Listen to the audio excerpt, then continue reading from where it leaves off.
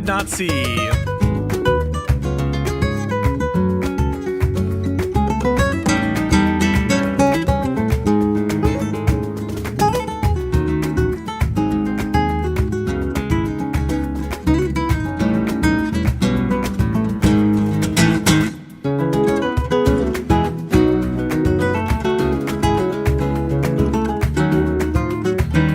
Pedophile. How about we all come together and say, let's stop attacking pedophiles? Oh no. How about we all come together and say, let's stop attacking pedophile? Senator Booker also said we should have bipartisan agreement. I think that's a great idea. We should have bipartisan agreement. How about we all come together and say, let's stop murders? How about we all come together and say, let's stop rapes? How about we all come together and say, let's stop attacking pedophiles? How about we all come together and say, let's stop attacking pedophiles? How about we all come together and say, let's stop attacking pedophiles? Very good.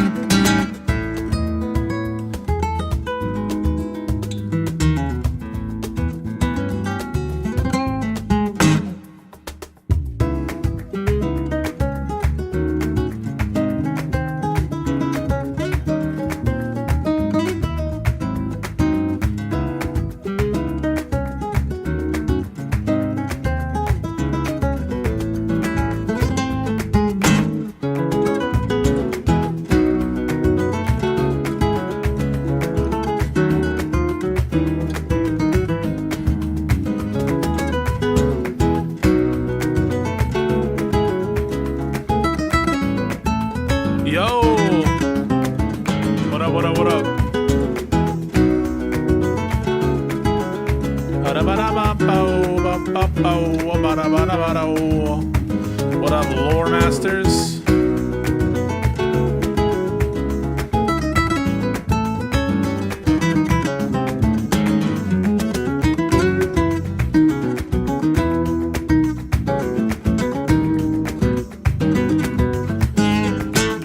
What up, what up, what up? How you guys doing? Happy Tuesday evening.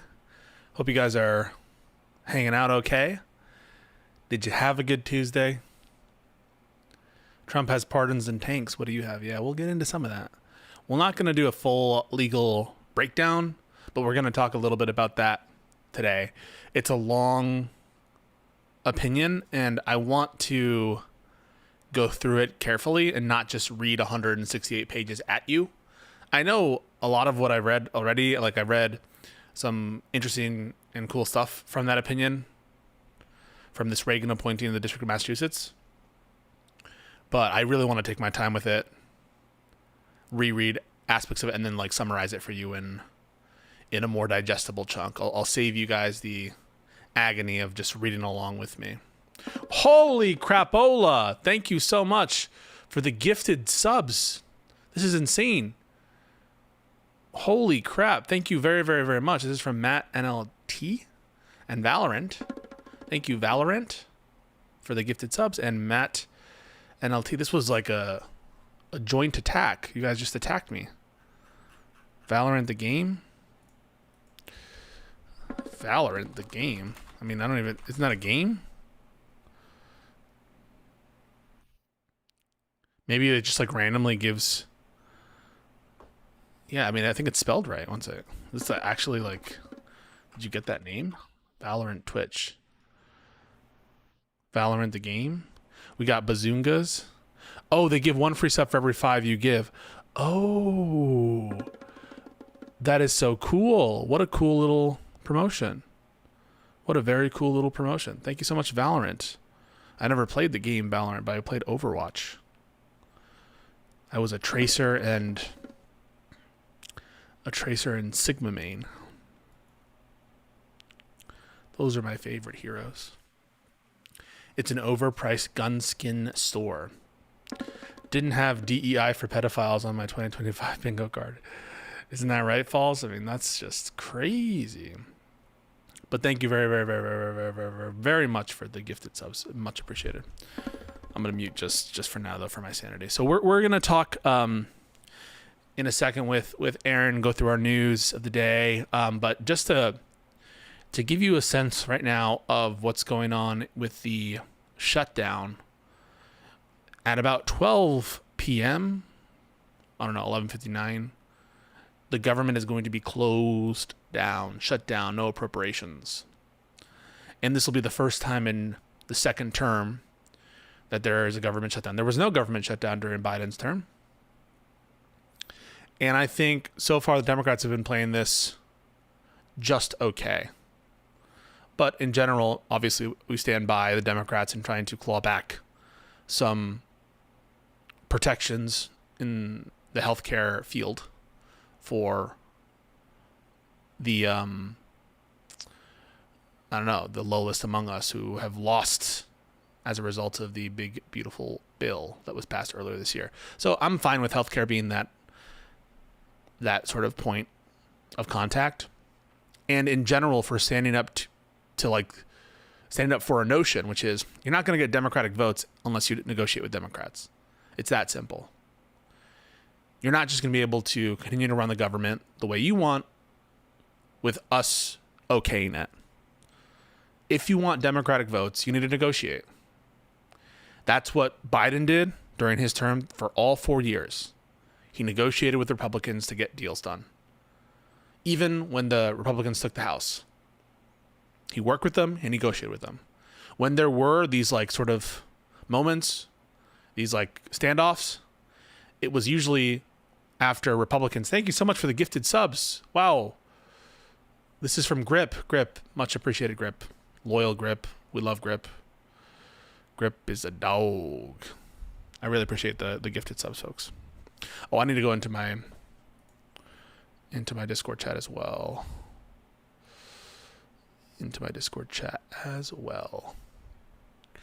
Thank you so much, Grip.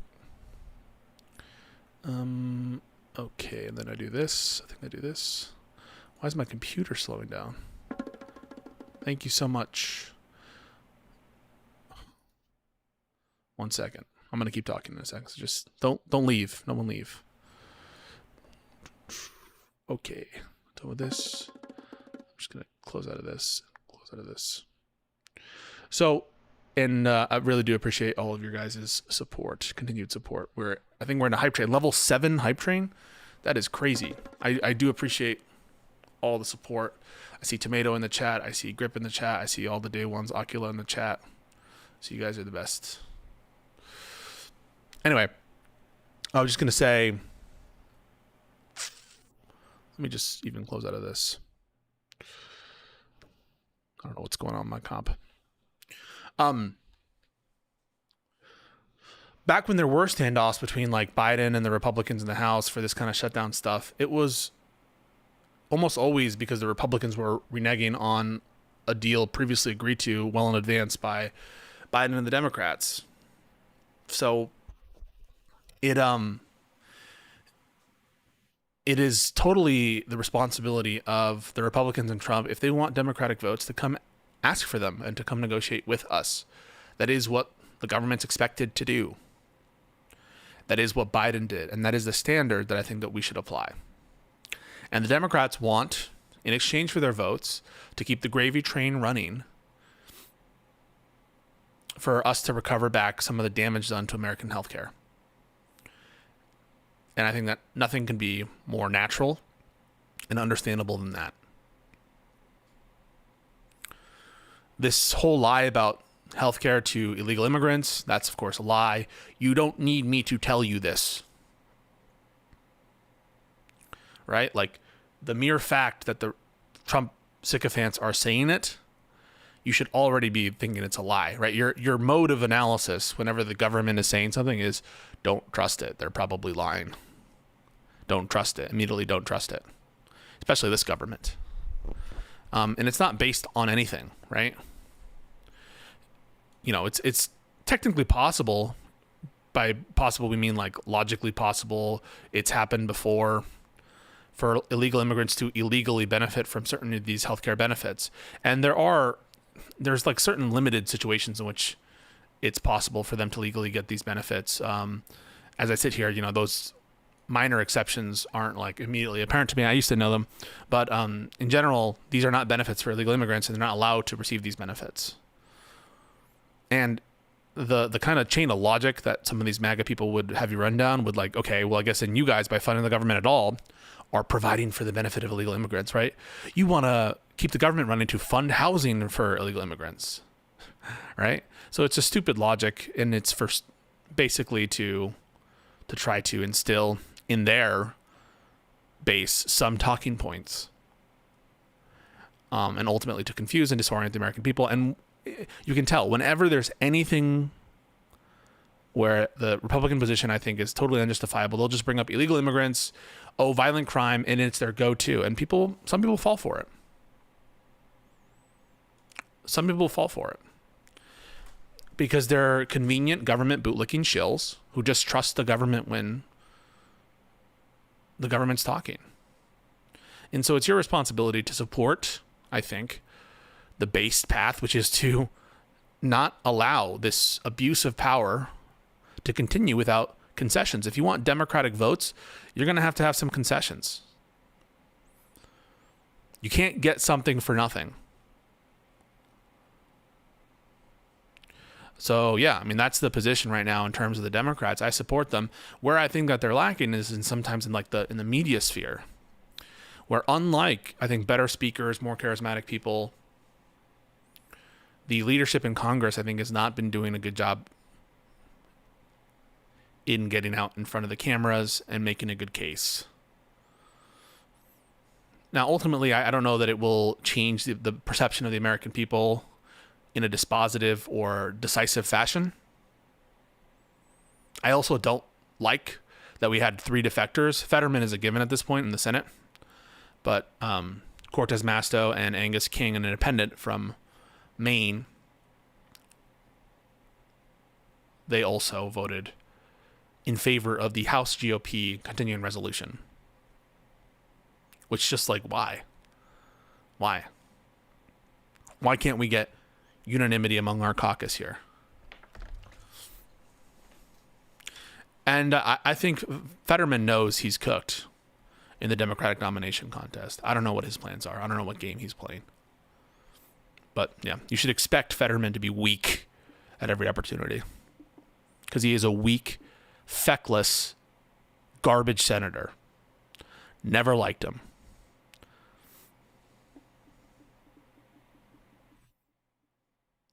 There was a post by Ariana Grande. You guys heard her? She posted on Instagram, like reposting someone basically and saying, hey, do you MAGA people feel better about the state of the country right now? Are groceries down? Groceries are not down, folks. The war on breakfast continues. Shit is getting more expensive. We're bailing out Argentina because it has some ludicrous right-wing president. We are now warmongering with increased potency and potential hostilities with Venezuela. Right? Supposedly the peace president renames the Defense Department the Department of War, calls back all the generals to say, hey, we need to have the warrior ethos. We need to stop worrying about like woke DI stuff like civilian casualties. And we need to start positioning, like, I don't know, carrier groups and shit. Or I don't know what they're positioning, but they're positioning something. I'm not a military guy. Potentially, as reports are indicating, more likely strikes on Venezuela, in Venezuela. So, yeah, I mean, in the face of that stuff, it should be easy to find your balls if you're a Democratic senator. There's plenty of bad shit to point at. But he can't, because there's this, I don't know, some people are genetically or dispositionally bound to do this both sidesism shit. I don't know what it is. You want to talk shit about me because I criticize Schumer and Jeffries, that's fine. You want to talk shit about me because I criticize Biden, that's fine. But I always do so proportionally. At no point am I ever like were even close to the same. Even close to the same.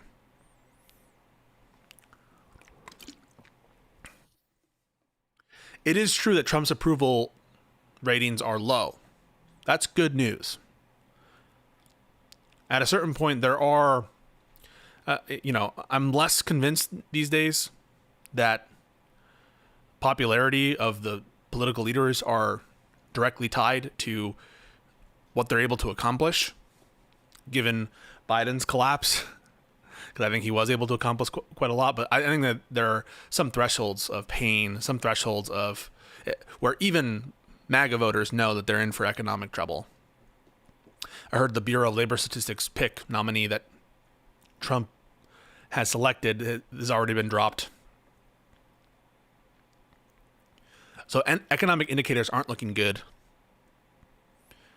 But that is cold comfort if we're not maximally utilizing this. I saw a generic poll from New York Times, Democrat generically up 2 points. That's not where we want to be, folks. That might win us the House, but we don't just want a bare majority in the House of Representatives. We want a massive tidal wave. That's not good. We need to be up 8. We need to be up 8. Up 2 is not good enough. And part of that, I suspect, is the brand and the leadership here. In any other field of, business, sports, movies, right? You get bonuses and demerits based on your results. Yeah, the Dem approval rating is in the shitter. Now, this is mostly because Democrats themselves are not satisfied with leadership. But that should tell you something, right? It's not just all crazy communist lefties who are mad with leadership. This is the rank and file. These are resistance libs. These are wine moms that are not satisfied. So when I say shit and when I'm talking shit about leadership on Live and Learn, it's not because I hate libs or want them to become leftists. I want them to be effective. I want them to be strong and powerful. I want to secure liberty for the public.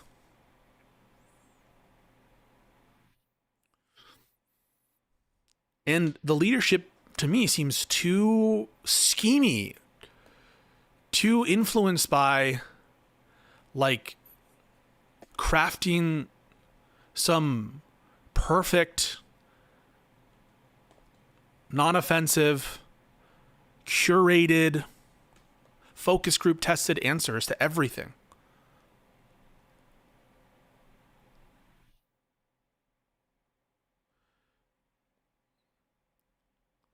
It's not even necessarily something that I can tangibly express, but to the extent that I can, it's something about authenticity and realness. There is a sense among the Democratic base that these people are in it for themselves.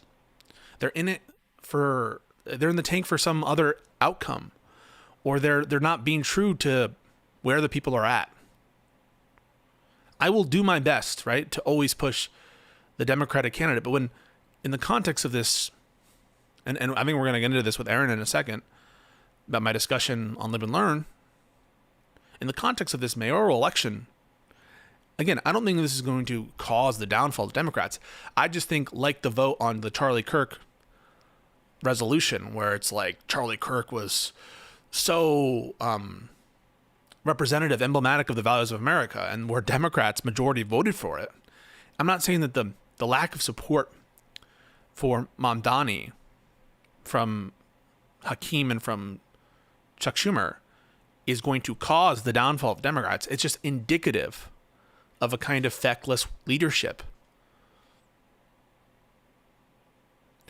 And to the extent that it's going to cause problems, it might cause problems with members on the left of the coalition.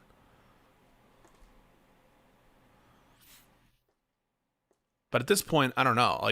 At this point, I'm convinced that there's a personnel issue.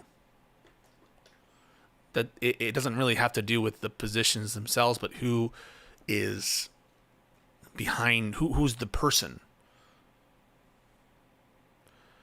And I want to stress, I would have endorsed Cuomo the second he won the Democratic nomination contest. The one question mark is, I guess, Adams in that context. I mean, because Adams is literally, to me, potentially the worst outcome there. Christopher Whitfield says, maybe this is dumb, but the Dems are like the samurai, the last samurai fighting with the strategies of a prior era. Sometimes it feels like that there's some Democrats who are willing to acclimate to the new context, a new environment. This is not 2017 anymore. But we're kind of acting like it's 2017.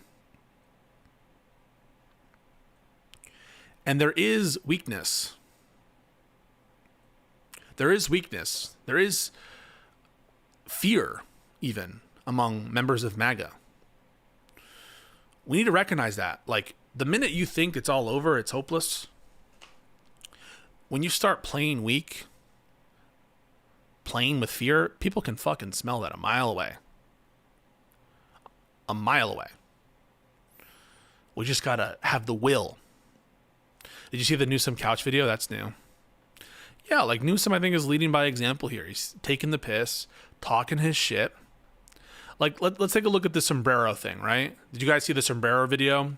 Where it's like Trump is disgracefully like retweeting this video, being like, "Si, senor, we only care about," or he's putting the fucking sombrero on Hakeem Jeffries, and they have the AI video, like the audio, I guess, of Chuck Schumer saying like, "We don't care about Americans," whatever. It's disgraceful. It's beneath the station of the president in normal circumstances to do that. But the response seems to be like, "This is racist." You know? Got to be some more edge to it, boys. I think in the response. Got to have some bite.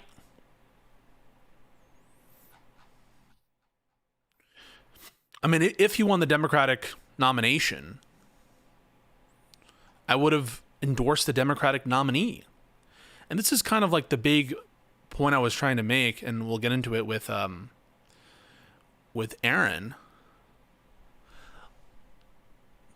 That is a prescription that I think, except in the cases in which there's some overriding reason beyond policy, one having to do with like fundamental incompatibility with the office related to one's character or criminal history or something like that, or some kind of horrific act that was done by a Democrat. Absent that, I think that the prescription in this context, when we're faced with the MAGA threat, is to endorse the Democratic nominee. And when you start adding like this complex equation to it, it's how likely are they to win? Plus, is the person under my assumptions too far left? Would you ever see this kind of critique or this kind of like trepidation if it were a centrist right candidate that was like untenably right wing for where the base is at? Someone who, for example, is like pro-Trump overturning Roe v. Wade. Would you see that kind of trepidation and that kind of, backing of trepidation?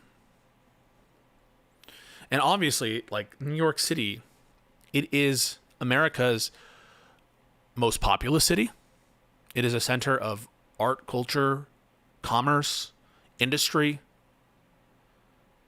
This is not your ye old mayoral election in bumfuck Kansas. No offense to Kansas.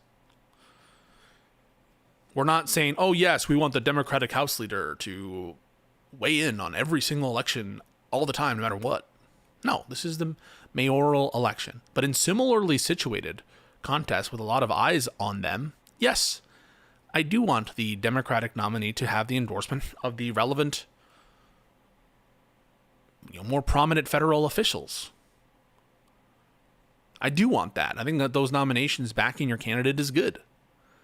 Does that mean everyone from every corner with, some exceedingly good reason not to endorses? Maybe not. But like when we're talking about leaders in safe places in the state itself who preside over a wide set of opinions in their caucus where it's costless, really.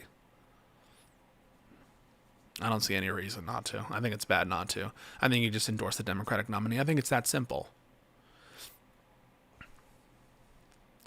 And I think that there's an uncomfortness when and I could tell yesterday, trying to narrow the question, narrow the focus. There's a lack of comfort. So you can either say it would be good for Jeffries to do this, or it would not be good for them to do this. Or you could say, I don't have an opinion about it, that he should do it or not. But the moment you're like, well, there's no precedent for it, there's no standard for I'm asking you directly, should he or should he not? Should he or should he not? And if he should, why aren't we right to criticize him for doing something he should do?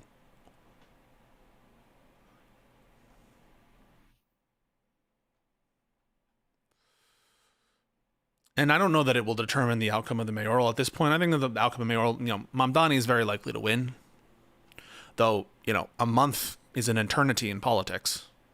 Who knows what will happen next month in October? So, who the hell knows? I do think he'll win, but it's just indicative of weakness in my opinion. And it's just another example of, I think, the poverty of the leadership. Where we have reports now from insiders saying Schumer's like losing the confidence of senators. Of course. And frankly, I think he's too old.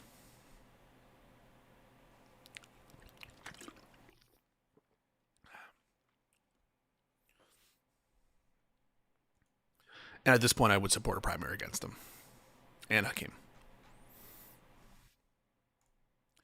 Maybe they can turn around and prove me wrong. But I'm telling you, I'm not the only one who feels this way. It's not just lefties. It is not just socialists. It is not just communists. It is not just whatever you want to label the ideological left as. It is not just them.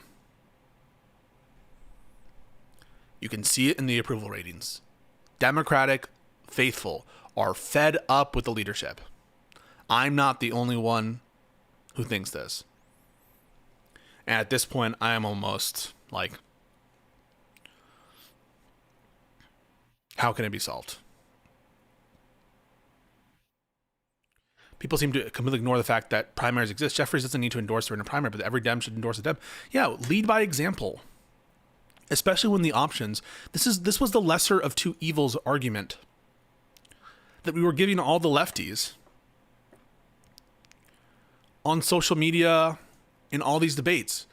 It's so funny, right? Like when I'm fighting against Prime on my stream, when I'm fighting against Prime and like making the case lesser of two evils, everyone gets it. Everyone understands that intuitively. And it doesn't matter that Prime is, he's not a super humongous influencer or whatever.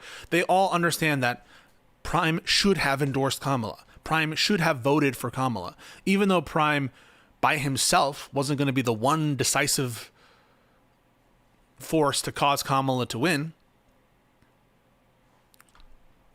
I don't know what just happened. One sec.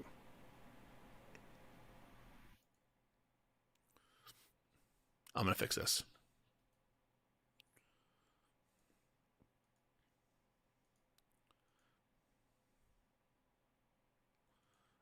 I won't grow up. All right, I'm going to try something. Everyone stay. The camera's still working. I just, I don't know why this happens sometimes. Why does this happen to me?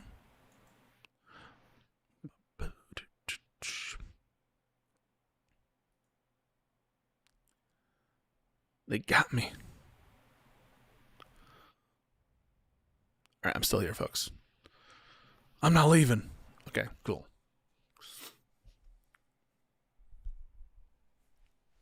What was I saying? Yeah, like we all understand that Prime wasn't going to save the election. Prime wasn't going to cause Kamala to win or lose, but you all intuitively understand it. It's the same logic here. Should vote for the lesser of two evils. Should vote for Mamdani over Cuomo and over Curtis Sliwa, the Republican. Is that crazy? Vote for the Democratic candidate. And everyone understands that logic when it's Kamala. But all of a sudden, now it's Mamdani. Now it's like, oh, Oh, I don't know. I don't know if Mamdani, if it would be right to criticize, because Mamdani apparently didn't endorse Kamala Harris. I'm willing to say that was wrong. That Mamdani did something bad by not endorsing Kamala Harris vocally. And if we can't find easily the endorsement on his Twitter or his YouTube or whatever, that was wrong, what Mamdani did. Or didn't do, I should say. That was wrong. So frankly, Hutch has to twist himself in pretzels. I love Hutch. Hutch is my boy. I do still love Hutch. I love Hutch. I respect him. I respect all these people that I do the show with.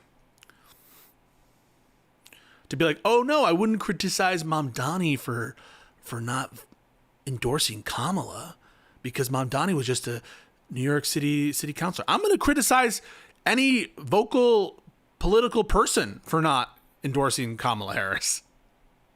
I wouldn't critique Mamdani because he was just a city council person, but I would critique Hassan because he's bigger.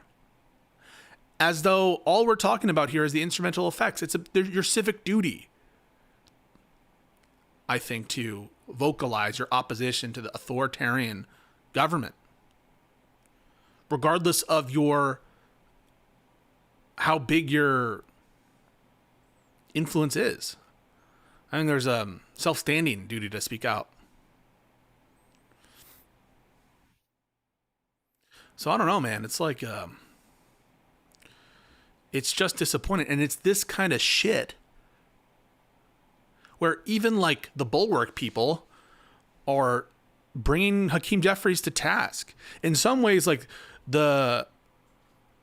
maybe it's because some of the left wing, or I should say the liberal influencers, have been fighting this lefty brain rot for years now under Biden, that they've like gotten sick of it, and so they don't want to hear it from the lefties being like party unity, party unity, party unity.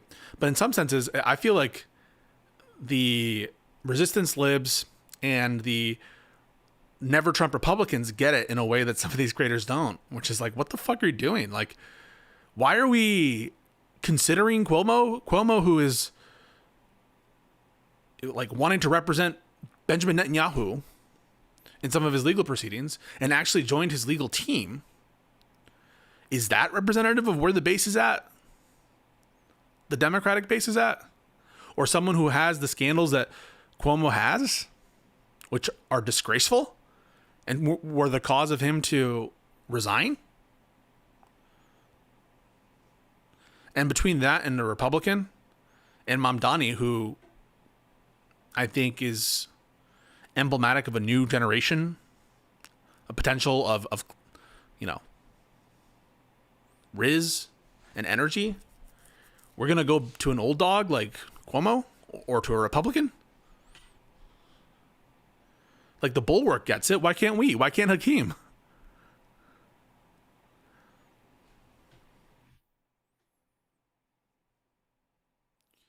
And I think the part that really takes the cake for me was when Soy Pill brings up, like, so imagine that there's this like election in Idaho or one of these middle states, flyover country, whatever, where it all of a sudden gained a prominence. It kind of gained a nationwide prominence, the race. In that situation, all else equal, the representatives who are affiliated with that state, et cetera, et cetera. And he's like, no. And then the special pleading comes in. It's like, no, it needs to be exactly like Mamdani's race. It would need to exist in a context in which there's multiple candidates, in which, that candidate is still probably likely to win, in which it's possible that it could, like, the prescription is now starting to become like, okay, you don't have to endorse if and only if Mamdani. It's like, okay, so what? That's the rule? It has to reflect our intuitions about whether they're likely to win or not. That was the kind of shit that the lefties were using to justify. They're like, we're going to withhold our vote because, we're not going to be the ones to decide the outcome of the election here. And maybe we have a base of supporters or base of viewers that we need to appeal to, right? Do you think that we would ever have like a debate like Pisco with platinum hair, like Cisco? Let me know. Let me see that thing. I don't know. Sorry what you mean by that, but appreciate the super chat. Do you think we would ever like give you don't understand. I couldn't endorse Kamala because my audience, if I say I endorse Kamala to my audience, I might lose some of my audience and I won't be as effective as a leader. So I have to just signal that I probably would vote for Kamala without saying it, because if I say it, I might lose some of my audience. Like, that's the kind of twisted, demented logic we're using here.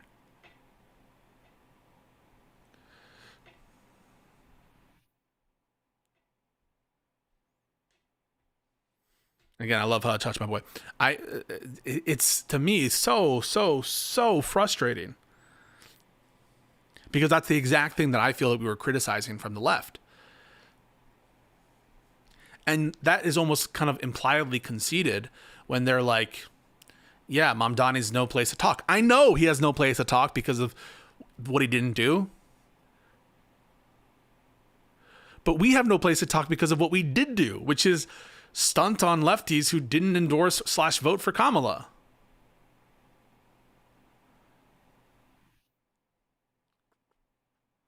It reminds me a little bit, I'm sorry to say this, of like the Rob Noor stuff, where it's like, I'm allowed to be a hypocrite.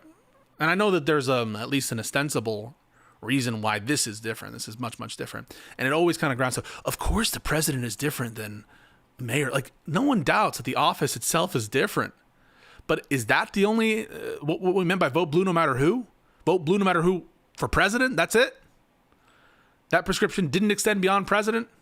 Understanding the, and it becomes this kind of like straw man where it's like, are you saying that the president is the same as the mayor? No. I'm not saying the office is exactly the same. It's about the nature of the trade-off in the prescription. And why should the prescription be different? Everyone can agree on a kind of like importance threshold, but the New York mayor obviously crosses it. He's the chief executive of the most important city in America. And I'll be like, oh, what'd you say about a senator? Oh, but a senator's different than a mayor? You think a mayor is the same as a senator?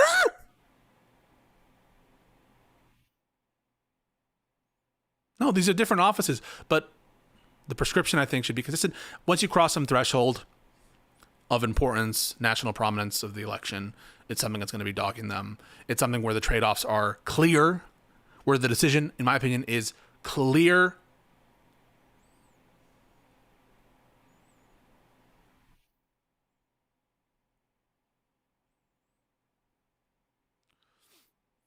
But yeah, I love my voice. Nancy Pelosi endorsed mayoral candidates while speaker. Yeah, I just, and then it's like, well, unless every Democratic representative from like what is this whole like standard thing? So in order to apply an ought here, I would need to show an unbroken chain of endorsements from the highest level. Like, no. First of all, it has happened. There's a mixed history here of endorsements for mayor. It sometimes happens. It sometimes doesn't. It should happen here at this time to show that the Democratic Party is learning and that it's true to what it professes. This is nonsense. I'm a leftist who was outraged by Gaza, but I held my nose and voted for Harris. People act like Trump isn't fascist. Wake up. Yeah. How do I get on here to disagree with you? It says Fugly Joe. Well, I'm about to have, Aaron and I are about to go through some shit, but if afterwards, perhaps we might have some time, more likely tomorrow. If you join the Discord, !Discord, you'll get, you can get access to the Discord. And then I have call-ins.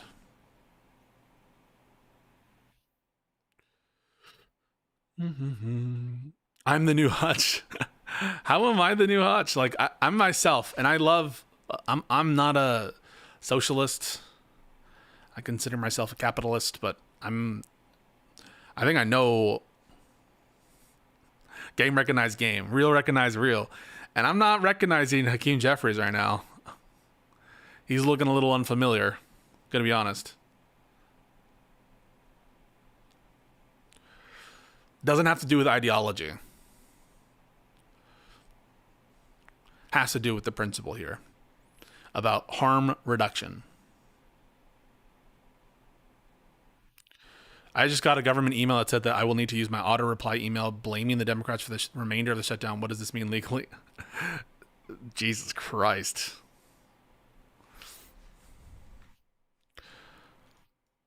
That's pretty funny. I can't tell you that. I can't give you legal advice there. A requirement to blame the Democrats. Like, imagine if that's true, and I'm not saying it's true, just some random chatter, but imagine that, like, like the Supreme Court can enforce you to can force government employees to, regardless of their type, to blame the Democrats. So we're just getting rid of all of our case law regarding speech of public employees. That's great. At a time, by the way, when we just had a recently, like I mentioned before, a good ruling out of the District of Massachusetts regarding the First Amendment, that it does apply in the way that I suggested. Now that's a district court ruling. We'll see what the appeals courts make out of it. But yeah.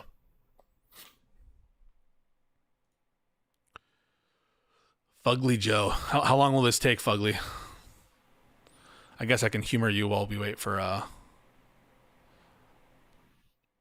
Aaron. Yo, what up, Fugly? Hey, can you hear me? Yeah, what's up? One of the things that I 2 minutes. Oh, can you hear me? Or do you still have the stream on? I can you hear me? I can hear you perfectly, but you just make sure that the stream isn't on, because you might be hearing me from the stream, and that would, of course, be a mistake. Because you're going to be hearing me on a delay. Well, I definitely just think I don't understand this. What the fuck? I'm on my phone. Yeah, that's good. You can hear me, right? Yeah. I definitely disagree with Hutch that the distinction saying that how big of an influencer it is what the key difference. But I do think it is worth pointing out that sorry, I'm a little bit nervous. No, you're good. You're good. Everyone's chill. People are saying, Fugly about to go off. How you doing, Fugly? No. What's up, Fugly? The distinction that matters to me is that you have politicians and voters. And politicians, it's a liquid democracy. They have obligations to their constituents. And as a voter, you're the base level of the liquid democracy, and your obligation is only to vote. Yeah. And so I would say that with that difference in obligations, it's likely that Hakeem might have obligations not to endorse someone who might not be, who might damage his ability to, represent his constituents. Yeah, I'm just not convinced that Hakeem Jeffries' role, either as a representative in his own right or as a leader of the Democrats in the House, is going to be materially affected by an endorsement of Mamdani. I have no reason to believe that, because let's take it, two steps. First, the MAGA Republicans, they're going to call him communist no matter what.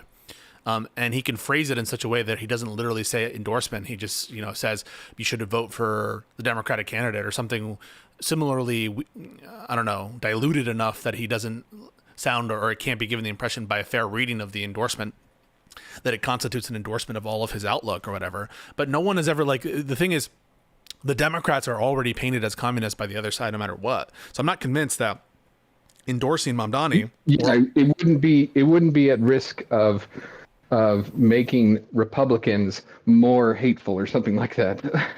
What's the risk? What's the threat? That you have a wide spectrum within the left of liberals and leftists, and that it would be very bad to push people that are classical liberals away towards some sort of independent. Yeah, I'm not convinced, because I think that the classical liberals, who are like the ideological liberals, they are not going to be, I think, cowed by this kind of shit, because either the races that we're concerned about are sufficiently different in character of the, where the someone like Jared Golden or Tom Swazi, they're not going to be painted by Hakeem Jeffries. They have their disagreements with Jeffries. They might even use it as a point of distinction to curry some additional favor with the independents in their various jurisdictions. And so I don't see what additional ammunition this would provide for at-risk constituencies. Not to the same extent, like Hakeem Jeffries, I'm sure, would endorse AOC versus the Republican in Queens. What's the difference, right? Like AOC is a Democratic socialist. Hakeem Jeffries has appointed AOC to various different positions. The Democratic leadership has done that. And so they've clearly, ingratiated themselves with self-identified Democratic socialists, including Bernie. Bernie's not even a member of the party, and he gets important committee assignments, etc. And so what's the difference here? I don't know. I think that an interesting counterexample that I'd like to have contended by Hutch and you is Manchin, that he is or was on the right as far as you could go, but still a political ally. To what extent would Democrats be required to endorse someone like him, who is pulling people into the party, dragging them in against their will, and supplying us with political power, but with a lot of truly detestable viewpoints? No, I really do think that you should endorse. So I would endorse. West Virginia's a little strange because of how Republican really it is. So he's a real anomaly. But yeah, I'm not really sure that I would push for like a primary challenge, given the realities of West Virginia, of Manchin, and I would talk a whole lot of shit with Manchin, no doubt whatsoever. But given the choice between Joe Manchin and Jim Justice for senator of West Virginia, I would have no problem endorsing Manchin for that position. Similar thing, by the way, with Fetterman. I've talked more shit about Fetterman than anybody. But if Fetterman wins the Democratic primary in Pennsylvania, I'm going to endorse him. Notwithstanding all the fucking stupid shit he does and why he's a useful puppet for MAGA, all that shit, I still will endorse him, because I don't want to have another. But as soon as he wins, you'll immediately go back to trying to primary him out. 100%, yeah. Okay. Yeah. Well, actually, that's how the system is, right? Yeah. Like the primaries are where we settle these differences. Mamdani's won. Yeah, he should be endorsed. I agree. Yes. Okay. I mean, then I think we're in agreement. And you know what? The thing is, that's okay. It's okay to say, hey, better luck next time, Cuomo type. If Mamdani really runs it into the ground, if he really is not going to have the power to do what he wants to do, then you'll show him in the next primary. Or you can use him if you really are at an at-risk place. Do you think that the people in these far-off counties have to take their cues and align themselves with the mayor of New York City? No. But when you have New York reps and New York senators who part of their constituency, as you mentioned, is New York City, like that is a big part of the commerce, population, et cetera, of New York State. And I just think it's a no-brainer here, especially when the options are Cuomo, a sore loser with his own arguably, well, I would say, very bad baggage, I would say, and Curtis Sliwa, the Republican. It's that same trade-off that we were talking about in Kamala Harris versus Trump, and I don't see a reason why we shouldn't endorse. And if the question just becomes, well, is it that big of a deal that Hakeem Jeffries doesn't endorse? I'm going to even say no, it's not that big of a deal, because I don't think it'll affect the outcome. I think that Hakeem has his own problems, and so my dislike of Hakeem is in a sense a little bit overdetermined. It has to do with his position on calling for Adams to resign previously. It has to do with some of his substantive positions on issues, some of the favoritism towards people who have longer tenure in the Democrats over people who are, I think, more effective leaders. And so to me, it's not hugely significant, but it's just But indicative. it's a relevant attack vector right now. Yeah, I just think it's indicative of weakness. It shows weakness, and what frustrates me is that we're willing to like do this apologyism for him, and we're willing to like basically stomach rank hypocrisy in terms of our prescription. That's all I'm saying here. I don't think it's the biggest deal. I'm not even going to like focus that much on it in like my coming content. I haven't been like some others just talking about it every day.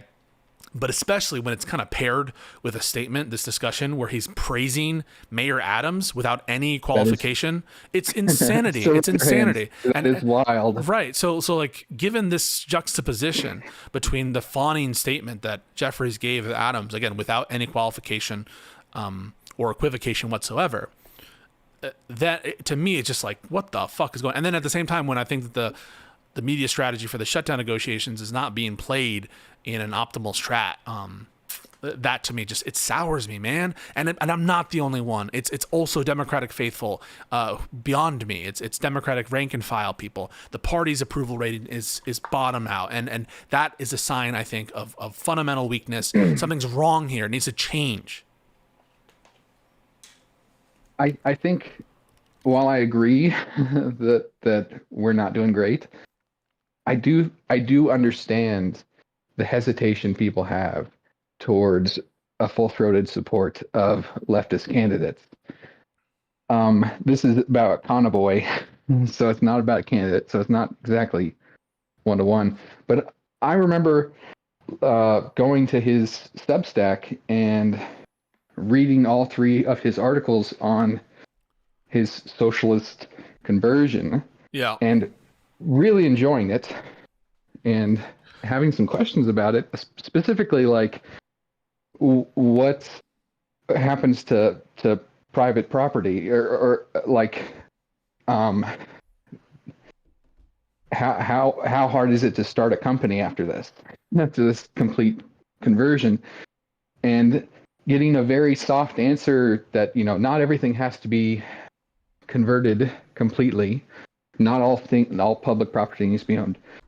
And then he goes on Destiny and says the exact opposite. And so No, he didn't. No, he didn't. In that conversation, Econoboy is making clear that he has some like independent appreciation for the goal of, socializing totally, right? Like, that's some goal, right? The means of production, in a way of like where there's egalitarianism about the means of production. That is like what he views as a good optimal objective, all the while saying, to the extent that it conflicts with certain other interests of mine that I might rank higher, such as the maintenance of a liberal democracy, such as the efficient distribution of the means of production, then my optimal goal of total egalitarian distribution of the means of production would necessarily not be achieved. And so I think he's been consistent on his view this whole time. Again, I don't share it, with that, independent of everything,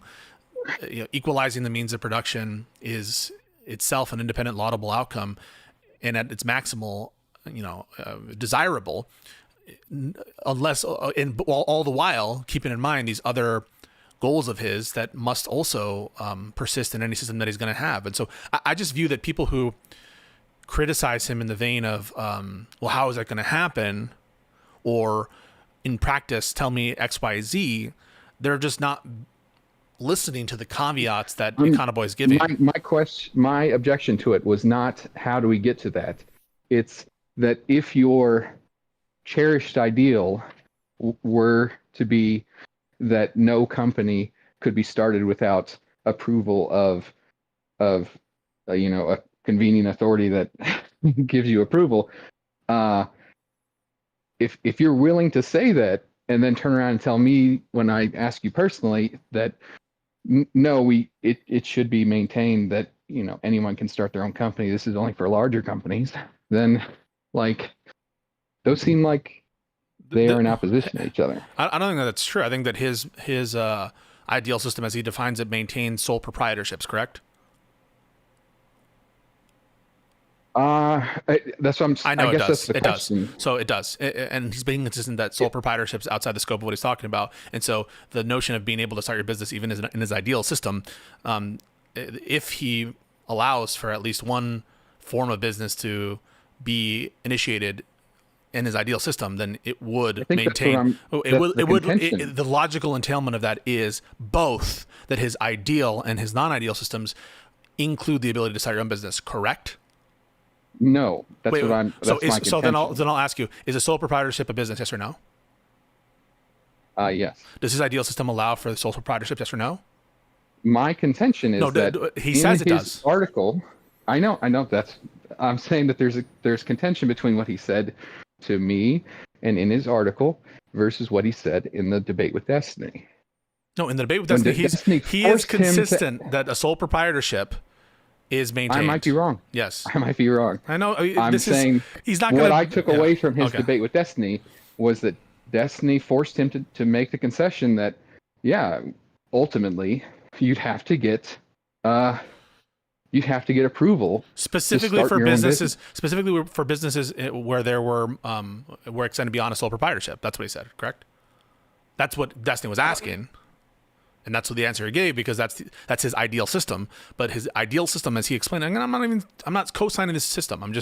I think that people have misrepresented him, and so it's totally consistent. I have not. So in answering the question, what about any like real business with multiple employees, HRs, all that stuff? He said, yeah, that will need to have some kind of approval by some, and by the way, there are articles of incorporation that are required today, right? The state is involved in business creation today. Now, there are some informal forms of association which the state does not like, some common law partnerships, shit like that, right? Where the state doesn't ex ante provide you authorization to do something, but the state very much is involved in formal business creation as it currently stands. And, corporations are incorporated under various different laws. And even when you do it in this kind of like association, there are some like, self-standing independent rules or default rules that apply to you and how you organize your shit. So I don't want to give the impression that like the state is not involved now, but in much more, I think as an ideal system, there would be involvement from whoever is, whatever the collective means of governorship is. And I think in his system, it would be democratic in the sense that the leadership would ultimately be answerable to the people. But I just want to be clear, like there's nothing inconsistent about his position that he would allow for business creation independent of government, but that the form of that business would only take the sole proprietorship. Now, you might critique that system, but I just want to make sure that it's represented correctly when it's being critiqued. I think I'd probably have to go look at exactly what I asked him and exactly what he said to Destiny to actually prove if there was some inconsistency. I'm saying this out of memory, and I might be wrong. Yeah, I mean, like, listen, I almost think that this whole like in the ideal to me is silly anyway, right? Like, if men were angels, no government would be necessary. That's the quote from Madison. So like maybe in an ideal system, we wouldn't even have a government. We just have like voluntary associations everywhere. And so if you're really going to do idealism, I don't even know why any government would even be desirable or wanted. So for me, this kind of like split between the ideal system and the non-ideal system, I think what it's grounded down to, or if I could, my take on it would be, he has this ideal of egalitarianism. He has this ideal of equal distribution among peoples and not having wide disparities in wealth, living standards, etc. That is for him a value that he respects a lot. And so he construes this this notion of an ideal world in which, okay, we don't have perfect production, but somehow we're like limited deadweight loss, and so I guess I'm not sure what the practical purposes of describing this ideal system outside of the context of like human beings are fallible, human beings die, human beings are corrupt, so to me it's almost like, well, what is the point of this whole ideal system shit? But I think what he's getting at is a kind of a value that he holds, which is kind of egalitarianism.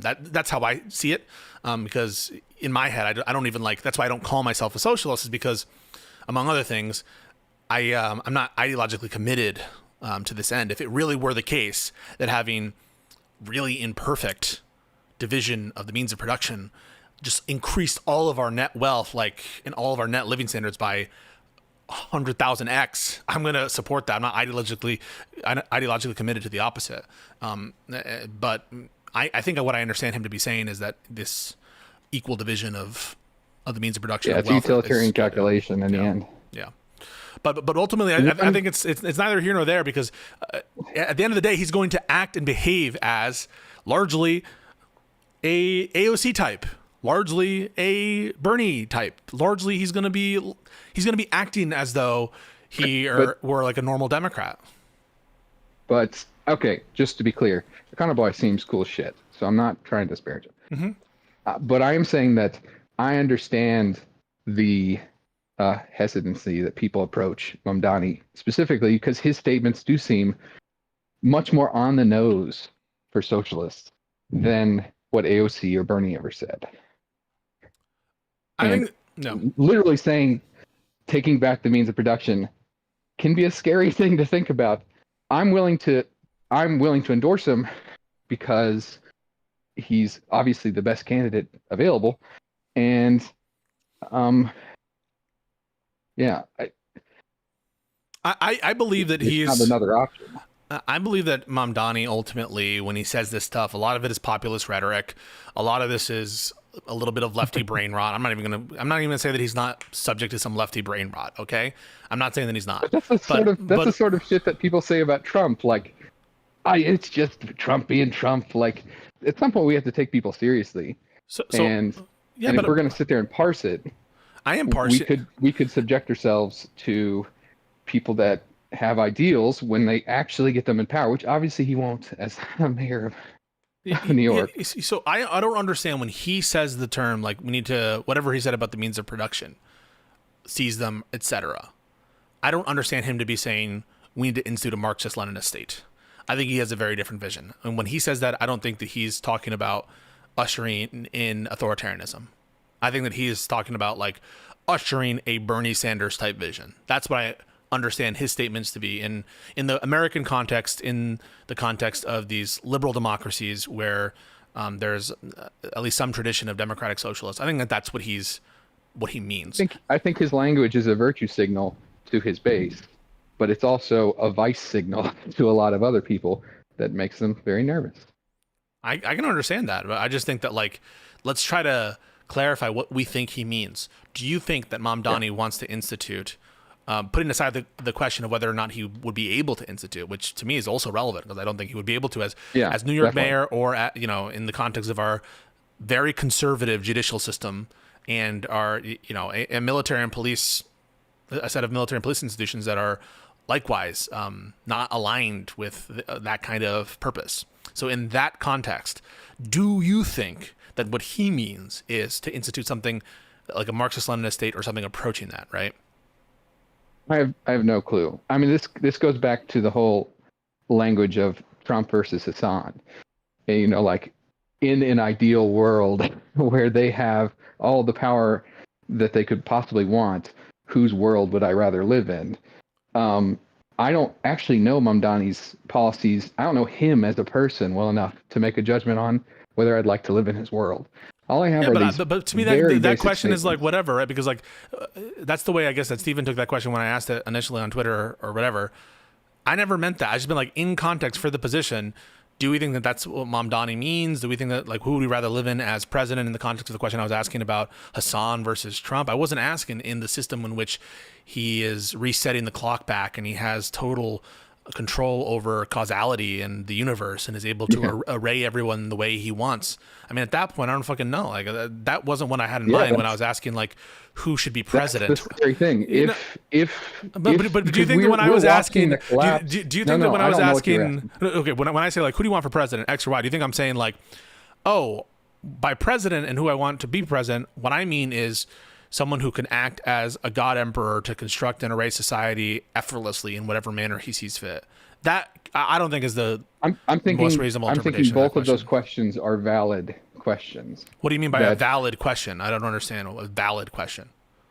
A valid, as in worth asking. Okay. That saying, like, strategically, in this instance, if this person who would have no chance of actually creating their world got power, would that be better? Well, obviously that'd be great, because they're I don't give a shit if they can't make the world worse by making it match their view, then I don't give a shit if they're president.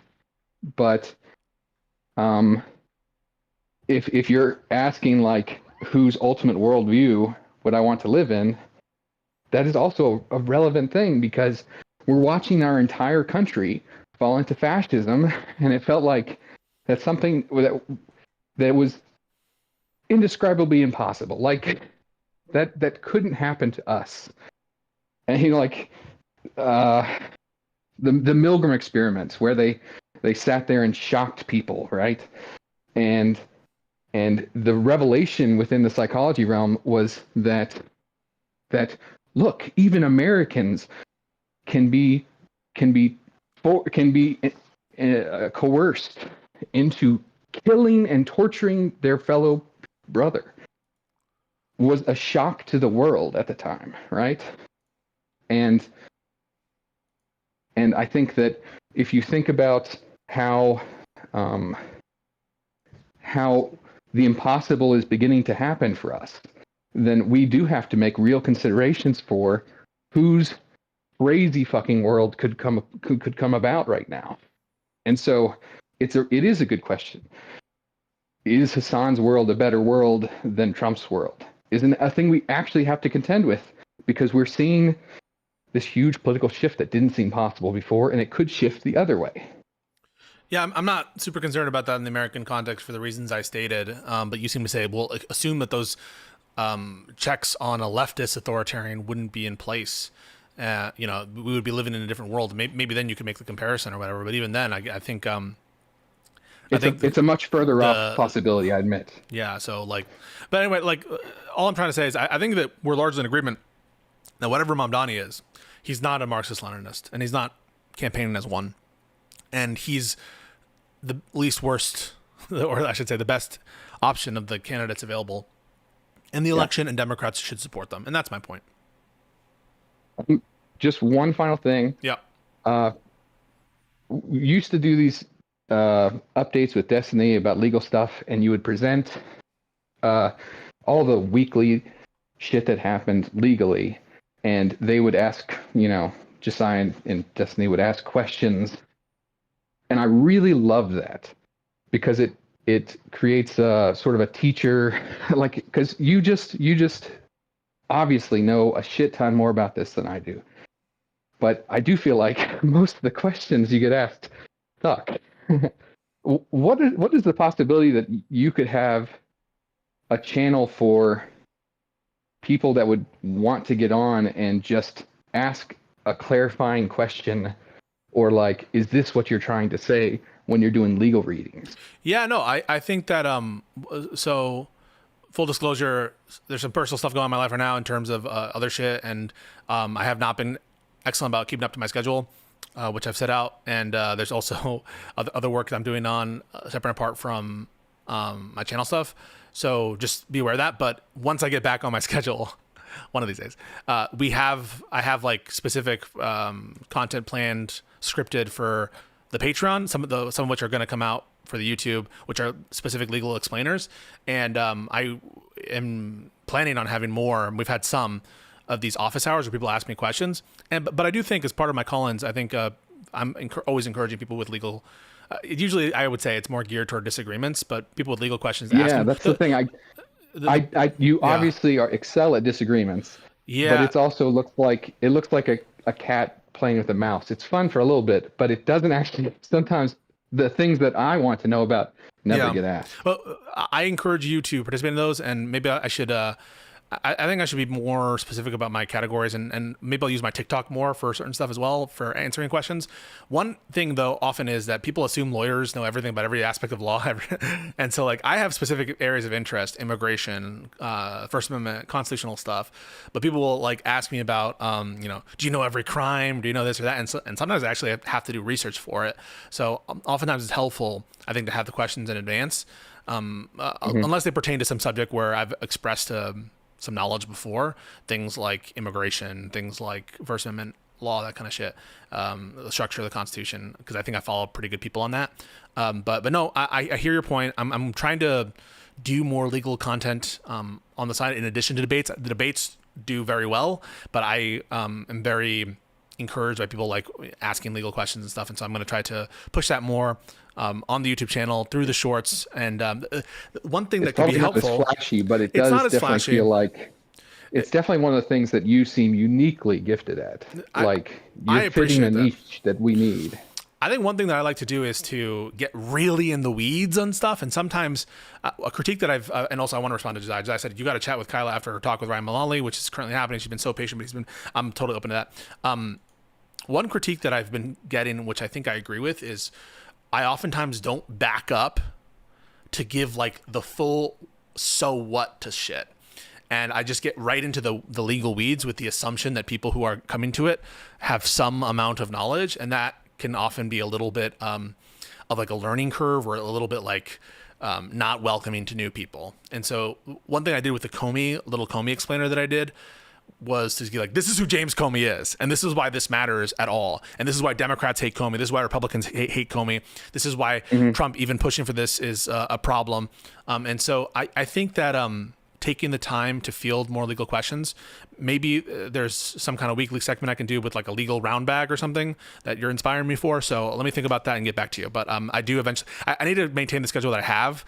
And once I'm able to do that, and because of all this fucking other shit, I'll come back and no, of course. Yeah, no, thank you. And thank you for what you do. Have a good one, Pisco. Appreciate you, Fugly.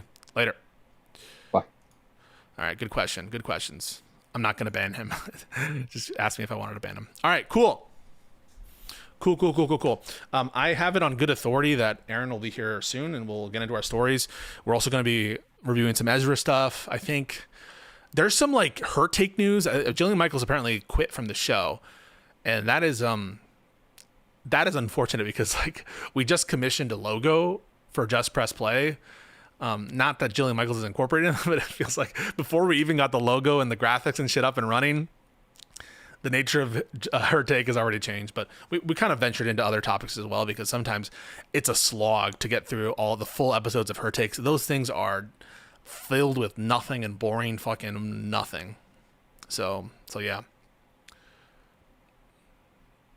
Yeah. So what can we say?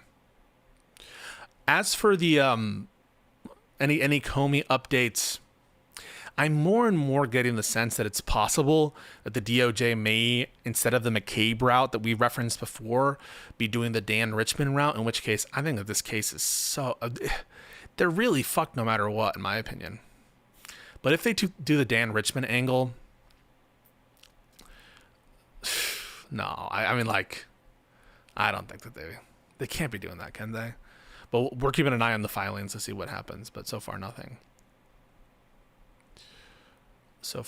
What do you think the nation Democrats should do now that the Supreme Court has nullified the Constitution and usurped the... So this is another thing, right? I think that the Supreme Court is acting in an ultimate amount of bad faith with respect to the appropriation powers. I think that if Joe Biden tried to do this shit that Trump is doing, they would step in. What the Supreme Court is doing, for those guys who are not aware of what I'm talking about right now, is imagine you had a bunch of cases of appropriations. Congress has the power to like spend money on stuff. And they passed a framework by which like the president can recommend to Congress to undo some appropriations. It's called the Impound Control Act, I believe. Let me just make sure. Impoundment Control Act, maybe? Impoundment Control Act.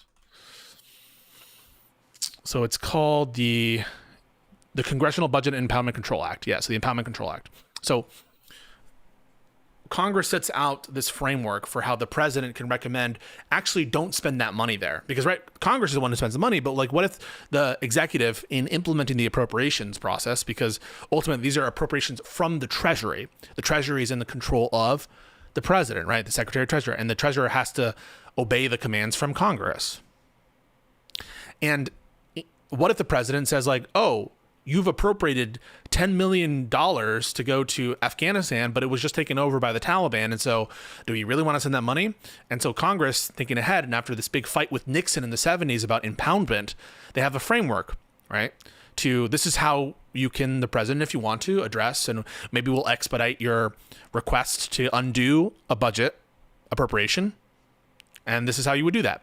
So they passed that law. And Trump has been effectively not following Congress's appropriations in many different contexts. Now, it's complicated. This legal history is complicated in terms of the actual procedure of what happened, the procedural history of the specific appropriations that Trump has not followed through on. Initially, it was like a wide set of appropriations, if you remember back to like initial memos.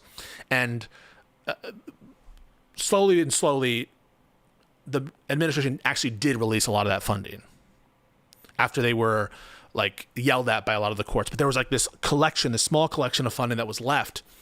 And the Supreme Court basically said, we're going to stay a lower court decision that forced the administration to release those funds. And it effectively acts as almost permanent relief.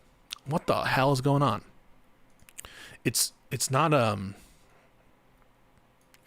know what I'm going to do? We're going to do something wild. Boom. Okay. So it effectively acts as almost like a permanent form of these people aren't going to get their money from the appropriation, even though Congress passed it, because at the end of whatever time limit, there's basically a time limit on when the funds expire. Okay? And the Supreme Court said, put a stay, you don't have to pay the funds right now. But they didn't give any reasoning for that decision. And so I started this by saying, I think that if Biden were the president, the Supreme Court would not have issued that stay. And that has to do with an intuition about like where the court is at. They're not giving their reasoning, right, on these decisions. And actually it's causing problems in the lower courts to even interpret the quote unquote shadow docket of the Supreme Court, because SCOTUS isn't like providing rationales.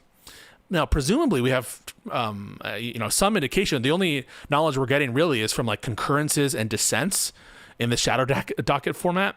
We have like Kagan comes out with like what I think is, she's one of the best writers I think on the court, I at least really like her writing. I think it's very clear.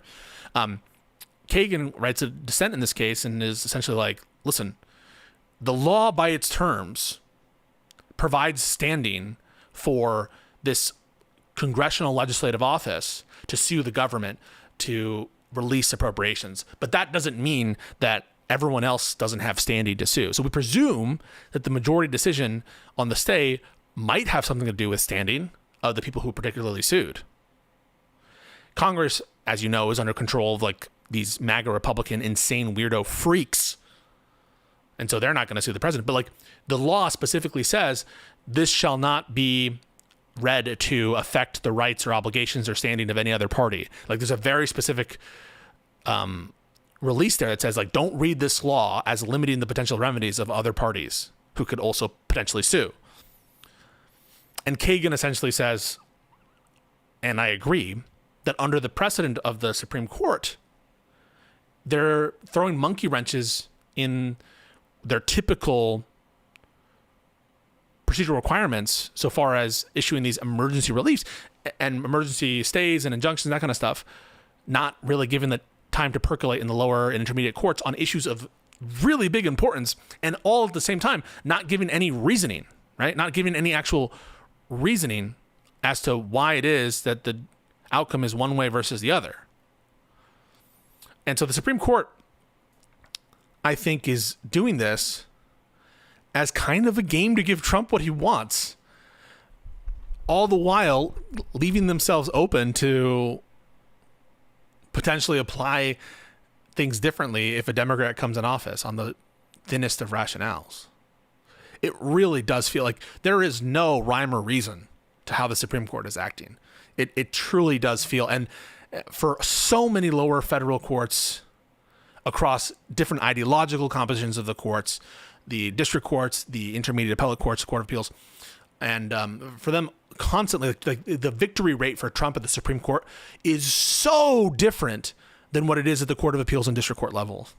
And that to me is not an indication that the Supreme Court is like better than all these courts. It's that the people who are on the Supreme Court were picked by Trump and they're playing a game. Like it is not convincing to me, Trump, who's had a big hand in selecting a lot of these intermediate courts picks as well, that they would be doing this and giving him so many wins, always on some bullshit pretext where it's like hard to decipher exactly like what the rationale is. It's fucking gross in my opinion what the court is doing here. I mean, there's no rhyme or reason to it. other than let's just give Trump what he wants all the time. And it's high time the Democrats realize this and that there's a problem at the Supreme Court. It's not really as much in the lower federal courts, though they need more judges, frankly. But we need court reform and fast, because this shit can't stand. This shadow docket stuff, if you want to talk about judicial overreach and getting rid of universal injunctions, this court is so bizarre. It's like we have a bunch of Ryan Mullally's mixed with Stephen Miller's on the Supreme Court. It's this horrible mix of self-righteousness, sanctimony, and incoherent legal reasoning from the Supreme Court.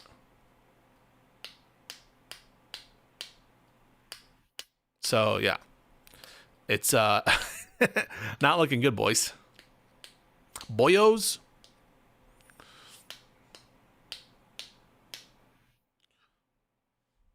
Anyway, let me think. Other shit to say. Follow my TikTok, guys. It's actually doing pretty well.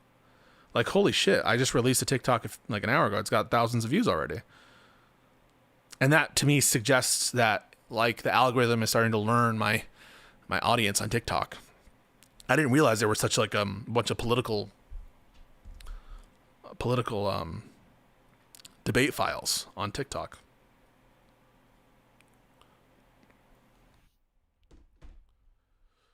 Join the spy app. Kappa. What else? Let's think. Real quick on the we were talking before about the hypocrisy of some of these Republican conservatives vis-a-vis like speech and cancel culture. At this point in the game, remind yourself that MAGA now is influencing, if not in control of, or I'm going to just say not necessarily in control of, but like massively influential in the operations. Oh, is that you, Aaron? Yo. What up? How you doing? Good. Let me turn on my cam. Your camera on. Yeah. I got you. I already know. You already know.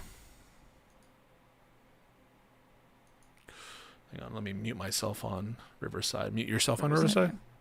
Mm-hmm. All right, sick. One sec. Wait, I was just going to finish a point. That MAGA is effectively massively influencing network TV, right? They got Fox News, biggest mainstream media news organization. They have control/influence of major podcasters, right? In the form of like, I think Joe Rogan, right? Massive influence there. The podcast culture of talk radio still, right? Of these network stations, Sinclair, etc. And now they have Bezos bending the knee, Zuckerberg bending the knee, and Murdoch is going to be like involved some way in this deal with TikTok. You have Netanyahu like openly talking about it and how they're going to influence people. So it's don't forget that in terms of the media, the Dems and the left are on the back foot. Don't ever let them gaslight you into thinking that like the left controls the media. It's just pure bullshit. Anyway, Aaron, how are you? I'm about to show everybody you. So you were just saying who controls the media? I'm gonna it's not Bibi Netanyahu. I said Murdoch, and You said Bibi alongside a couple of other people. I said a person of prominence in a certain country and of a certain situation. Anyway, how are you? How are things going? What a day, huh? What a Tuesday day. A lot of news, a lot of freaky shit happening, a lot of sicko freaks running our country, doing weirdo shit, military meetings, talking about kill all the people. So yeah, it's good to chat. We have some breaking Jillian Michaels news. It's not so much breaking anymore, but apparently she's gone. I already covered it, but I can give you the. Yeah, I'll show you like the highlights or whatever. Hold on. Yeah, definitely give us the scoop there, because that is like. Well, I just got the our logo for our show, and hopefully we'll be using it soon. And before we could even implement a logo and get all of our graphics and everything working, Jillian Michaels leaves her take. She's, we've outlasted her. And now we're never going to have an appearance with the OG cast, that was like a goal of mine, is to be on her take with the OG cast. But it's heartbreaking. It is heartbreaking. I mean, it's something. Since they have like a seat open, are you going to apply to be on? To be on her take? Yeah, you could be the DEI hire this guy. Wouldn't I have to transition? Uh, Because I'm his. no, the whole point is that you would be the token guy. The token right? man. But I'm sure you could like. There's somebody at Valuetainment that would be open to the idea that like it's oppression to not let you in. there's no one who would. And also, we talk too much shit about Patrick Bet David. They would take one look at our fucking. Maybe we can delete all of our episodes and or hide them for a little bit. But Hell no, fuck that. They're not going to bother to do. You think they're actually going to bother? Jillian Michaels was put as the host of a political show. Do you think they actually give a fuck about like doing background research or any of that? It's not going to matter. Do you think that do you think they paid her much at all to be the head? I mean, like with how easily she left it, I think it's a function of like the fact that they didn't pay her very much, but she also is just probably independently wealthy. Yeah. So why does she want to fuck with our like politics? Why does she want to fuck with it? Just as a hobby? She's bored. I guess so. I mean, she has nothing else to do. She wants to have influence and go on CNN. Hell yeah. Why wouldn't, I mean, who wouldn't want to? I mean, I'd like to go on CNN. They let all these jokesters on. Adam Mockler's Like doing a who? great job Name on names. CNN. Jokesters like this. What's this guy's name? Fuck. He's their conservative they have on for all their shit. They had Jillian Michaels on. Oh, They had Anna the Kasparian Scott on. Jenkins guy? Scott Jennings? Scott Jennings? Jennings, that's what it is. That Yeah. dude's like, he's been around for a while. He's like a Bush era type, right? Yeah, but he's That's a how clown. long he's like. But they been have Anna active. Kasparian on now regularly. They had Jillian Michaels on for like multiple appearances. I Like, don't them. get me wrong. Oh wait, sorry, you were What? finishing a sentence. No, I was Go just ahead. gonna. No, yeah, I was gonna say that I like Mockler when he appears on it. I think that he's doing a good job. I mean, I like Adam Mockler. Don't get me wrong, but like, there's something about like Adam Mockler, Harry Sisson. I feel like they have nothing original to say. What? I already know exactly everything. Like they are very very good because they're like little wind up Democratic robots. But everything that they say is literally just sounds like it came off of like a Democratic press sheet. I feel like anytime they're confronted with like something that doesn't conform to like a Republican NPC talking point, they kind of they struggle a little bit. Even in this like last thing that I saw Adam Mockler doing with that Scott guy, is it Jennings or Jenkins? I already forgot. Jennings. There was a point where like he was like thrown for a loop and he had to just like pivot and get back to it. And I mean like rhetorically it's good, but I just don't think that like I don't know, it's like not interesting to watch to me at all. We should have you apply for her take. That'd be sick. Yeah, that'll be a great idea. Yeah, we should do that. I'll do that. Yeah, okay. Aren't you like I don't know if you anyway, I think you would do it if you were offered the role. No doubt you would do I mean, for value yeah, I am an up and coming conservative streamer, so my voice But would be it's not welcome limited there. Anna's supposedly their left-wing person, right? The resident left-wing person. I don't know, man. I think you could do it. I don't think it would hurt. Just to apply. They probably wouldn't select you. In terms of the Adam Mockler and Harry Sisson being wind-up dolls for Democratic talking points, I think part of they're a very, at least I'll say this for sure, of Mockler. I think that he is able to deliver a message very effectively. And whether or not he's the originator of certain ideas or whether or not he falls into some, Democrat NPC talking points, I think that he delivers them. He delivers them well. What do you think about me? I mean, I say Democratic talking points. Are you going to say No, I think that you have a variant. Like, I get the sense that the positions that you have and what you say in arguments is not just a function of, like, memorize things that you've said. You're able to field new, like, you're able to contend with a question that's in front of your head and you're not just, like, rigorously trying to get back to this, like, agenda. And I know that there's a time and place for the Adam Mockler types. I just don't like watching it. I don't know. Okay. I think sometimes he makes the conservatives look bad, so I like it. No, he does, and I like that. And, like, when he fucking embarrassed Jack Posobiec. That was right? good. But yeah. I just noticed that like because he's on like when he's on the back foot again, like the only thing that he can do is deflect. And I'm like, does anybody know? Like, am I the only one that notices how glaring that is? He gets like very uncomfortable, and the reason why is because I feel like he's towing a Democratic Party line, and he's not just saying like he's not willing to like offer a criticism of the Democrats that doesn't seem like it's kind of pre-approved. I'm not saying that Adam Mockler takes money or anything like that. I'm saying it just comes off that way. Okay. Well, let's. Wait, disagree? I think that Mockler has some. I think he has some appreciation for certain independent views. I think that he is more based in that respect. Like what? What's one view that he has? That's, okay, that's what I thought. That's what I fucking thought. I can't give examples as I sit here, but that's been my impression. And I think that sometimes we have to realize what these shows are. What his appearances on CNN, these are not meant to be the kind of discussion or debate that is most interesting to me or to you probably. It's theater. It's like we're doing this show for a bunch of clapping seals, and we just need to hit those dopamine pathways. And that's the point of, those are the rules of the game, as it were. So I appreciate the fact, and I think that he's much more skilled than I am at adhering to those rules, where I'm someone I think that needs a lot more space to be effective. I think he's found a way to be a tight package. Sorry, that comes off. Do you know? You know what I meant. You know what I meant. Yeah, we all know what you meant when you say that. You know what I meant. A tight little piece. You know. These Zoomer boys. You know what Pisco's I got so meant. much admiration for them. You know what I meant. You're Holy like shit, I'm turning solid red right now. I'm turning red. Holy shit, that sounds embarrassing. Okay, right. sorry, I could not find this Jillian Michaels she went on this tiny. Hold on, let me share the screen.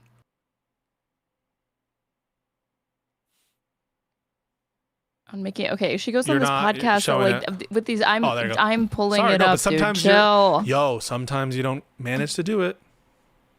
Like when? Like there have been times. The last shows, you're like, oh wait, sorry. That there's a difference between me not like pulling it up versus having switched and then it goes away. Okay, got it. It's the first thing I'm pulling up. Though. Explain what this is. 4,000 views on the Today. Okay, I know. Show. Like, I don't even know why she went on this podcast. So this show is called, or this podcast is called The Today Show. It is 4,000 subs. This is episode 12, and somehow they've booked Jillian Michaels. So we should be able to book, because between you and I, we have more subs than this, and we get more views than this. Between you and I, easy. We should ask Jillian Michaels. Yeah, you want to? Let's reach out to her. We're saving that Minect money for call with Anna, which she would probably decline anyway. All right, okay, let's see what so Jillian this has is to where say. she fucking gets into it. But I do think that this is, listen, he would answer. And roll every freaking slur at this guy in the book. And he's like, okay, well, why do you think I'm a racist? Well, da-da-da-da-da. And he would answer. I don't know if that's the guy you're taking out. But is Jillian looks great. Can we just acknowledge that? No, I can't stand these fucking beachy waves. And she does this hair. I can't stand it, so no. That's just you. there an attack on freedom of speech? Do you feel that? I mean, Who are these people? But I do think that this is, listen. Because you probably have a nuance based on, I'm, this is going to be a touchy thing that happened a couple days ago, right? I saw your thing, and I saw his response. I'm happy to talk about that. And it seems like, I will happily discuss it. Let's discuss that. So for anybody who isn't watching, and we can even add the clip in. I walked out. Do you imagine not watching her take? Couldn't be us. Can I just say, it's funny, like, this is her big tell-all interview right after this whole blow-up. Yeah. And it has 4,000 views. Ooh, why did you do it here? Like the Vanguard covering her going on this has more views than her being on this podcast. No, Vanguard. So let me be very clear. I'm responsible for the content on that show. PBD was like, you are responsible. He's doing a million things. It was your fault then. Yeah. So you make the editorial decisions, you run the show, and you still walked off. So that's your fault. Yeah, true. He's not in charge of that show. I mean, of course, he'll be called in as, the tip of that spear, should there be a reason, but he's like, you are responsible. It's my platform. Okay. I'm not being invited on someone else's platform where they're asking me to engage in a debate about something. Pause. Which, first of all, sometimes it just feels like she's going nowhere. She's just like meandering and saying nothing and just like trying to find some point to like stick on. It really does feel like she's often struggling to get to the point. Relate to that? Oh, no, not at all. What about you? No. I was just wondering why you felt the need to like interject that. I was wondering if that was coming from like a personal place or something like that. I think that she specifically, not me, has this issue. Oh, okay. Gotta is not something You're I'm- always clear, concise, and to the point, even though you literally just said, I need a lot of space to make my point. You literally just said that like 10 minutes ago. are and you now sure? you're like, this bitch is meandering. Why doesn't she just get to the fucking point? She meanders. She meanders. And sometimes I just don't think she has like a place that she's getting to. Josiah super chatted $5. Ask Aaron where her shade's at.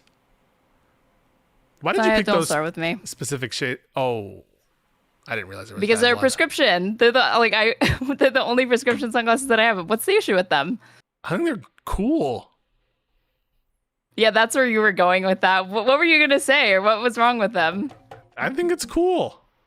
Sorry, let me do the Pisco look where I just throw on sunglasses and a hoodie and turn off all the lights or whatever. Yeah, I'll take after you next time. Thanks. Tomato just says, I love qualifies them. to So debate. you have a big fan of the sunglasses prescription. Thank you guys. Yeah.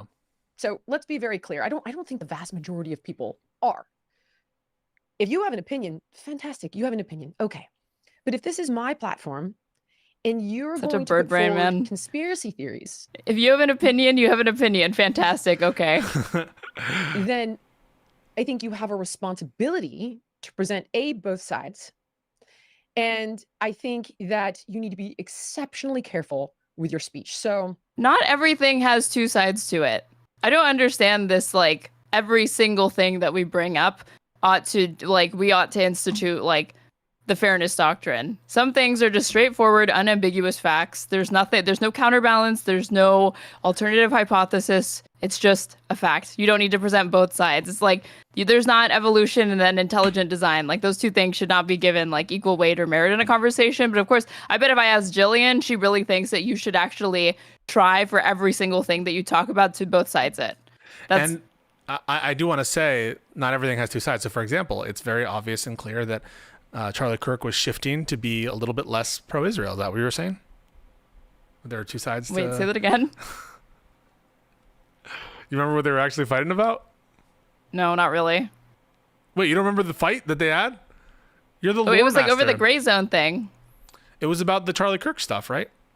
She got mad that they made the claim, but none of them actually read that gray zone article. And she thought that they were claiming that Bibi Netanyahu personally offered Charlie Kirk like $150 million or whatever. But what the gray zone article claims is that Bibi had allegedly met with Charlie Kirk and offered to connect him with donors that were willing to donate a large sum of money, but they don't actually say what the amount is. So she got triggered over that. And then the fact that they're like corroborating it, saying like the way it's been corroborated or the proof is like Candace Owens, Tucker Carlson are saying the same things. Anna Kasparian has her own platform. Amy Dangerfield has her own platform. Lindy Lee has her own platform. I have sat through so many different conversations and invited them as interviews. I want to be clear, because if I interview Dave Smith, I'm learning his perspective. If I interview Barry Weiss, I want her perspective. A debate is I have the qualifications to come on here and make a case for X, Y, Z. I said, so this is her stupid delineation that she set up for responsible discourse. There's interviews and then there's debates. And when you do interviews, it's not it's not incumbent upon you to push back, and you're allowed to like not demand sources, citations, evidence from your guest. But when it comes to debate, suddenly everybody needs to be an expert. But by that metric, Jillian, what the fuck are you doing on any political show? She doesn't even have a college degree. She literally has a high school diploma. Whoa. And she knows fitness, not politics. And I think anybody can participate in politics, but I'm saying based off what she's laying out, she should be excluded from the conversation. If you're saying that's the point of entry for it. I think your point about the fourth estate there is a salient point. And it's reminds me of when like everyone was losing their shit at the interview that Krista Ball gave of Alyssa Solokin. Do you remember that? Yeah. This notion, and again, I want to stress I haven't seen that interview. Maybe I should at some point because they're like, watch the interview. It's so bad Shame faith. on you. Whatever. But this notion that interviews need to be like friendly all the time, especially people in power, especially people with like important prominence. One thing I respect Michael Tracy for is everyone who he interviews like fucking hates him because he asks like these needling, obnoxious questions that sometimes I don't see where he's going or whatever. But at least he's pushing to get some good information. But the notion like Michael Tracy is annoying because he's a weasel.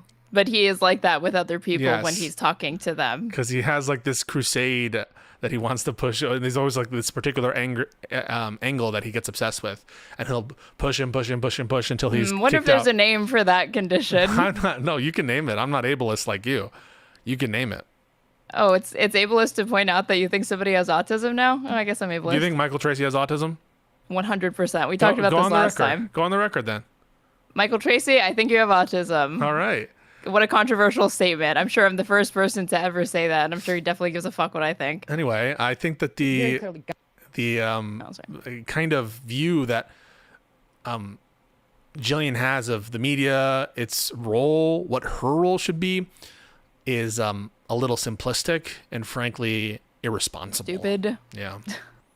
It's like, how fucking convenient for you that, like, again, when you talk to Candace Owens on your podcast, because you called it an interview instead of a debate, even if there was disagreement at any point in that quote unquote interview, you're absolved of any responsibility related to responsible platforming or pushback. But on this show, even though, again, her take is literally supposed to be a based epic red pill version of The View, and if you've ever watched The View, I don't know if like the last time anybody was in like a fucking doctor's office, which is where the only time I've ever seen that show. Yeah, those women are fucking screaming at each other for like 30% of it, 40% of it. That's the whole point. The whole point is for them to argue and debate with each other. I don't think they can handle disagreement. Unlike, by the way, me and my co-host on Live and Learn, we can handle disagreement. We can handle disagreement like nobody else. No, you can't. I can. I don't give a- No.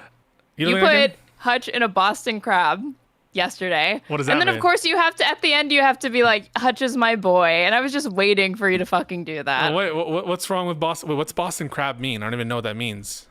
You know, you put him in a headlock Boston- is my point, okay? Oh shit! You don't know what that is? It's like a, can I even, I'm sure I can show this. Yeah, Hold you on. can show this. There's nothing wrong with this.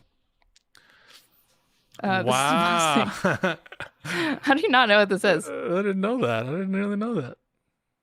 Yeah, it's like this, but this was this is a little preview of if anybody missed the Live and Learn episode No. last night of the interaction that went down between Hutch and Pisco here, and you can guess who was who.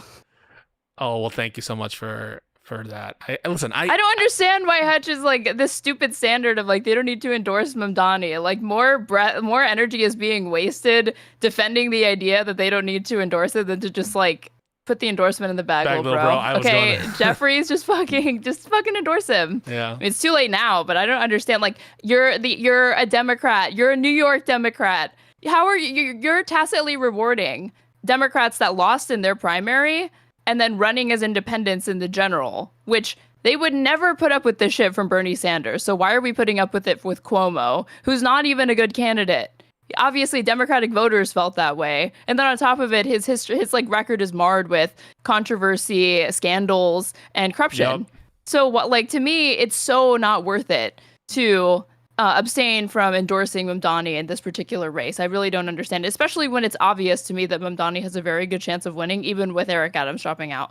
Yeah, Dylan Thomas says, where was his endorsement for Kamala? We criticize him for that. Like, yeah, you should have endorsed. But Hutch is the one who said that he didn't feel bad about Mamdani not endorsing Kamala. I was like, what? Like, why? Why would you not feel good? Like, why would you feel? That's so not true. I feel like he just said that because there's no other way to maintain the consistency of his Yeah. position. Otherwise, it all fell apart. Yeah, so like, okay, I wouldn't really blame Mamdani, even though he was a politician, but I would blame Hassan because Hassan has more prominence. And then it's like this. Yeah, I was about to weird- say, it's okay that Mamdani didn't endorse Kamala, but it's not okay that Hassan Piker didn't. What?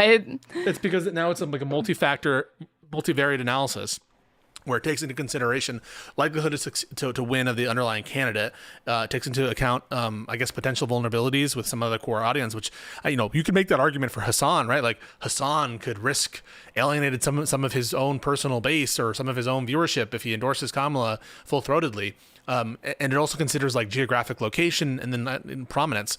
And I like agree that in general that there's many different factors go into anything, right? And a lot of context is important for everything. But in general, I think that you need a high threshold to override the prescription of harm reduction in the context of elections and in the context of Trump, where the Democrats are the only viable alternatives to the Republicans. And in that context, I think it's crazy not to. And for a prominent race like Mamdani, yeah, that's my position. But I'm glad that you enjoyed that little spat. The other thing is, like, again, Hakeem Jeffries is not just anybody. That's his area. So it's not like he's a senator or a state assemblyman from like Wyoming, or for bringing up random states for some reason, like that was coming up in that debate. Okay, well, Hakeem Jeffries is like, he should be in touch with those constituents, and those constituents obviously chose Zoran Mamdani. So I don't understand, like, again, that's an even bigger indictment to me, because he was saying like we would never expect like AOC to endorse Cuomo, but like I think that was what he said. He didn't say that in this conversation. I've seen him say it on Twitter or whatever, where he was like, we didn't get mad when like AOC or these people didn't endorse Eric Adams when he was running for mayor or whatever, and he secured the nomination several years ago. So why are we going around asking establishment Democrats to do it? And I think that, one, we're in a different political landscape. Well, like, one, you could argue that she should have done that. I think two, we're in a different political landscape where like Mamdani is, you know, a beacon of hope for Democrats because he actually has popular appeal and approval among his voters and enthusiasm, and he's young, and there's like all these different reasons why they should be ecstatic to be endorsing this guy. But I think it's also disingenuous to suggest the reason why is like, oh, well, his constituents might not like it. And I'm thinking, like, again, Hakeem Jeffries' constituents are in New York, so they've already kind of decided. So I don't think that holds up to scrutiny. The other thing is that, like, do we really think that this is about the voters? It's about the donors. The donors don't like Mamdani. I totally, like, I'm not, like, they don't want to say anything. Donors? The donors. TYT donors? That's the meme, is that Cenk always says the donors. It's kind of thought terminating. Okay. I mean, is there any evidence to suggest that his decision is premised on the donors? Or is that just kind of an intuition, a kind of feeling you're getting?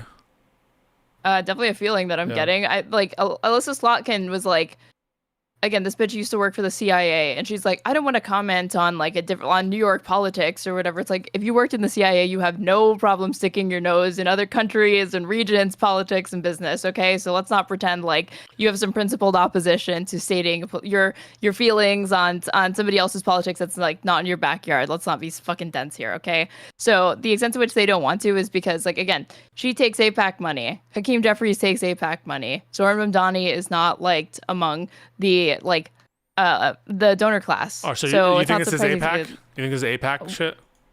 I think it's related to like AIPAC and J Street. Even though that's not even a centerpiece of his campaign. All it did is prove that like he can still, it's no longer like a deal breaker for him to take those positions and in this area. Well, that's another reason why, like, for Cuomo, if you want to think about where the party is at, Cuomo is out there like backing Netanyahu. When the Democratic, what's the recent polls about where the Democrats are at on Netanyahu favorability and on whether Israel's committing a genocide? Their actions in Israel, only 8% of Democrats, according to Gallup, support actions in Israel right now. And so, like, if you want to talk about where the Democrat, like, that we would, if it's the case, again, I'm not buying necessarily that it is the case. It could be ideological. It could be lay donors. It could be some other reasons of, you know, whatever. But whatever there are, I don't know. I don't fucking know. I'm just saying I don't have enough proof. It's voters, donors, or a combination of the two. I think in Hakeem Jeffries, he doesn't have any leg to stand on because it's New York. So these constituents like Mamdani. We have polling data. Unless you make the case, which I think is kind of implausible, that Hakeem Jeffries endorsing Mamdani, even if he were to word it in such a way as to not endorse his overall outlook, would like jeopardize the party standing. I'm like, jeopardize them from what? The standing is fucking awful. And Democrats in vulnerable districts are able to, you know, distinguish themselves from the brand already. And to the extent that they're not, the brand is being worsened on net by these people in the first place. And the brand has never been worse.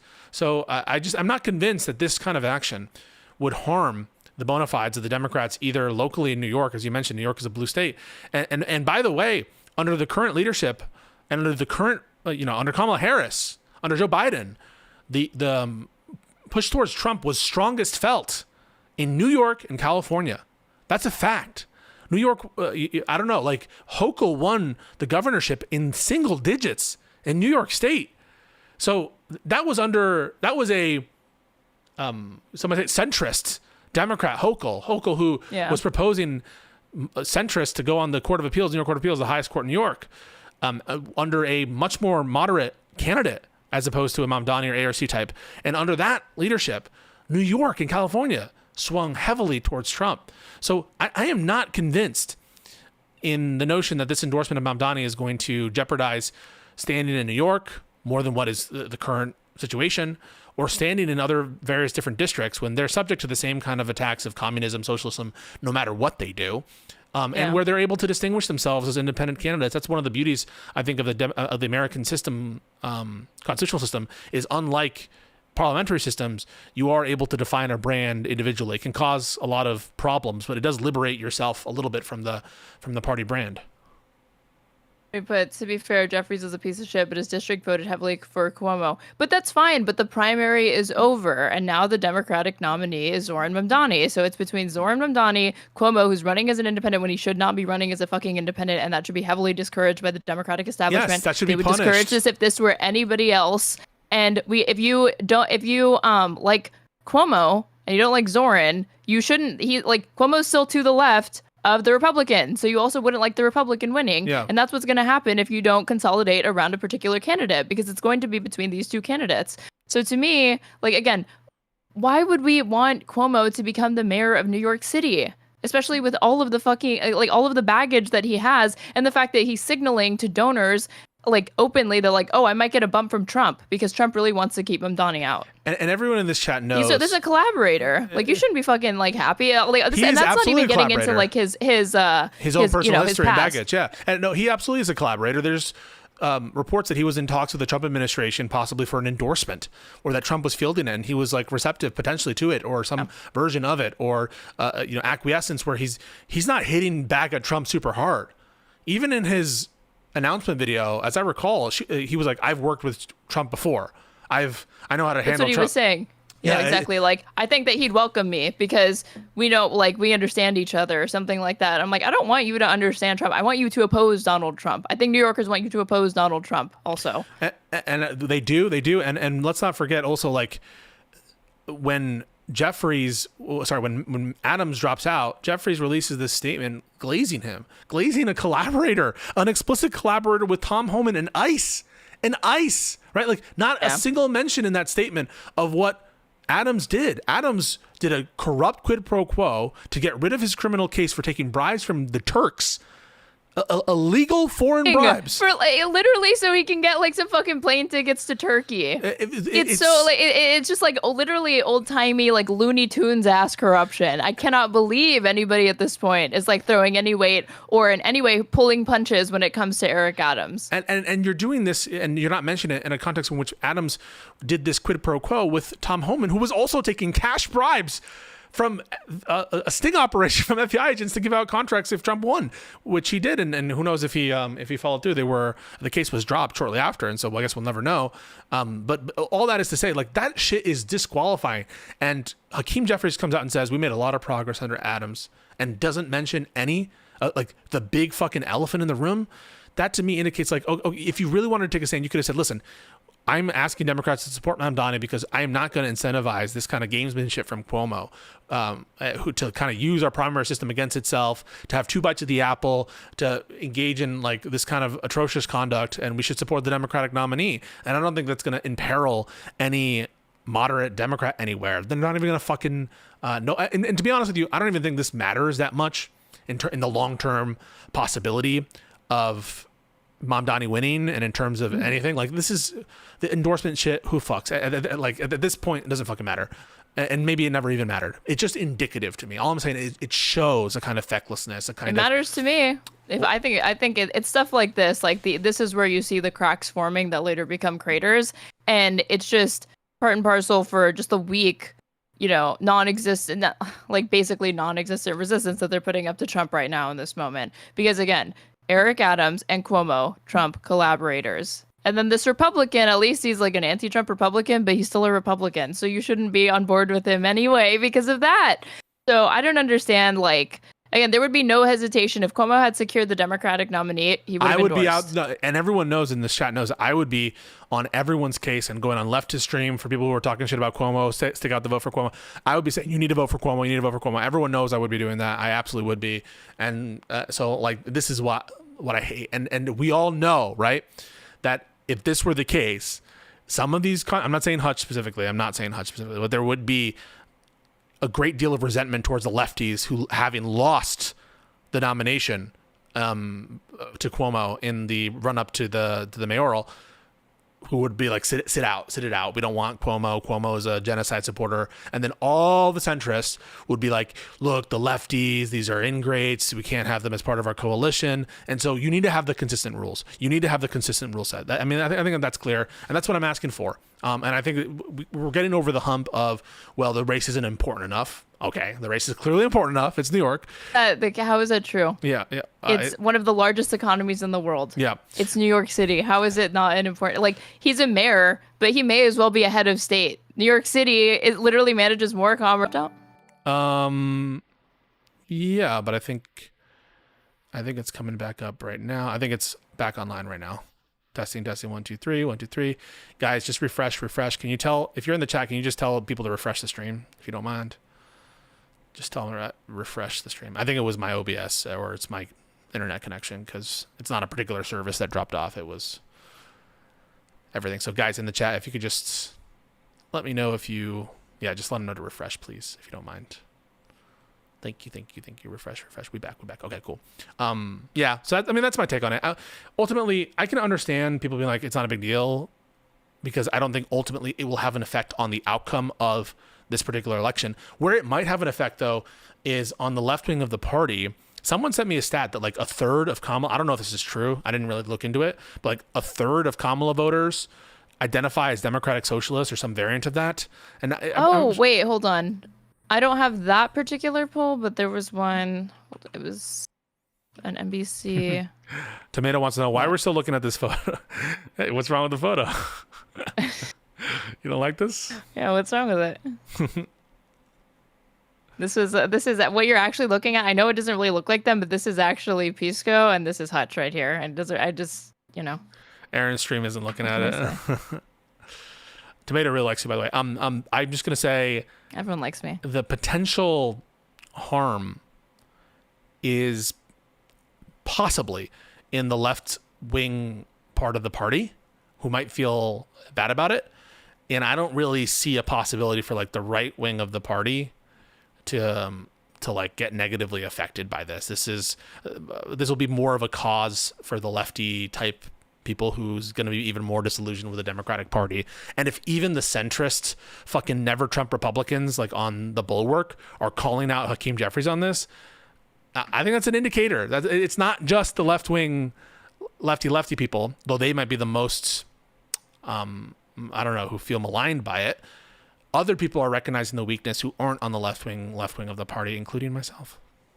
It's a principled thing. It's not an outcome oriented decision, because we've talked about this before. Literally, it is absurd. It is absurdly low, statistically speaking, that your vote, any one person's vote, is going to be the deciding vote in any single race or whatever. It's indicative of like that person's politics or like, their feelings on these things. It's definitely a principled thing, and it's not about like, oh, he really needs the endorsement, that's going to be the thing that pushes him over the edge or whatever. I mean, if you want to be that sort of like try to split hairs to the point that it's like, oh, is this really gonna like harm? Even though you do this sometimes. Yeah, you were doing this when I was saying with like Mamdani, I was like, he shouldn't be apologizing to the NYPD. You're like, it's not gonna hurt him. Like, it seems like it, at best it could help, at worst it would be like neutral or whatever. But that's not how I look at these things. I think it's like a principle thing, and like on principle you shouldn't be doing it. What I'm saying is like I see an instrumental benefit to it, and I think that the statement initially was bad. So that's why I take the view, is because I think that people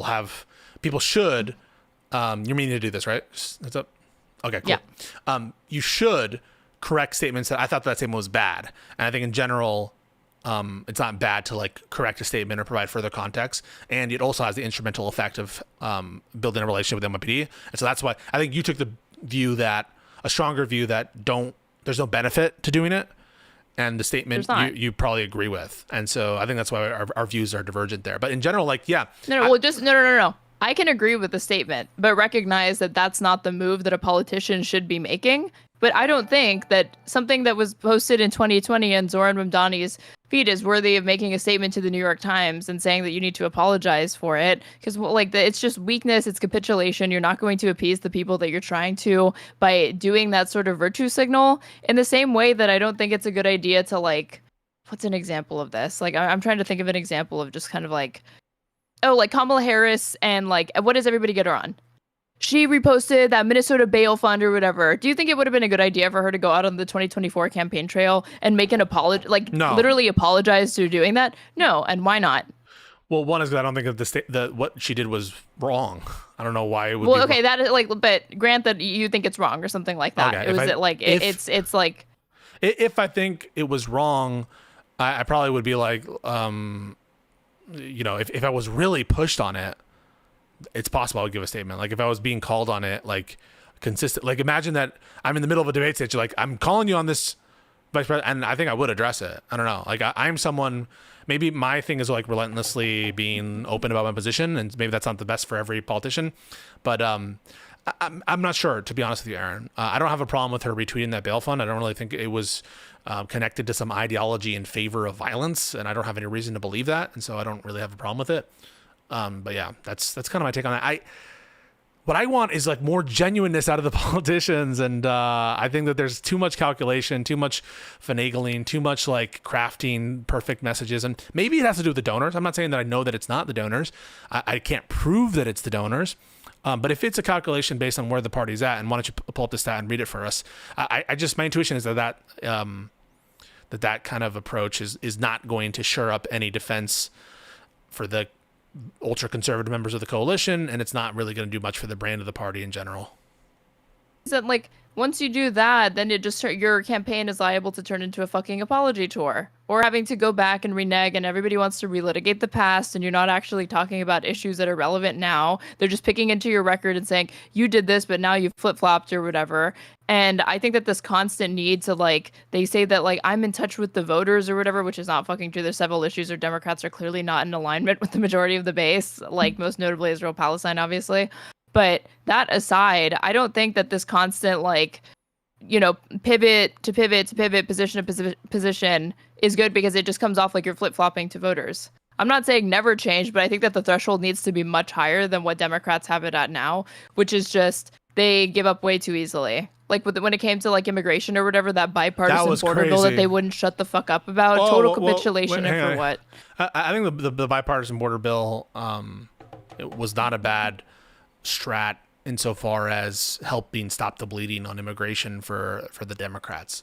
And what I'm referencing as like a big bad thing was accepting the rhetoric of MAGA when it came like the Lake and Riley Act during Trump term 2, further empowering ICE and giving them additional authorities and the ability to mandate the detention of individuals, and opening up additional arguments for ICE to receive additional funding to address the legislative mandates in the Lake and Riley Act. I think all that was horrible, and many Democrats voted for that bill. So yeah, I see what you're talking about in terms of immigration. That's a good example of it, where accepting the rhetoric or framing of the other side can be very harmful. No, we're not going to let you talk, Casey, because you're drunk, I can tell. Go ahead and read this poll for us, Aaron. Okay, some food for thought. NBC Decision Desk poll results. Field dates August 13th through September 1st of this year. Question 33. When it comes to political matters, do you consider yourself to be, and this was a question for Democrats only, more of a supporter of progressive causes in the progressive movement, 54%, more of a supporter of the Democratic Party? So for the first time, you actually have like a majority of Democrats being polled saying that they're identifying themselves first and foremost as a progressive than they are as just a Democrat. The poll that I was given was Democratic. Maybe I can send this to you. I'm not ducking you, Casey. I just this is my time that I have with Aaron, and I can tell you're drunk. This is my time. Fuck off. Go to any one of his other streams where he just call-ins for 1 million fucking hours. You'll be fine. Yeah. Democratic Socialist poll. But anyway, like, yeah, I think more and more Democrats are identifying as Democratic Socialists and are being sick of the brand and being labeled Democratic. Here we go. Here's this one poll. Curious what your thoughts are on this. Boom. 66% of Democrats, and she's about to put it up there, now view socialism more favorably than capitalism. Hell yeah. And this is from like a right wing account or whatever. This rules. 66% of Democrats now view socialism more favorably than capitalism. 42%. It's official. The extreme left is consuming the party at a rapid clip. Hell yeah. Love this. Trend and opinions of socialism by political party. Just off the top of your head, would you say you have a positive or negative image of each of the following? And then they pulled Republicans, Independents, Democrats. This is Gallup polling. So even though it is being reported on by like a Republican account, apparently, it doesn't make the data inaccurate. And yeah, trend and opinions of capitalism by political party. And yeah, Dems are it's not looking good for capitalism. Listen, I'm a capitalist. I want to make You that got clear. capital? You own businesses? You own the means of production? What do you own? I'm owning the means of my production. I own my. Oh, so you're like a temporarily embarrassed capitalist. Got it. Fuck. There was some poll that said one third of Kamala voters were Democratic Socialists that I'm trying to find. I'll find it at some point. But I thought no leftists voted for Kamala because genocide Joe. Yeah, I've just never been convinced by this argument that the left cost Kamala the election. And yet another point of frustration with these fucking centrist Democrats not willing to endorse, because obviously vote blue no matter who. It's like, yeah, well, the left has been compromising with the center of the party for years and years and years, and now it's your turn to fucking do it and compromise with the left, and they don't want to fucking do it. So they have to be dragged kicking and screaming. Yeah, and I think that I would much rather make common cause with people who are a little bit to the left of me, or even some people who are much more to the left of me, than to capitulate to these like weak boomers who lose elections or don't maximize the ability to win their elections. And where the results have been like dramatically bad. Like overall on the net, I can understand. Yes, Democrats won elections in 2018. They won elections in 2020 and 2022. They stopped the bleeding and all that stuff. That's all arguments that I understand. But did we maximize Schumer our said, opportunities we there? will win. We will win. You know? And, yeah. So I don't trust the people who are in charge right now, who are driving the ship at the moment. And that's why I want change. And I think that the way to make that change happen is to reflect and be a little bit more authentic and a little less fucking of a bitch. And you know, it's funny that you bring that up because Pew data came out today, actually. Americans view Trump. Let's see. Yeah. Americans view Trump, Vance, and congressional leaders in both parties more negatively than positively. So when it comes to Schumer, let's see. Yeah, Chuck Schumer, unfavorable 50, favorable 21%. Never heard of 26%. That is crazy. Wait. And again, this is the leader. So, well, Thune has worse. Yeah, but if we're looking at like Jeffries and Schumer, but Schumer's more well known. Yeah. Like Schumer is much more unfavored than John Thune. He's way more well known. Those are bad numbers, guys. Those are really, really bad numbers. I don't know why we have to pretend that they're not. Because party loyalty and unity, even though these people fucking work for us, and if they're not actually doing their fucking job, then what's the point? Like, see, this is why I don't really, right now, I don't currently support AOC for president in 2028. She should be taking that Senate seat. That's where she should fucking be, in my opinion. Way more valuable, and she can run for, and then she can get experience, she can run for president later if that's what she wants to do. Yeah, I mean, I'm in favor of whatever she chooses to do, and I would support a primary. I just, like, those numbers are untenable, guys. I hate those numbers. I hate those numbers. And it's not just Chuck Schumer. This is Chuck Schumer. So among his own voters. Yeah, Senate Minority Leader Chuck Schumer, also a New York Dem. -4. Where are you looking? Lean Dem or Dem, 39% unfavorable, 35% favorable. Yeah. Among Democrats. I mean, yeah, anybody, like, what is he doing that's commendable right now? What strategy does he have? I don't know. And I think if Democrats win in 2026, which I think that they have a good chance of, it'll be in spite of this shit, not because of it. And what'll be the most annoying is if leadership doesn't change, as it probably won't, by the way. There's almost zero chance that these that either Schumer or Jeffries steps down in the next year and 2 months. Almost zero chance. If the Democrats win, which I think that they're likely to do, won't stop hearing about like, see, you should have just trusted the plan. You should, if like the Democrats scrape by with 3 or 4 or 5 seat majority, and I don't know, stop maybe gain 1 or 2 Senate seats, that would be like a good result. And listen, that would be not the most horrible outcome. Like I don't think it's a given the Democrats are going to win, but if that occurs, it'll just be nonstop. See, we should have just trusted Schumer the whole time. And that's the kind of thinking that led to the Biden debacle in 2024. That's the kind of thinking that got us there. Fucking gerontocracy. And look, Schumer's rating among Dems has grown substantially more negative over the last year. Not a decade, not 5 years, not 3 years, not since the last election, just the last year. May 2024, when Dems held the Senate and Schumer was majority leader, 47% of Democrats viewed him favorably, while 26% had an unfavorable view. So it's only taken a fucking nosedive. And as it fucking should. You know, I really do think it's a huge failure from Democrat. Like, when you look at the polling data for the favorability of the big, beautiful bill, it's literally one of the most unpopular bills and a piece of legislation that's ever been passed in America. You wouldn't fucking know it because Democrats didn't do a good job of being forceful opposition and pointing out. I think, like, I saw one poll that said only 8% of voters realized the extent to which they were fucking gutting Medicare and Medicaid in that fucking bill.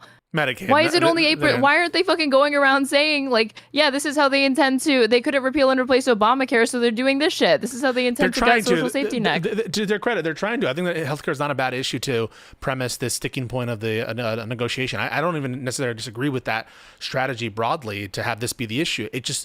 There's one thing is the plan and the other is the implementation of it. And regardless of what you think about the plan, and there's some people who have questions about other aspects of the plan, to be honest, but I think that it's a good idea to have this healthcare to be part of at least one of the reasons. For me, it's either healthcare tariffs or something like that. But the messaging isn't good. It's not good. And even on the one big beautiful bill. Yeah, because people just don't know about this, even though these are ridiculously unpopular legislative moves that should be ruining. I mean, like, Donald Trump obviously is an unpopular president, but like, I really do think that like you could cut into even Republicans' view of him because he's touching stuff that they're not supposed to be touching. And they don't know that he's touching that stuff. So Prairie Progressives, of course, people liked Schumer more when he was the majority leader. He had more power. What point do you think this poll is showing?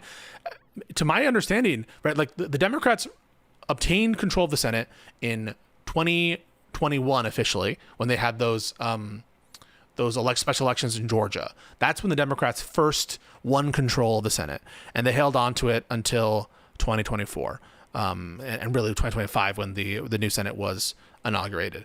Before then, I've never seen approval ratings that low for Schumer.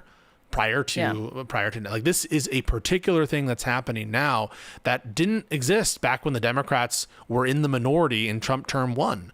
And like, what would it take for us to reassess who the leaders are of Congress? And this is not coming. I have to stress, this is not ideological. I am not a socialist. I am just reading this as one of the Democrats who are not approving of Chuck Schumer. I'm one of the majority of Democrats who doesn't approve of Chuck Schumer. That's me talking right now to you, not as a socialist. Not a socialist either. And just like, okay, I'm a got communist. it. All right, yeah, you're a communist. This doesn't make me look good, Aaron, when you say that. I wonder why Dems are unpopular when every single person in media shit talks Democrats. Oh my God! You Casey. you guys! It is not. There's nothing. There's stop nothing. being so insulting. Stop it. It is not just a matter of negative media coverage. Some people have actually looked at the shit that they've done and they're not happy. It's not that they're being told the wrong thing. It's not that they've been led astray. They look at their job performance and they're analyzing that, and it fucking sucks. Quit this cope, you guys. Enough. Enough. It is absolutely cope. It is absolutely cope. I do not think that it's even close to true. If I assessed Schumer to be doing a good job, I would be defending Schumer.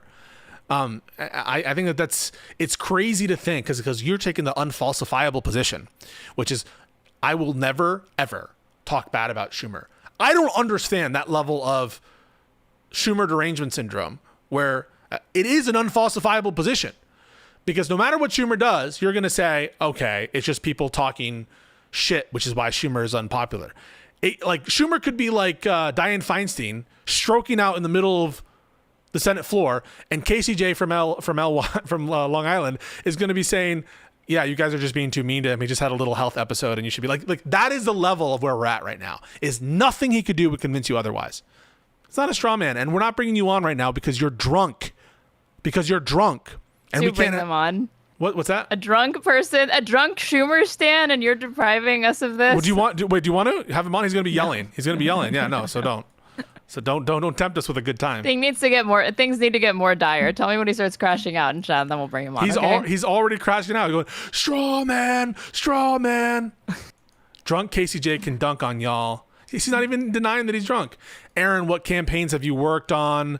And then he just like, he's doing this okay, meme. so where he's like, we're gonna what are my for- credentials, bro, or whatever? You think I yeah. don't get to have it? One, that's not. You think that I haven't done organizing? You're fucking wrong. Two, I don't need to have done that to have an opinion on any of this shit. By the way, just me being interested in politics and me having been a voter for Democrats, yeah, that more than enough. Like, is enough qualification for me to criticize these fucking people. This is what these people do. These Schumer stands. Tell me your resume. Tell me like.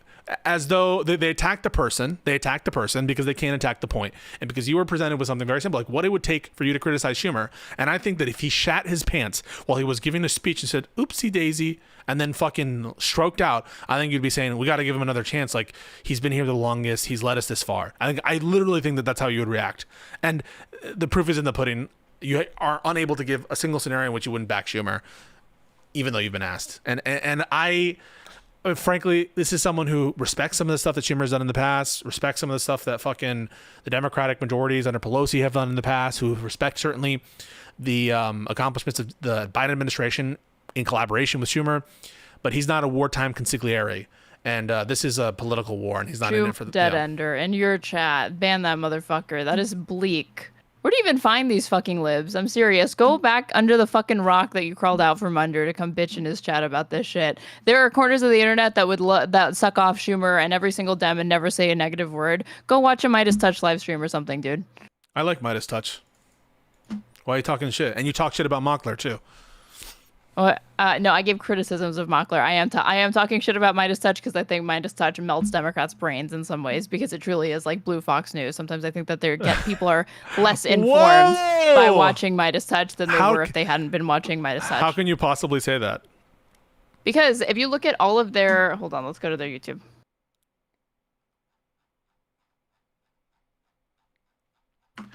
Schumer delivered the shutdown you demanded. I demanded a strong Democratic negotiating position in March. Check the date. It's September 30th. And the comms haven't been excellent in the lead up to this. And so he's late.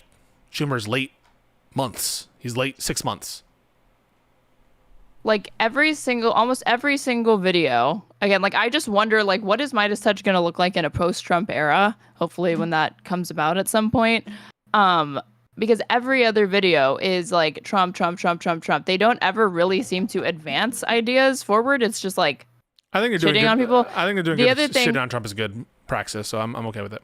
I'm here for the shitting on Trump. I'm here for it, but I'm saying that like does 99 like you'd be hard pressed to find something on this video that's like not about Trump. There is more blame to go around in the Republican Party than just Trump.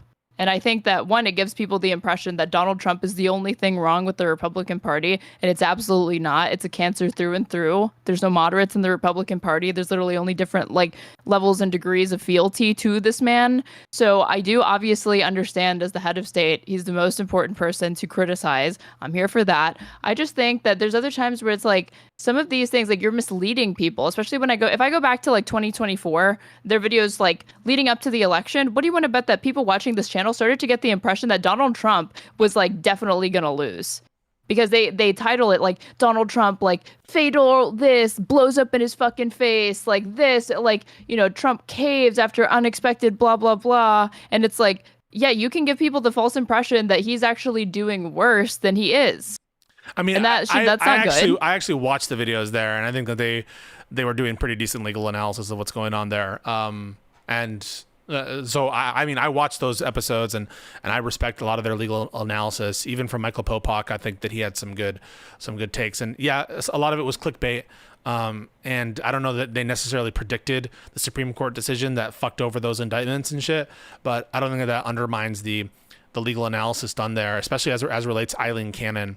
I think that their analysis was like pretty spot on. So listen, you can take an issue with the clickbait. Maybe it does promote these patterns of it's all going to be okay thinking from Democrats, but I'm not sure that they do.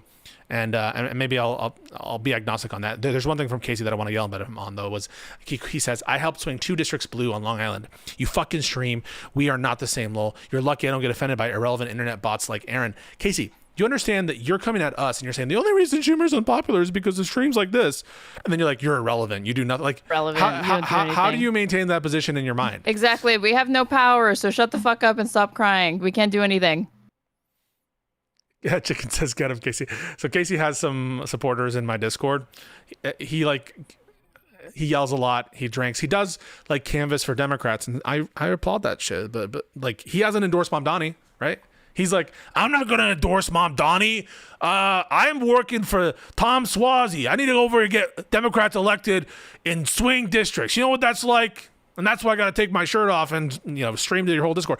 Like, I get it. You do good work. I respect the fact that you're canvassing for Democrats, but I'm going to call it like I see it. And if I see Schumer has brought the approval rating, well, maybe not just him, the leadership in Democrats in general, by Hakeem, by Schumer, by others, the party loyalty, the party brand is down low. I don't think that the best reaction to that is, well, everything's going great. And if it's the case, it's because of bad media or like unfair shit, then that's one of the rules of the game that our leaders need to be able to play with, right? That's just a fact that we're playing with fucking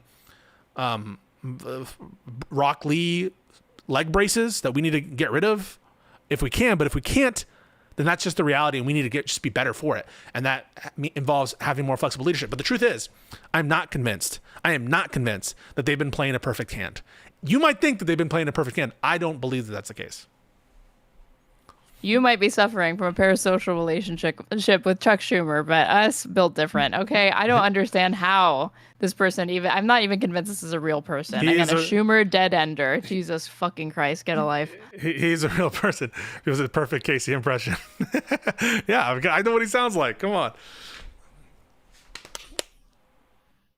All right. I don't know. Just do you think that again, I'm looking through all of these and it just again, this looks like not all of it, but just it looks like slop. Okay. And so I just wonder, do you think that having a blue, yeah, I think the purpose of news is not just to promote Democrats. The purpose of news is to inform people of the events that are going on in the world around them. And I don't if the model that they're basing it off of is Fox News, that's not something that I really think ought to be replicated. Now, it might be hyper effective for Democrats, right? And I would expect Democrats to do it because that's their prerogative. But I expect kind of independent news networks or whatever to, I think, have a more rounded and robust, way of going about informing their viewers. Listen, and I just don't know that this is that. I consume Midas Touch Network content. I admit I did more so last year than I do this year because this year I'm more engaged in doing my own thing. But I respect a lot of their legal analysts that they bring on. I respect Michael Popak. I respect some of the other litigators they bring on. They have this partnership with Mark Elias. I think I respect Mark Elias. And when I get into the meats and potatoes of what Midas Touch is analyzing when they go through these cases, I think some of that is good coverage. And it is objective in a way that, yes, of course, they have a Democratic slant. I would say it's a pro-democracy slant, unapologetically pro-democracy. And I respect that a lot, too. Now, the thumbnails, they go over the top sometimes, but that's also the game. And they become the number one podcast with that stuff. And if they're spreading anti-Trump propaganda, I'm all for that. I'm all for that because that's what we need right now. I think we need everyone fighting. Now, you could say that leads to patterns of complacency among their listeners. I have no reason to believe that. I have no reason to think that it leads to complacency or anything like that. If anything, I think it would cause people to be more radically against Trump. That's, I think, the more intuitive answer there. So I don't really have the same problem as my. Think of the Lincoln Project. Just curious. What I think about him? 60% cringe, 40% funny fucking ads. It's 60% cringe, 40% ads. I mean, funny ads, I said. Oh, funny ads. Okay. Like to me, like when you look at who's behind the Lincoln Project, it's a bunch of like, past Republicans and people that I don't want to have influence in the Democratic Party. And so while you might find, a very brief alliance with opposing Trump, I'm like here for that, but it doesn't just stop there. They're putting a bunch of money into apparatuses like Republicans Against Trump and the the Lincoln Project to infiltrate the Democratic Party. And it's like, whoa. Okay, like we can agree on like we might agree that we both hate Trump or whatever, but we don't agree on solutions. So get the fuck away from the Democratic Party when it comes to trying to like you see that like the Republican Party is not just like a corporatist party. It's like a party of oligarchs at this point. They want total fucking anarchy. So they are moving like the neocons and the Bush era types or whatever. Like some of them you saw like people like Colin Powell at the end of his life saying like, yeah, I'm more of a Democrat because there's stability that's offered by the Democrats and with the way that they decide, their strategy for managing capital, then the unpredictable nature of the way that Donald Trump goes about conducting, like how he governs and how the Republican Party governs and how it really all of it is again just in service I don't of get the sense keeping that this man Midas, happy. I don't get the sense that Midas Touch people are like Republican lights. I don't get that sense at all. Maybe you do. I don't. No. I don't. I think that they're through and through just like partisan Dems. They're partisan Dems, but more than that, like they do have on ex-Trump people who are more conservative that take a pro-democracy stance. And I respect that too. And I think that I would rather, I'm glad that a world in which we have Midas Touch as opposed to that we don't have Midas Touch, where Midas Touch has eclipsed like Joe Rogan, like at least Midas Touch when they're doing their legal analysis, it's good. I think when they're giving shit talking Trump, they're giving a perspective that is desperately, sorely needed, which is just basically shit on Trump more. We just need more of this shit. So I have no problem with that stuff. To the clip go propagandize people against Trump. I mean, you can frame it however way you want. If propagandize means to send out a playful message, yeah, I think that I guess in a sense it is propaganda in the sense of they're putting out a message to be digestible by like a populist mass or something. I don't know what you would take. Propaganda. Like if I had the option lying. to like, I'm not saying that they're lying. Like, in what sense are they lying? No, but no, I'm not saying that they're lying. I'm saying that they can omit that like framing can contribute to people getting a distorted perspective on certain media events, news events, etc. Do you agree with that? Yes, I think framing is very important. But it is possible for people to be misled without there ever being a falsehood promulgated, for one. And for two, if I had the ability to choose somebody's media diet and like to the extent that I would include Midas Touch, it would be a lower percentage than I would recommend just read mainstream reputable outlets and be critical, like the AP, Reuters, New York Times, etc. If you want to take into the legal weeds of some of these cases, because that's where their background is in law, I think you would get a better sense of these like really in the weeds legal stuff watching Midas Touch than CNN. CNN gives you very top level shit. I respect, for example, Midas Touch lawyers more than I do Ellie Honig at CNN, who's like one of their chief legal analysts. So in terms of the legal stuff, I think Midas Touch gives you way more substantive shit than that. I would say that if you're using Midas Touch responsibly, and you're not just using it to get hopium, I think there is a Midas Touch viewer that gets into the hopium, but that's also true. There's this like they explicitly said that they serve to be kind of like a source of comfort for Democrats. Yeah, I think sometimes they serve up hopium, but sometimes they're straight to the facts as well. So again, I'm not here to. I don't know what this is. If you're taking shots at Midas Touch, I think that you have lost the plot a little bit. I don't really understand what the point is. Like, what do you want them to all be like? Fucking crystal ball? No one cheerleading the Democrats. I think there need to be some cheerleaders for the Democrats because they're the party that we need to support. I'm saying I just want people to understand that is what they are. People understand that. People understand that Midas Touch is giving a partisanly slanted perspective that is anti-Trump, and the organizing principle is there's anti-Trump. There's limitations to like getting a majority of your news as in 51% or more from this. And I happen to believe that if people had if you just stay up to date, you actually read past headlines and you know what's going on in the world with domestic politics and international politics, you will naturally be led liberal, progressive, left, then you will drift to the center, to the right, to the far right, to MAGA. So I don't worry about these things. Like, people know Trump is bad. I think that Midas is doing good work in fighting back against Trump and promoting Democrats, in giving good, actually useful breakdowns of some of these legal cases and why the Supreme Court. This is another great thing they do is talk shit about the Supreme Court, which I think like we need more people to actually scrutinize. Like the Academy criticizes the Supreme Court a lot, right? The Academy, by which I mean like the legal scholars, write in their articles and their different blogs, they criticize the Supreme Court a lot. But sometimes it's useful to have like a digestible news platform criticize the state of the judiciary as well. I think Midas does that exceptionally well. I don't love the Michael Cohen content. I think Cohen does do a lot of hopium. Cohen is a kind of sometimes a figure that I kind of view with some distrust. And I think they maybe were leaning in too much on the Michael Cohen stuff for a while. But in general, I like the good work that they do. I appreciate that there's at least one outlet that is cheerleading Democrats and cheerleading, pro-democracy shit. Because other than that, who do they have? Who do the Democrats have at this point? MSNBC? I mean, that's kind of it. Yeah, but that's like we know the reasons why they have not built the quote unquote Joe Rogan of the left, and we've talked about that ad nauseum. It's not a Joe. The thing is, like, it's not supposed to be Joe Rogan of the left. It's supposed to be a kind of media empire that they're constructing, and they're getting successful at it, and they're cultivating talent like Adam Mockler. And Adam Mockler is talent that they have specifically cultivated and they have supported, and he's doing good work too. Hey, how did I start this episode off? Yeah, what did I have Mockler. to say about? You like the mock? I do like him, but I have my criticisms of him. I don't want people, again, like what this does is it simultaneously draws attention to a lot of Trump's failures. And I do think that there's obviously a place for somebody to meticulously document every single fucking weird thing, corrupt thing, illegal thing, bizarre thing that Donald Trump is doing.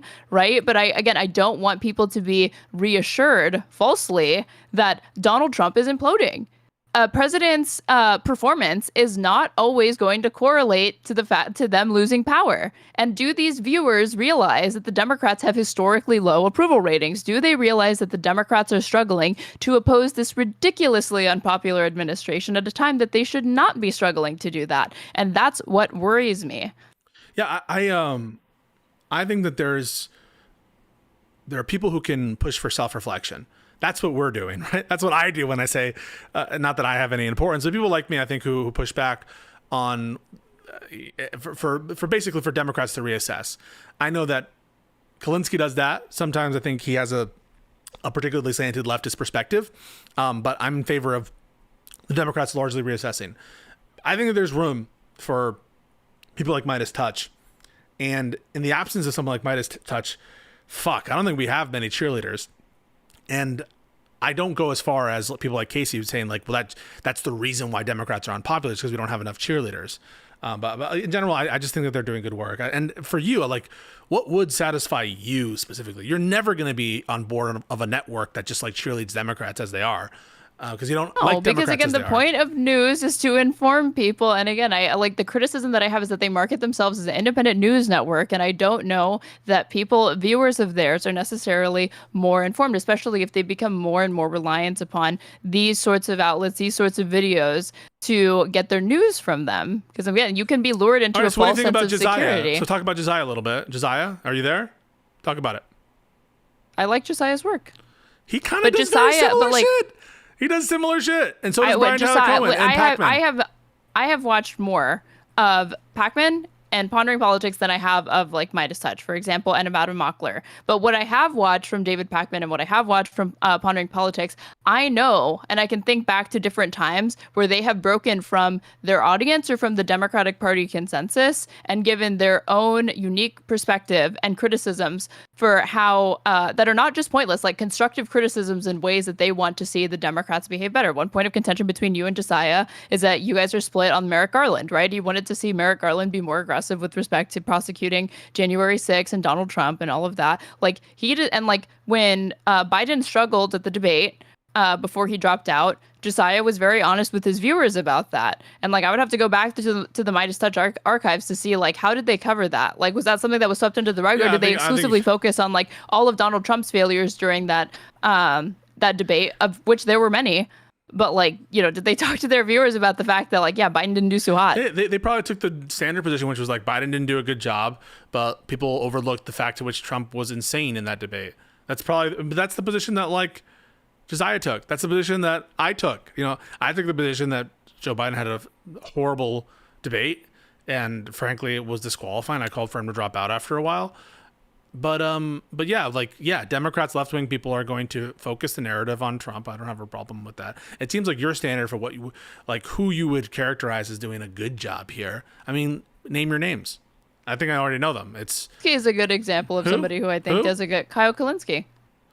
Yeah, but Kalinske sometimes, because Kalinske, like, to me, he couples not like it's more well-rounded in the sense that he's got heat for Republicans, he's got heat for Democrats, and when he, like, again, he wants Democrats to do better. It's not shitting on them just for the sake of shitting on them. And he articulates to his viewers in almost every single video, even when I don't agree with his analysis, and there have been times where Kyle has not been factual or I've disagreed with, there's like plenty of instances of that. It's not to say he's the most factual. It's authentic, and I also get the sense that he also makes sure to like energize and outline a vision forward for the Democratic Party and what he wants to see people get excited about. It's not just, pandering to people who loathe Trump and they want to watch something that affirms their emotions and reminds them that, like, yeah, I'm not crazy to like see this guy as our fucking president and see that there's something deeply wrong about this political movement that we're fucking living through right now, right? I think Kyle Kalinske does like strikes a fine balance, and you don't get the sense that like you would never come away from Kyle's channel thinking that like he's less helpful to Democrats than more helpful. That's why I don't think that you need this sort of like some people beg to differ with you on that. I don't agree. I think that Kalinske on net is a positive, and we should like welcome voices like his, even though he's often critical of Democrats. But just keep it like the notion of a like a network like TYT, for example. Can we talk about that? Like sure. that network, to the extent that it embodies values, right? You're not really gonna thrive on TYT if you're anti-Palestine or if you're pro-Israel, and that doesn't mean that they can't be included or they can't be, they have to be disregarded on everything because they take a particular slanted view on a particular issue. And what Midas Touch has chose to focus on are the abuses of power of Trump, on the legal ridiculousness of Trump, and on basically fighting for democracy. Does that sometimes cause them to overlook or de-emphasize bad aspects of Democrats? I'm sure it has happened, but I don't know that. And I think that's not my only thing. It's not that like I think that like some healthy criticism of Democrats like is missing. I also think that like, again, like I look at all of this, right? And they have a lot of they have tons of uploads or whatever. And I believe you, because you've watched more of this content, that they get into the weeds on the like the legal analysis and the wrongdoings of Trump. And it's important to highlight all of those things. But a lot of this also looks like they're kind of making drama out of like small kind of day-to-day incidents. Like Trump looking fucking tired at like a press conference or something like that. Yeah, and what's to wrong me, it's with like, that? does this What's matter wrong? much in like Yes, the grand scheme of things? Wait, what's wrong with being like Trump? I mean, this is basically what the meme because war Trump is. does 50,000 things a day wrong, and we have to have a clear sense of what to prioritize and focus on. And I think sometimes focusing on all of these little granular things is very, very low-hanging fruit. No, I think it's a war. And I want to say, Aaron, not only don't just look at their content on YouTube. Some of the best clip farmers on Trump senility, on Trump bullshit, on Trump embarrassment are these Midas Touch people. They have their accounts in the like everywhere. All of their affiliated accounts. This is Right Wing Cope. There's a couple of their Midas Touch editors that are like the single best Trump clippers. And so I think that they are a force for good in this fight. And they're fighting the meme war. And yeah, pointing out both the substantive abuses of power, but also the absurdities and the embarrassments and the human frailty of the MAGA movement, so as to make us fear them less in some ways. So I do think that this is good work that they're doing. Wait, that's another example of something really quick. Cause like I'll give TYT their bona fides, right? Even though I'm not a fan of TYT these fucking days.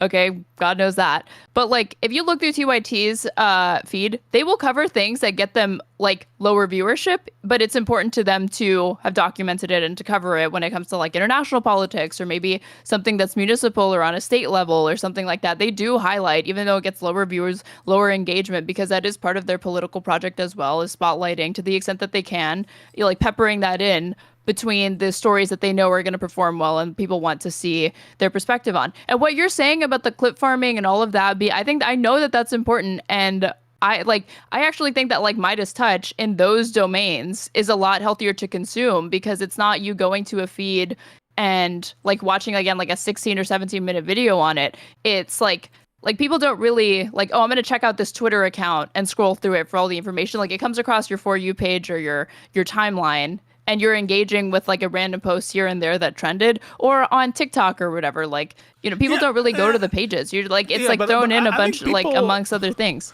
I think people have a diverse, I hope people have a diverse media diet. I think that's the best. Listen, I used to consume the Charlie Kirk Show. I consume America First with Nick Fuentes. I consume Fox News. I read the New York Times. I canceled my subscription to the Washington Post after they did a bunch of fucking like Bezos shit. So I don't do the Washington Post anymore. Or at least if I do, I find the article in other ways. But so I think it's important to have a diverse media diet. But to respond to something you just said, or I'll do a little rapid fire with you. Would you rather them be like doing a Midas Touch news feed or a CNN news feed? I would rather them be Midas Touch. Midas Touch. So CNN has like Scott. Did you know they have holy shit! Sorry. I can't hear. Sorry, I don't know where Yeah, it's. it's okay.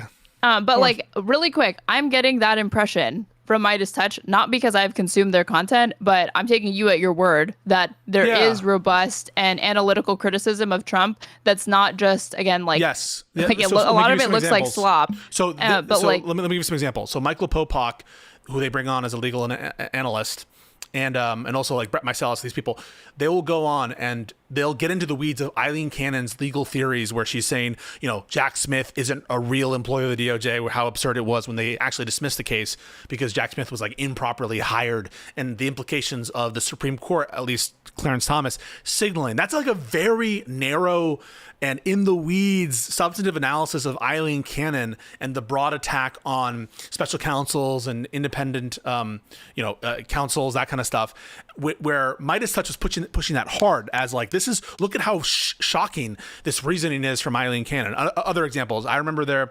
analysis of the New York case, which I thought was very well done in terms of the substantive indictment of Trump going through the Chutkin's opinions on malicious prosecution, ultimately on the immunity decision.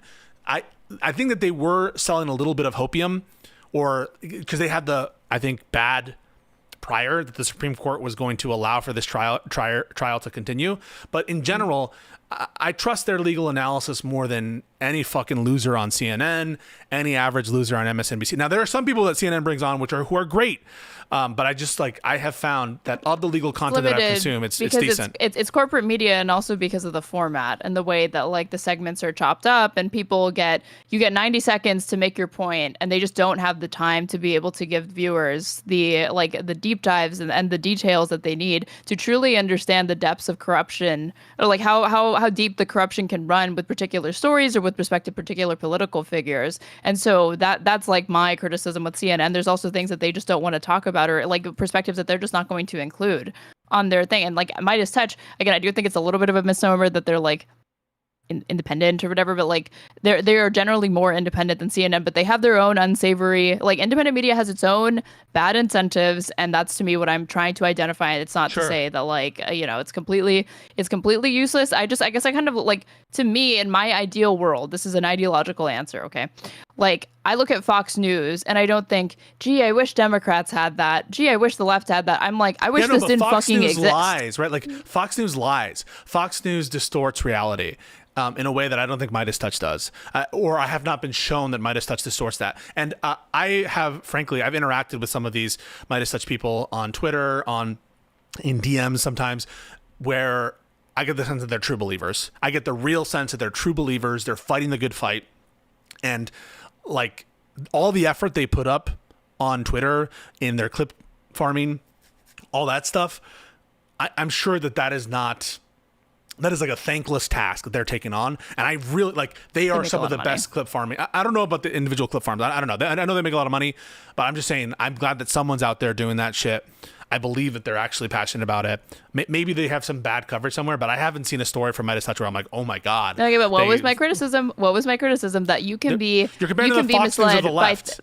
By things that are, really quick, My criticism was not that they're propagating lies. It's that you can omit critical context or you cannot cover certain things. And people can be less informed of that because, again, it's a known unknown. And for some people, it's an unknown unknown because they don't even realize that this shit is going on because this is one of the channels that they consume. And if you're in an echo chamber, a democratic one at that, you can still be less informed, even if nobody is directly lying to you or telling you a lie. Do you at least agree with that criticism? Yeah, the framing. You're asking could, right? So you're asking a could question. Could it be the case? So by could, you mean is it possible in any reality? Is that what you mean by could? Yes. Yes. That's the only concession I want to extract from you at the very least. And I'm saying, now, I don't need you to agree with me on this, but I'm saying I believe that's what's happening on this channel. And for people that are like frequent purveyors of it, or it's like a large deal of what they consume. Then the other thing is like, the comparisons between Fox News. It's not to suggest that the factuality are comparable. It's not that. Obviously, Fox News lies. They have like far more issues than Midas Touch does. I'm saying that, like, do you not see at least stylistic and superficial similarities between Fox News and what the role it occupies in our media environment and Midas Touch? No. Well, I see these similarities. And What I guess are that's where they? we disagree. What are they? That I think that for Fox News, they believe that what's good for Republicans is what's good for viewers and for the country and for their bottom line. Oh, so and for Midas Touch, wait. I'm like Fox News then. I'm like Fox News. I hadn't finished my point. Okay, I'm like Fox News. I hadn't finished my point. Okay. So I'm saying that they obviously think that what's good for Republicans is what's good for the country, and that's not always true, or good for viewers, or what makes a more informed person.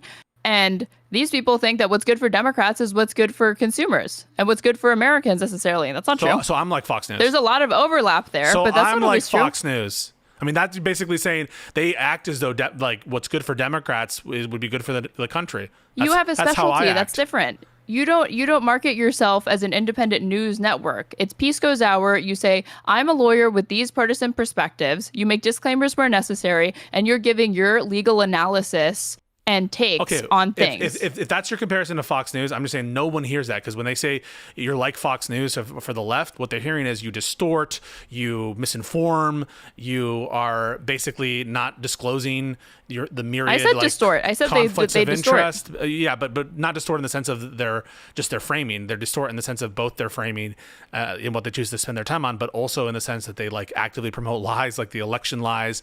They actively promote lies in numerous different contexts. They don't challenge anyone ever on the right. So, and I don't think that's the right comparison to make for Midas. That's what people hear to be the comparison. Into that, and if it's more nuanced than that, but like, hey, the same way you defended their clickbait titles, I think that if you defend their clickbait titles and you're like, wait, there's analysis that follows that framing and clickbait title that's substantive. Okay, well, if I'm throwing out there that my hot take is that they're like Blue Fox News, and then I give the analysis that I just did, I don't think anybody's under the impression that I'm trying to suggest any of what you did, which might be their first impression, but if you actually hear me out, that was not the point that I was trying to make. If you compare them Fox News in the sense that they're like partisanly slanted, yeah, but so is MSNBC in that sense. Yeah, I guess MSNBC is like Blue Fox News. That wasn't my only sense. comparison, though. Okay, but just understand that people will hear. Yeah, you're saying that their choice on what to cover is partisanly slanted, and it sounds like you're agreeing with me that framing is is important. Framing matters. That is framing such can distort. Frame it like that sets the tone for for the entry point of a conversation. But the question is, but the answer is, I agree with their framing, Aaron. Their focus is good because we should be focused on the abuses of Trump and not on the fucking bullshit that's going on Fox News. So yeah, you can say it's possible for framing to distort, but I think their framing is right on the money in the sense that I agree with their outlook, which is generally that people should be focused on this kind of shit. They should be focused on the myriad different abuses, the constitutional crisis that we're in. This is framing that I agree with and on the merits. But if your point is just that they have a framing that has the potential, or it's conceivable that it could distort, I guess I have to agree with that. What thinking person couldn't agree with that? That's just so almost by definition. I just want you. I don't expect you to like agree with me entirely. Obviously, we don't. I'm just saying, like, as long as you can admit that and concede that, then you're open to there being validity to some of my points here. Okay. So it's a more robust criticism than just what I think what you'd initially think. This is where I think that you have points. I'm not unfair. Everyone says I'm fair and balanced. I'm totally fair and balanced. This is where I think that you have some ground.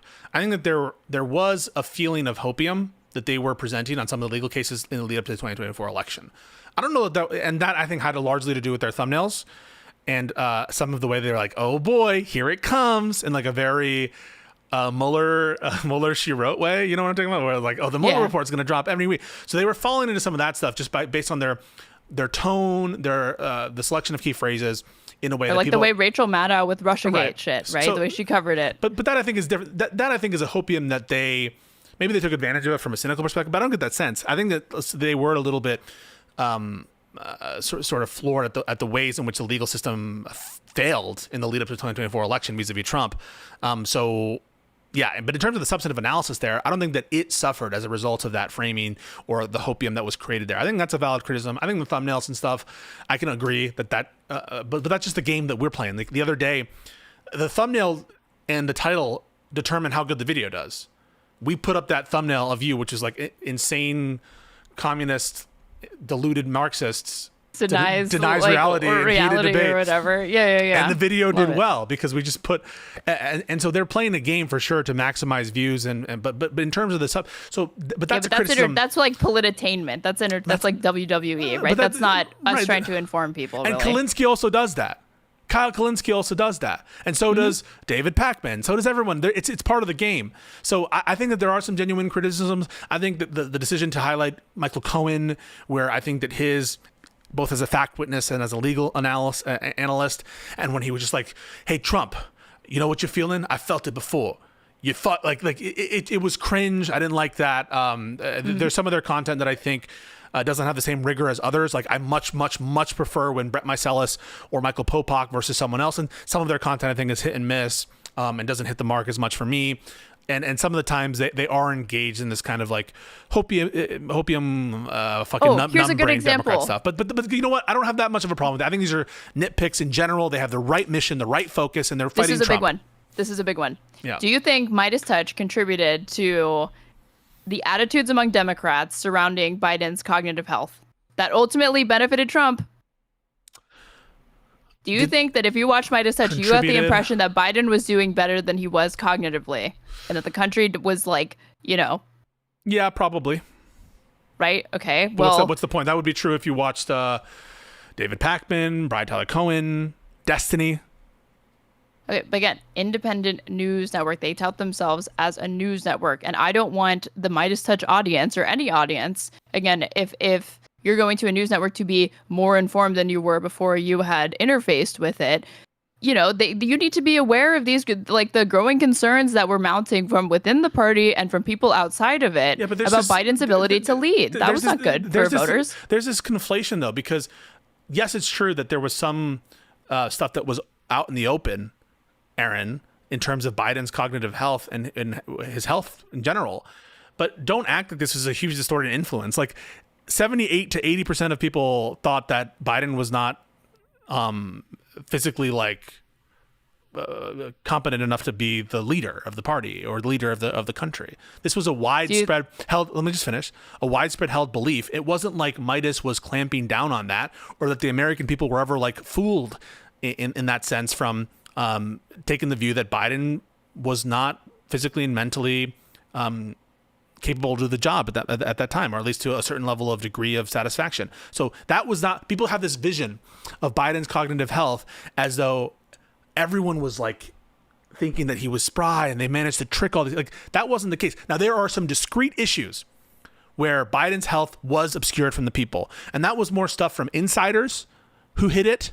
Here I'm thinking of like the 3 or 4 advisors that he kept close, and where there have been some revelations, in fact, from Jake Tapper's book. I think Jake Tapper gets a lot of deserved criticisms. I think some people go after him too hard because I think some of those are genuine revelations. And so people put that all in like the same melting pot of they hid Biden's cognitive health. No, some advisors hid the extent of cognitive health, but the American people were not fooled in the sense that they generally thought that Biden was too old to be president. That was a thought. So like, yes, Dutch audience fooled. Yeah, but they lulled into a sense of false security surrounding Biden's ability to lead. No, they weren't fooled. And in that where sense. the country's attitudes were with that, because again, I'm not convinced that they were fooled. I think Midas Touch was focusing on Trump, which was the right thing to do. In which, if you run the clock back, I think that they should have focused on Trump. They should have. And it's to the great detriment of our country that more media organizations did not focus on Trump's cognitive health. Hold on. The purpose of media, to me, especially independent media, is to hold the powerful to account. Do you agree with this? to be a check on power. I don't have this wide encompassing view of the media that they have a particular purpose that each member must adhere to. So no, I don't agree. What do you think that the purpose of media is? It depends what you mean. I asked that question in plain English. Just answer it to the best of your ability. If by purpose implies some kind of normative outlook, right? You're implying that I think that there ought to be some normative. You can do a purpose of the descriptive media. one. What is the function of the media then? If you don't want to give a normative description. When you say function, again, that is different depending on who you're talking about in the media. Media is a broad term. It's a broad generic term. I'm not going to ascribe some universal descriptive or normative function to the media. I'm just not going to do that. And it would be absurd to do it. It would be incorrect to do it. You need to be more clear. You have to clarify more. I just what is the function to I want you to make to give a description of what you think the purpose of media and journalism is, and then what a normative claim of what you think it ought to be for. Okay, so in general, I think journalists inform the public about what is happening in the world. That's their purpose, to inform the people about what is occurring. That's the function of a journalist. Media is much broader than that. It's not just to inform the populace what's going on. It's to entertain. It's to titillate. It's to get attention. So media, I think, is much more broad purpose than journalism. And you agree with that, don't you? Yes. Okay. But if we're talking about independent political news media, they are free to do all of those things. There's nothing mutually exclusive with informing your audience and having all of those features that you just outlined. I completely agree with you. But the thing that they cannot compromise on is factuality. Do we agree with that? If you're asking me now normatively what I think news organizations ought to do, right? Yeah. Okay. In terms of what I think normatively news organizations, yes, I don't think that they should ever misinform. I think that they should not give up on that goal to tell their viewers what's happening. I agree. So to me, it's a bit discrediting if I see instances of these independent news media outlets online, right? If it's discrediting if their reporting and their commentary is not. You don't have a single example of that. You don't have any example of them not having factual. Yeah, you don't. I'm gonna go. What the main criticism that we were talking about right now is I was saying, did they contribute to people's impression that Biden was more cognitively fit than he actually was, or did they contribute to the kind of climate of denial among Democrats? I mean, Ezra Klein has talked about this when he was saying that Biden ought to step aside. He said that his readers and viewership were not happy that he was making these criticisms of Biden and calling on him to step aside and have somebody else run. But by choosing, so there was an attitude among partisan Democrats that they didn't want to see that. There's an equivocation here. There's an equivocation here, which is I don't think that it's at odds to have a normative view that Trump's failings matter more. That's not necessarily lying or not upholding your whatever the normative position is of journalists or commentators to tell the truth. I don't think that you do that by focusing on the faults of other sides. I mean, that's essentially what I'm advocating for, is that left-wing liberal people should be focused on Trump and not on attacking on their own side. I mean, isn't that what you advocate for example, when you're like, hey, liberal creators shouldn't just be dogpiling on lefty newsy people, on Hassan, et cetera, et cetera. So I don't view these as being counteractive of each other. The fact that, yes, Midas Touch is going to spend way more time shitting on Trump, I don't see that as in conflict with their goal generally not to lie or distort so much that it's a lie. I think that well, again, I'm giving you now my perspective on the purpose of independent news media, and I do think that it's to inform your readers, and then and to fucking speak truth to power, hold powerful people to account, hold corporations, institutions, monetary forces, all of these things, right? Or at the very least, inform people so that they're enabled to be able to hold those people to account, right? And I think that some of these independent news media, they have incentives and things that kind of prevent them from doing that at times. Don't you agree or no? Prevent them from doing what? From informing their From everything viewers? I just said. Because again, holding truth to, when their generalities. What are the specifics? We're looking.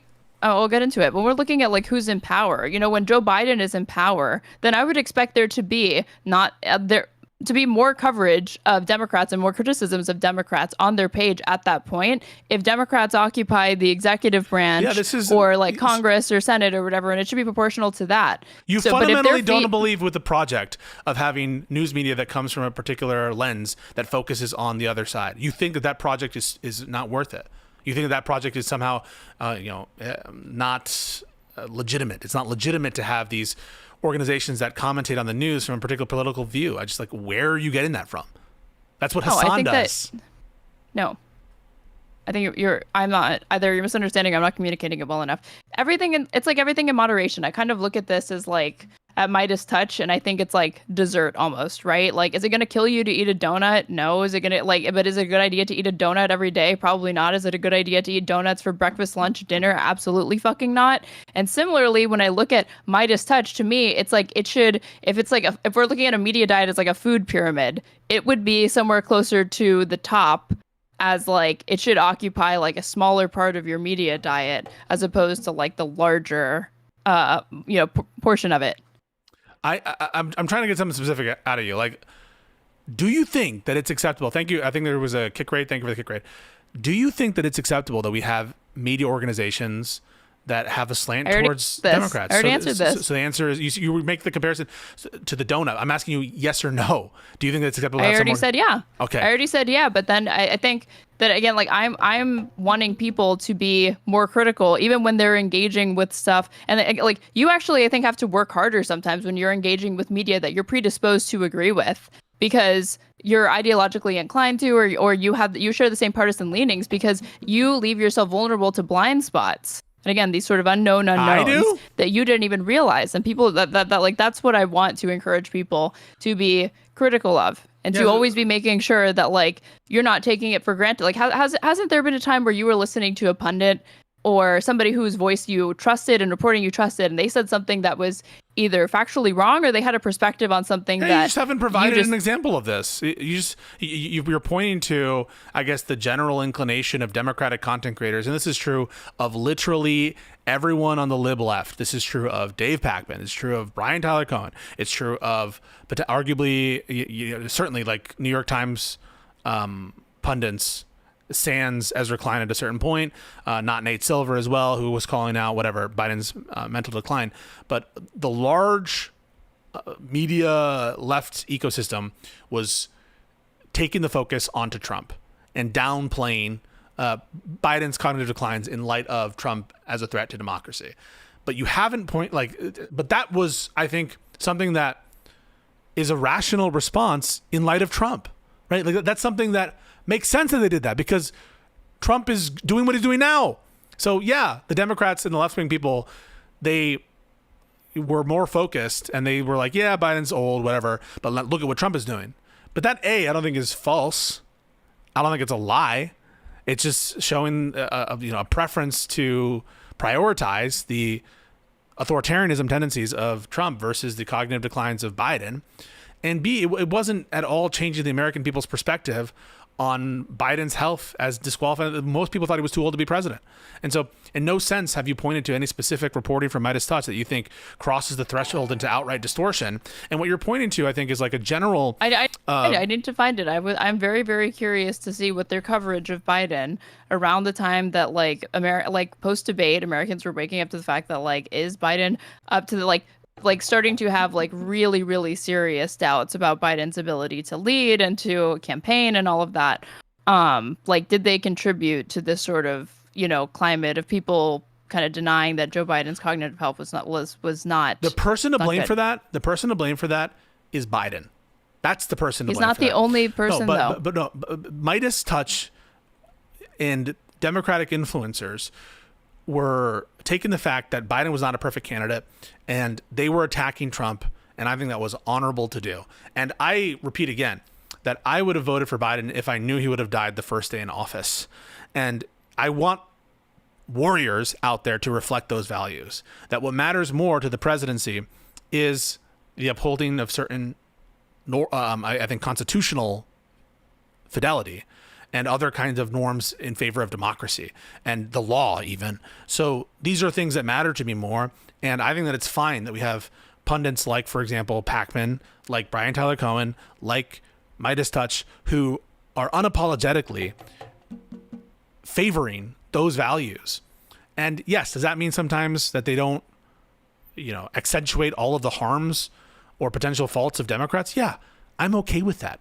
I'm okay, because guess what? I have my own fucking program, I guess now you can call it, our YouTube channel, and I can speak about what I want here, and people who want like a more real take can come here. But I'm right up against the excesses of that, though.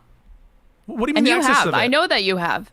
Like when these, I saw it in 2016 with Hillary Clinton. Like any criticism was seen as like helping Trump, or people started to be like, "Oh, you want Trump to win," just because people were giving valid criticisms to Hillary Clinton or the way she was conducting her campaign. Don't you think it's disingenuous when like you were trying to criticize Biden substantively on the Hunter Biden pardon and how you felt it was an abuse of power, an impeachable act, etc., and you were fielding accusations of people questioning your like whether or not you really oppose Trump, or like why are you focusing on this? Like this is not the time. Like, didn't you find that shit annoying? Didn't you think that like what I'm saying is true, and nobody should come away with the impression that I'm saying do not still vote for Joe Biden? I'm saying that this is, you ought still vote for him. You ought to oppose Trump, but this was wrong. And what I'm saying is true, and you should listen to it. Yeah, I don't think that those things are counteracting. Yes, I was annoyed by people when I said that I thought it was illegal and wrong for Biden to break the law by closing the border, or when I said it was corrupt for him to pardon his son.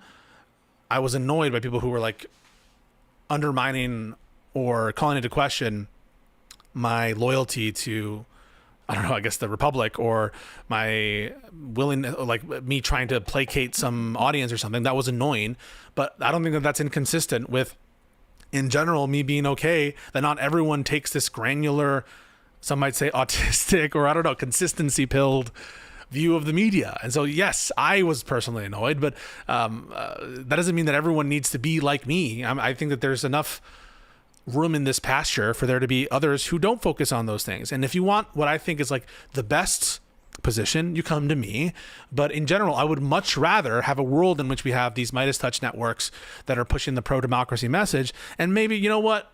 They're not spending 1 or 2 episodes being stun-locked by random chatters into defending their position against Joe Biden on a particular issue. And you know what? Maybe that's more effective. Maybe I should think and be like, I probably won't, because I'm consistency pilled, like I said. But I'm not so sure that having this kind of granular thing on every single issue is the most effective way to message and get to the best results. I think that there's plenty of room for many different types of people. And if Midas Touch is there, unless they're doing outright distortion or their framing is so off in a way they don't agree with, but I don't, like, in large part, agree with the framing of Midas Touch, as opposed to like Fox News or even CNN. Have you seen some of the CNN framing recently? Or shit, not like, recently. You think you're talking to somebody who's been a critic of CNN or since I was in Hassan, fucking high right? school. I don't agree yeah, with but I've Hassan's never framing on shit. Again, Hassan. Or, yeah, I know he's a pundit, or like, and he's a Twitch streamer. okay, but you can't. And it's not good that people view him as news figures. Are you holding Hassan in a different light than Midas Touch? No. Okay, I think you should hold him to the same standard. If you're gonna consider this like larger category of media, news figure, whatever, Hassan fits that bill. Midas Touch fits that bill. Midas Touch more corporate, no doubt.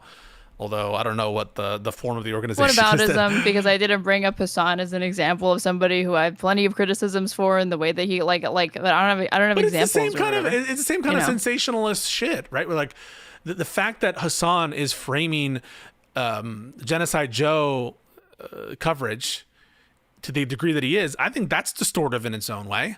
I think when Kyle Kalinske, because I think that it is undermining the threat to Gazans from Trump, and by focusing myopically on Israel-Palestine, that is distortive for your brain in terms of what the best thing is for the country. Now, you might disagree because you put, or I don't know, one of these lefties might disagree because Gaza more important than everything, but we can all take pot shots at framing, and the framing of Genocide Joe over everything. If that is what I take to be the framing, or at least the generally understood framing of Hassan, I'm not going to say that is accurate framing or non-distortive framing. Everyone has this issue. Now it's up to the viewer ultimately, and for you as someone who's to comment on these different framings and to pick which one you align with. And I'll ask this question of you: whose framing on issues do you more align with, Midas Touch or Hassan Piker? Go. watch either, but if I had to guess, probably Hassan. Okay, but that tells you a lot, because for me, it's not even close, and What it's does that Midas tell touch. you? It tells me that You just asked me to speculate about who I might agree with more, but I don't really consume either of their content, so I'm making a guess. We're talking about framings here, and I think that I could watch it, and then it turns out that I agree more with Midas Touch than Hassan. I just need to watch the stuff. Yeah. Well, how about this? Like, let me think of another example. I think recently Kyle Kalinske has been good on some of these structural democracy issues, which is why I don't want to do the comparison there. Maybe Sam Cedar. I watched Sam Cedar. I watched Minority Report. Yeah, but that's more personality based as well, and I think they're better than Hassan on that stuff. Yeah, of course. In terms of their framings. So I'm just basically trying to suggest to you that everyone has their framing preferences.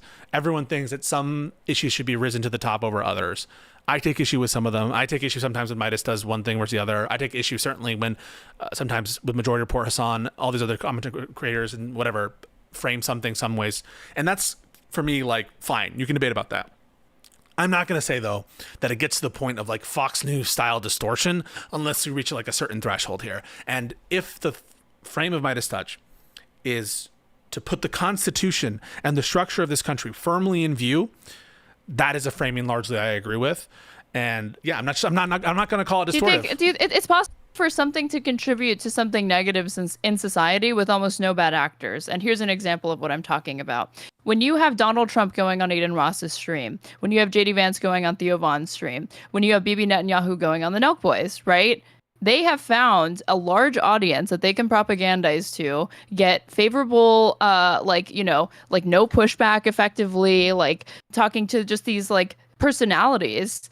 And that suffices for them doing media appearances, because then mainstream media reports on the fact that they went to these channels and they're able to evade responsibility and being confronted by journalists that are actually equipped to ask them questions about their record, to ask them harder questions than what they would field, obviously, on these podcasts. And in that respect, I do think Midas Touch does Midas Touch not interview Democrats? They do sometimes. Did they interview Joe Biden? They interviewed Joe Biden.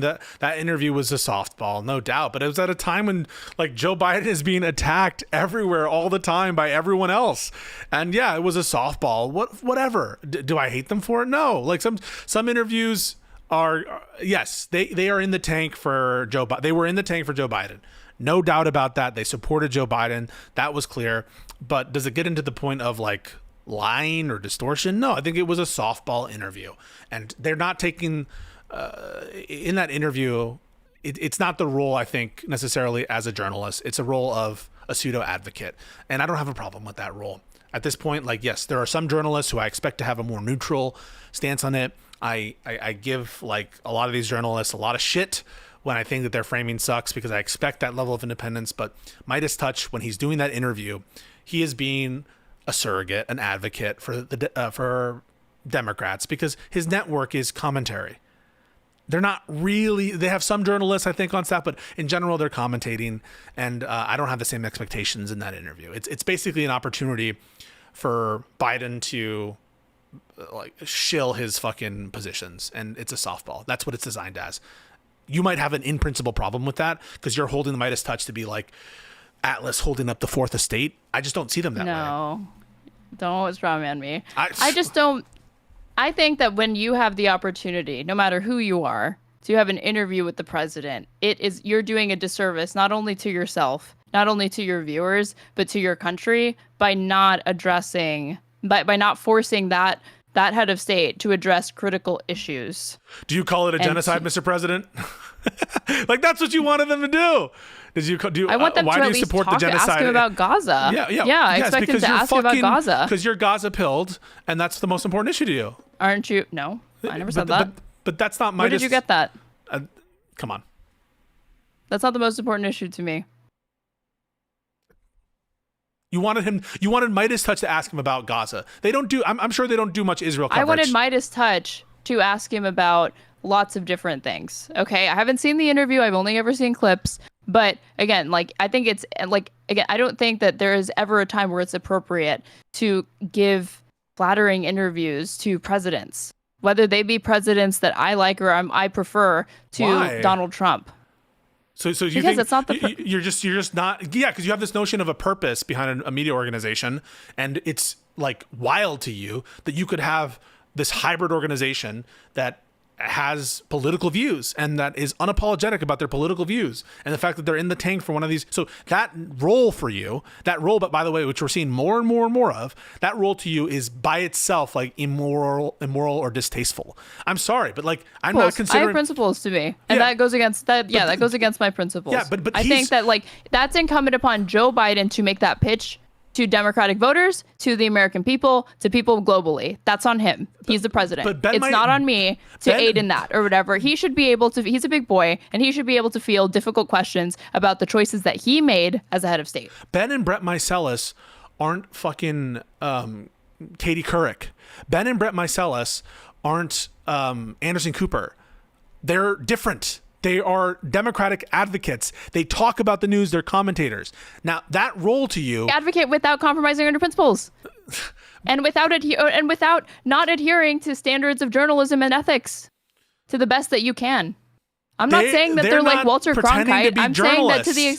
They're commentators. They're pundits. They're like fucking Alexander Hamilton. They're like not in the sense they're like Rachel Maddow. No, they are their opinion. They do opinion. They do punditry. I realize that. They're polemicists, and so they're polemicists giving a softball interview. And if you are like so offended by that, you don't have to watch it. It's a polemicist. It's a pundit. It's not Walter Cronkite. That's your example. It's not Katie Couric, and it's not fucking any one of these anchors. It's a different thing. Okay, so if it was one or the other, if the world had to be occupied exclusively by the types of journalists like Walter Cronkite or the Midas touch it like the Midas brothers of the world, who would you pick? Sorry, in a world in which it was only pundits versus only journalists. Well, yeah, Walter Cronkite types and like Katie Couric types or versus the Midas brothers types. Which one are you picking? If I have a world of just Cronkites, I'm picking a world of just Cronkites. You're giving me that choice. Why? But this is not because in general, I would take like the world of these kind of pundits to be a world in which it's much more divergent in terms of our shared reality. It's a world in which I'm able to essentially euthanize, or insulate or take away the distortive power of conservative media, which I think is much more unbalanced in favor of them. And so it neutralizes that punditry from the right.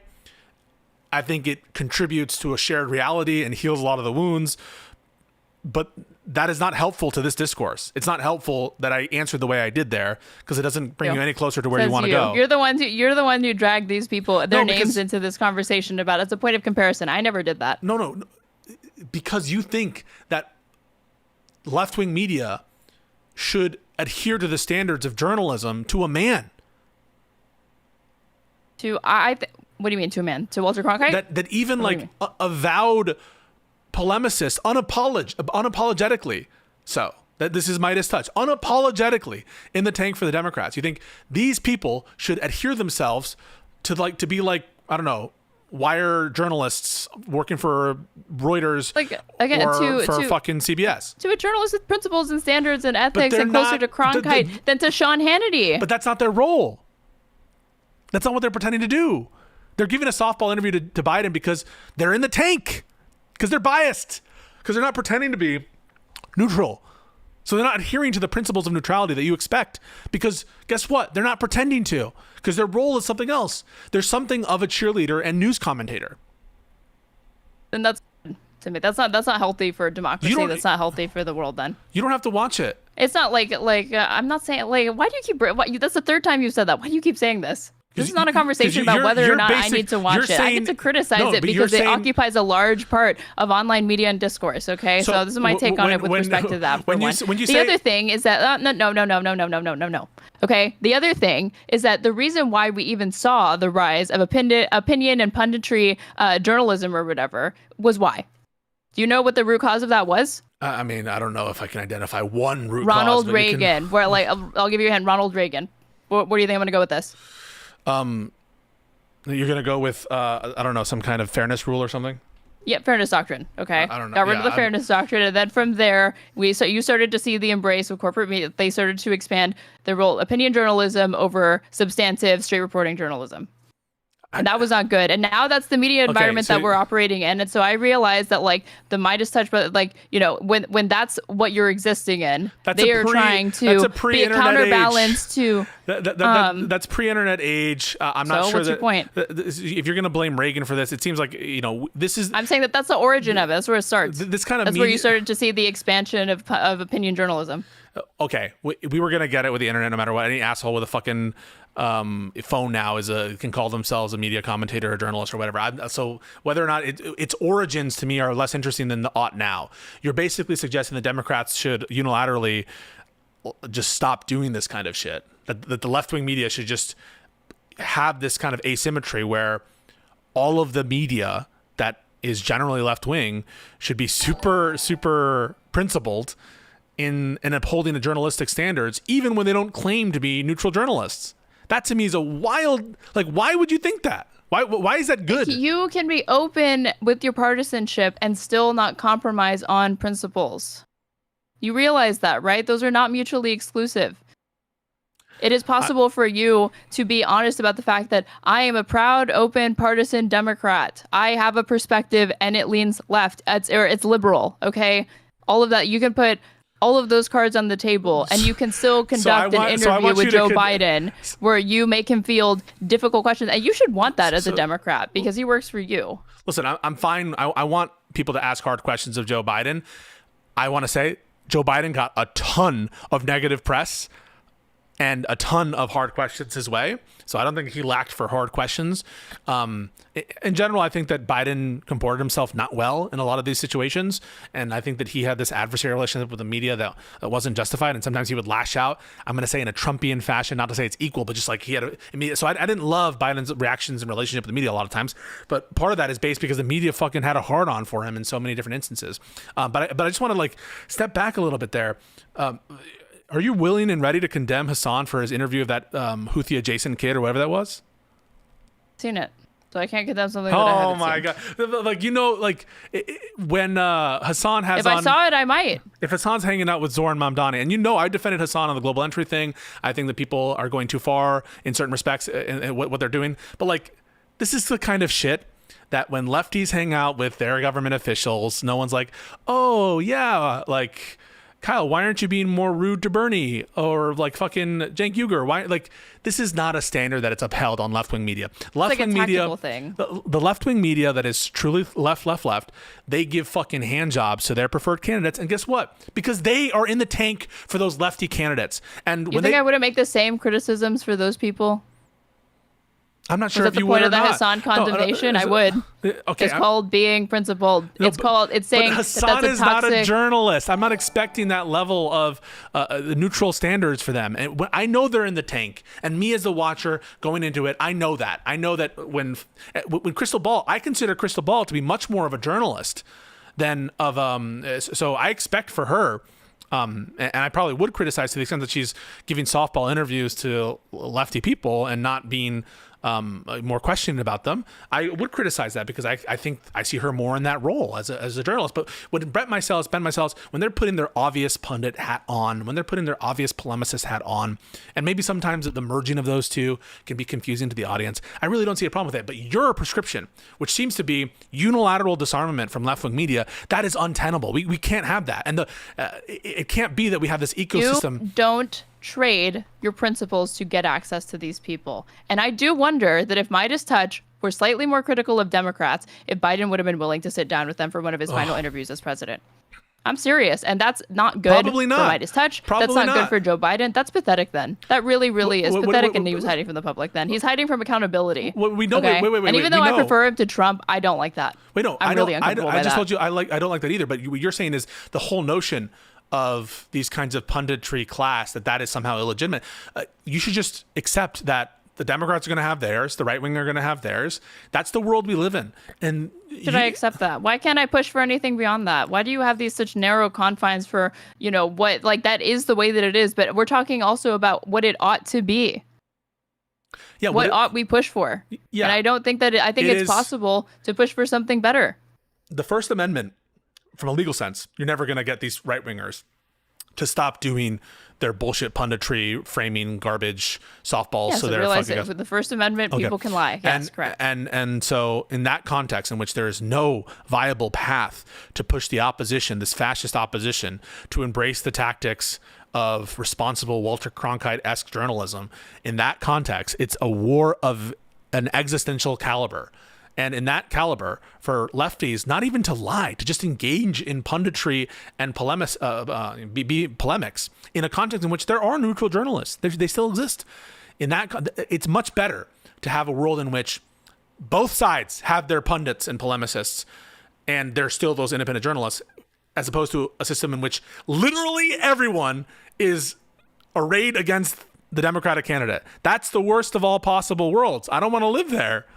We should just, if we're going to have to accept the right wing Society where the so-called independent media is not actually independent, because you're talking about how they're actually, again, they are curbing their criticisms. There's a chilling effect, and they're not willing to ask certain questions so they can continue to get access to certain Democratic politicians. Now, why are you calling yourself a news outlet? They're because then you're just an pundits. arm of the DNC, or you're an arm of the RNC if it's for Republicans, and you're a propagandist. So they're open with the fact that they're unapologetically pro one side. They're Would pundits. they ever say that we're unapologetically Democratic propagandists? No, because that's a dirty word and they know it. No, because propaganda, because what you mean by propaganda, this is the equivocation. What do you mean by propaganda? I'm saying that they What serve... do you mean by propaganda? The word propaganda. Why did you just interrupt me after you asked me a question? I'm asking you a specific question about the word propaganda. If the answer isn't Okay, to the don't word interrupt me then. Okay. So don't interrupt me then when I'm trying to answer. Okay. I can answer for you. Okay, I think that propaganda is something that tries to present itself, not always, but usually tries to present itself as objective reporting, news, fact, even though it is not. It distorts and it serves a particular agenda, whether the person who is on the receiving end of said propaganda knows it or not. So you take propaganda to be something that presents itself as neutral? I said it can and usually does, but not always. Okay, so then you're just saying that propaganda can sometimes be What's something. the point but what is of this defining game, or like what's the point? Just make your point. No, because when you say they're just Democratic propaganda, you know that the connotation of the word propaganda I didn't is say that lies. they were. I didn't say that they were. I'm saying that they like the first thing that I said is that they would never label themselves that way. You keep it to they're openly partisan, and then that was at the end of you saying we have to fight fire with fire, and you can't expect everybody to be like Walter Cronkite when you've got the right No, they dominating the wouldn't- media they sphere with wouldn't all of their lies. No, you're missing the point of why I'm doing this. They wouldn't accept your characterization that they're Democratic propagandists because of the negative connotation of the word propaganda. And if you want to back up and say, well, what you mean by propaganda is I asked something the more question, narrow. are they that? No, they would not. You asked basically, would they accept themselves as Democratic propagandists? The answer is almost certainly not, because the term propaganda has such negative connotations given its usage by Nazis and the Minister of Propaganda. And what people understand propaganda generally is like, these are lies. These are things that are distortions. That's what people mean by that version of propaganda. That's clearly what people understand when you say Democratic propaganda. And so they wouldn't accept that characterization, but they would accept the characterization that, yes, we are slanted, unapologetically so, towards pro-democracy candidates. No shit. They don't want people in the same way Charlie Kirk is a MAGA propagandist, but he would never like call himself a MAGA propagandist. Right? No, but when they're always going to shy away from calling themselves that. But you already admitted that you're like, yeah, they gave a softball interview to Joe Biden. I know they did. Right? So what's the point there? Is that not propaganda for It depends for Joe what Biden? you mean by propaganda, Aaron. That's why I asked what you meant by the term. Obviously. And so when you say propaganda, and what you mean is the notion that everyone has when they hear propaganda, which are lies, distortive, musings and distortive communications of a political nature, that's what people hear when you say propaganda. Now, if you mean propaganda to be something else, which is more similar to like a polemical view or a punditry, then I would say, yes, it was definitely propaganda in that sense. But when they hear the word propaganda and you know what you're doing, you're equivocating on the connotation and denotation of those words. You know that that's what's going on here. Tend to do that, but I am comfortable with saying, upon reflection, I'd have to see the interview because again, I've never seen this interview. But if they chose to give a softball interview to Joe Biden and they went out of their way, or I guess they omitted asking him critical questions about his record, whether it be domestic or foreign policy, abroad, any of these sorts of things. And that is functioning as propaganda. And I mean that in the negative sense, not just as polemics, but as true propaganda for the Democratic Party. And that meaning what? So propaganda meaning lying by not asking. So lying. Giving a softball interview is propaganda in the sense of you're lying and distorting reality. It's distorting. Okay. You already agreed that it's possible to distort without ever propagating a lie. Yeah, because you can lie by omission. You can lie by omission, right? So possible here means logically possible. Yes, it is logically possible to distort by framing. You said can. So when you keep saying out of curiosity, that's what it means. When Donald Trump goes on Fox News and is interviewed by Lara Trump, and she doesn't ask him a single negative question, why would you be comfortable calling that propaganda for Donald Trump? No doubt, yeah. Why? Well, one is because I think that the framing from the Fox News anchors is much more likely to be deceptive, dishonest, and manipulative. And in general, because when I say propaganda, I don't necessarily have the negative connotation in my head, and I can mean something broader than that. But it would depend on the particular question. When you call these people MAGA propagandists, that's you saying in a neutral, polemical sense they're propagandists for MAGA. Well, sometimes it is. I'm being honest. Sometimes it is, but oftentimes it means because I think that they're liars, and they lie by omission and by what they say. So usually, when I call them MAGA propagandists chills, I oftentimes am saying that they are liars. Yes. Like when I saw the Sean Hannity JD Vance interview, I believe this was after Putin came to the United States. Like the way that the shiftiness and the reason it's distortive is because he's asking Vance a bunch of softball questions. Vance gives an answer, and then there's no follow-up questions, or to the extent that there were follow-up questions, it was to aid Vance. It was never to actually press him or give him any sort of critical pushback at any point. Yeah, so depending on what the questions are, they could be propaganda in the sense of punditry, in the sense of these political communications, or it could be propaganda. It depends on the question, in that you are allowing for this kind of distortive framing, this kind of lie framing. But I don't necessarily think that what's going on with Midas Touch is to that level. The softball interview that I saw them is just asking questions about his policies, about the other side. We can watch it together if you'd like. Why don't we pull it up? Why not? Oh my God. Yeah.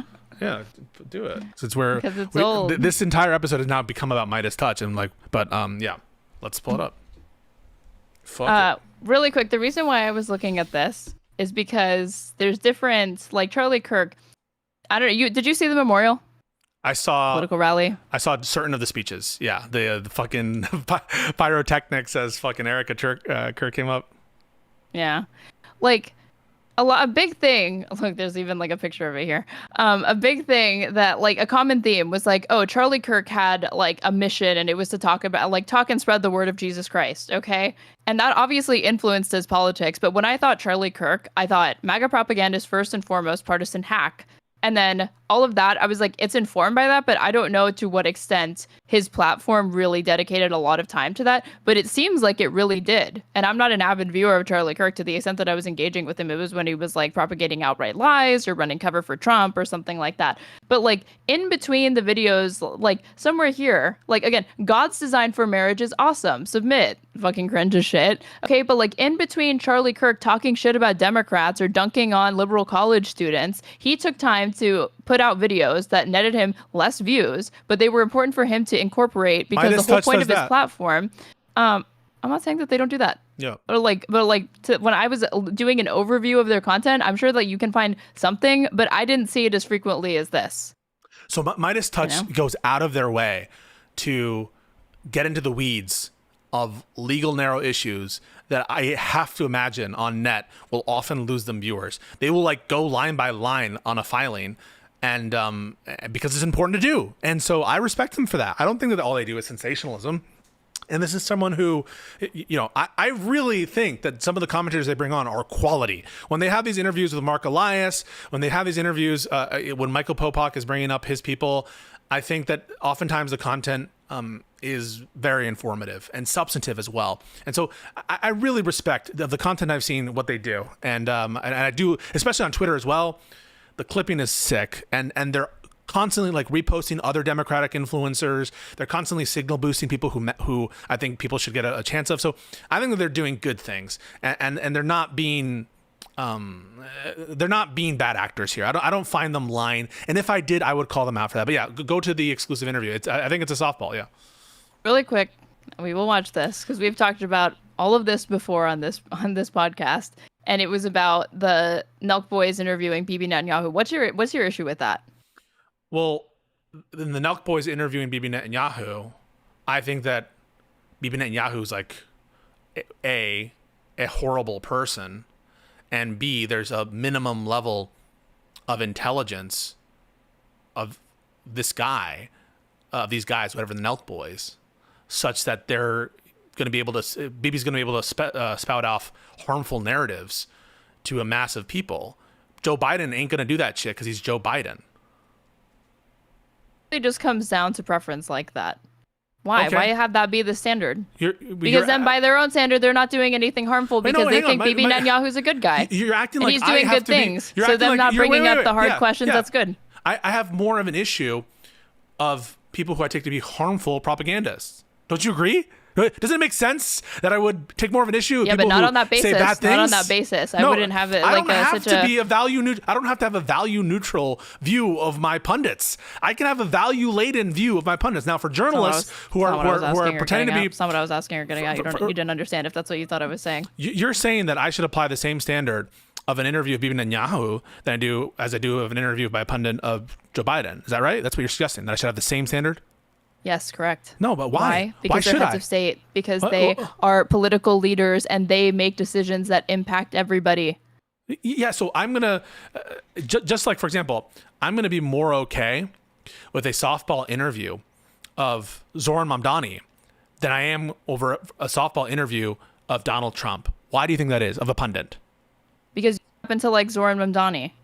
Because my intuition as someone who lives in the real world and cares about results is Donald Trump is doing horrible things.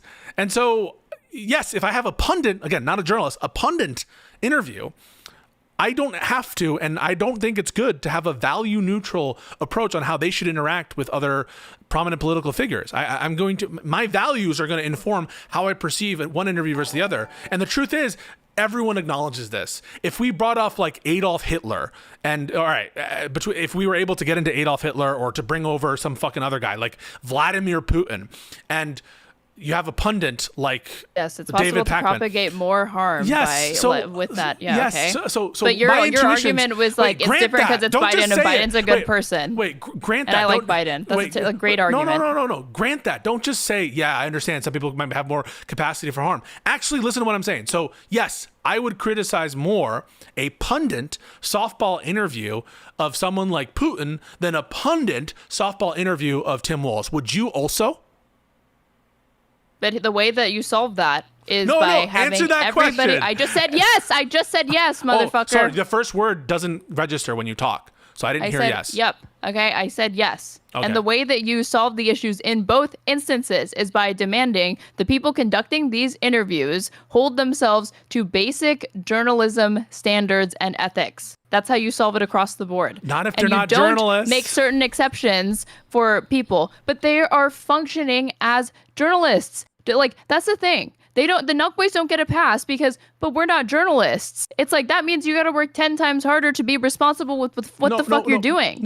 Or not do it at all. I think pundits also have ethical responsibilities. They're just different. And those ethical responsibilities for pundits, I think, are not value neutral. I think they have to do with my intuitions of the harm they might cause. And so, yes, I don't believe in no standards for pundits. I just don't view the same kind of neutrality standard for pundits as I would for, concrete journalists. And so, yes, I'm not saying that you can just say, I'm not a journalist, and say I have no standards, therefore. I just think that the standard of neutrality isn't as applicable to these pundits and polemicists as it is to journalists. You understand that? I think it was unfair that, so Trump won't go on CNN, right? Yeah. Won't go on CNN. So, but the first interview that Dana Bash did with Kamala Harris and Tim Walz, she's bringing up, to the extent that they can, she's pushing back on Tim Walz, and she has to, because Tim Walz just doesn't have that many scandals. She's literally having to reach as far back as you had a DUI once, and you also said that you were in Tiananmen Square or whatever the fuck. Yeah, that was a ridiculous exercise that we had to all sit through, and that's an example where like, holy shit, this is where this fake both sides-ism gets you. Even among journalists who are moderating the debate, where we all have to sit around and pretend that Tim Walz about like when he got into China or whether he was considered active duty or he was in a combat zone or whatever the fuck the stupid scandal was. On journalists to not ask it and not on them to not lie. All I'm saying is, sorry, that is not responsive to what I'm talking about. You're like, it's the same thing you guys do with the fucking voting. It is not at all responsive. It is not responsive. So you're saying like it's on them not to lie in the first place. Of course they have some responsibility not to lie or whatever in the first place. No, that is not responsive to what I'm talking about. Dude, listen. Because you'd rather, in your perfect world, in your perfect world, Dana Bash would not ask that question. In my perfect, I'm not sure. I think that Walz should have been prepared for it, and I think you should expect, negative questions from both sides. It's on him. He's the one that was running for office, so it's on him. I might give Dana Bash a pass because she's supposed to be running some fucking thing. But like, imagine applying that standard to pundits who are not even pretending to be objective, neutral journalists in the context of a debate of president. Like, that is just so beyond the pale that I would apply that standard to fucking Hassan, one that he's never going to, or to fucking Destiny. It seemed like you were with the Houthi kid by asking me, do you condemn his interview with the Houthi kid? And as far as I know, that kid's not even a Houthi. No, because what I'm saying, I'm trying to apply your standard to you. Like, I'm not that offended when Hassan does these fucking softball interviews for, I don't know, a lefty candidate or a softball interview, because like, he's not a fucking independent journalist, and I don't view him as such. And he's a pundit. He's a polemicist, and you know what? I don't even think he would deny it. He admits he's a propagandist in the sense of propagandizing for his political view. In the neutral sense that you were talking about. Yes. The polemicist, so I don't even think he would reject that label. And so I'm not going around. You might see other people being like, oh my God, he gave a softball interview. Do you see me doing that? No, because I understand his role. Well, I didn't know where you were coming from with that question. No, because I haven't freaked out. You asked me, do you condemn it? You asked me, do I condemn it? So that led me to think that maybe you didn't like it or something. That's an internal critique of your view. Okay, if that's what your angle was with that question or whatever, it was lost to me. Now the reason, just to be clear, if he had done that interview of like Osama bin Laden, then I think even the rules of like normal punditry, it's the same kind of Netanyahu stuff. This kid, I don't view in the same. He's just a pundit. I've already explained this to you, and you're going to tell me, don't respond to the substance. I want you to respond if you heard me say this. So the only thing I'm asking right now is if you heard me say this. Did you hear me say that just because pundits aren't, I don't think that they should have the same neutrality standards. Sorry, journalists shouldn't have the same neutrality standards. Doesn't mean they should have no standards whatsoever. The only question is, did you hear me say that? Yep. Okay, so then why did you just bring up this like, I thought as a journalist I had no standards. Surely you heard me when I said there are some standards. I'm making you argue against yourself for once, and you fucking hate that for one. And for two, the other government's thing about to shut down. Is that like the other thing is what? The government. We have to talk about the government shutdown when it shut down at 12 o'clock. Just heads up. In 3 minutes. Yeah. 3 minutes to midnight. The thing is like I'm trying to see like where the threshold kicks in, because again, there's Yemeni teenager, there's Joe Biden, then there's Osama bin Laden, right? Yeah, or maybe Netanyahu. Like it's all on a scale. It's all a spectrum, right? And I'm trying to see like where it kicks in for you. And to me, it's just easier if we I don't think that there's any harm really in trying to demand like always demanding like the best, like asking people to the best that they can adhere to these standards of journalism, even if they're not. Attempt to make a good faith effort to try to do it. Then the far left has a lot of work to do. Because they have these softball interviews with their pundits. They have that all the time. I already said that I have heat for that as well. Okay. I'm consistent on it. I think I'm consistent as well. That's the way that you solve that. I think there are certain thresholds for and again, if these people pundits want to hold elected office, then they should be able to field these sorts of questions. Like, here's an example of something that pissed me off to learn. Did you know, like, there's a photo of President Obama shaking hands with Louis Farrakhan. Have you ever seen this photo? I'm sure I haven't seen the photo, but I've heard of the connection. Okay. That journalist admitted that they made the decision to withhold the release of that photo because they didn't want to jeopardize Obama. They don't want to cause a scandal and jeopardize Obama's chances at the White House. And I resent that journalist for making that decision, because that is in the public interest to know. And that's on President Obama to not take pictures or associate with those figures. And it's not incumbent upon that journalist. Here's a question for you. If a journalist did that, fine, I understand. If we're going to inner circle to outer circle, if a Democratic insider took that picture, and they chose not to release it, you're fine with that, right? No.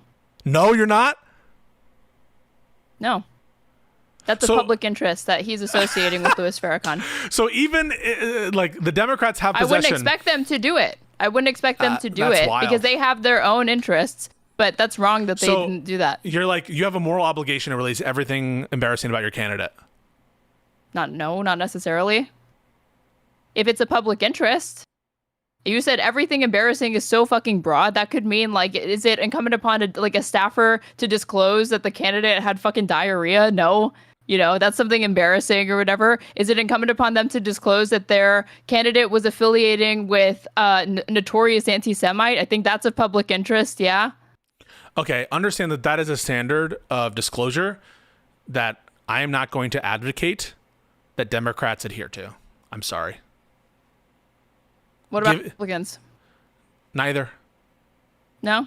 I'll call them out for their embarrassing shit and they try to hide it, but I'm not going to sit here and say and pretend that I want like the Democratic Party to be preemptively releasing all of like or any sufficiently, I don't know what you would say your standard is, newsworthy disclosures that might embarrass their candidate when the Republicans are not doing that. I mean, do you really think that in the context of that environment where we have like active government conspiracies to cover up massive corruption, that the Democrats should be preemptively releasing things that don't even amount to crimes and or that are just necessarily like embarrassing?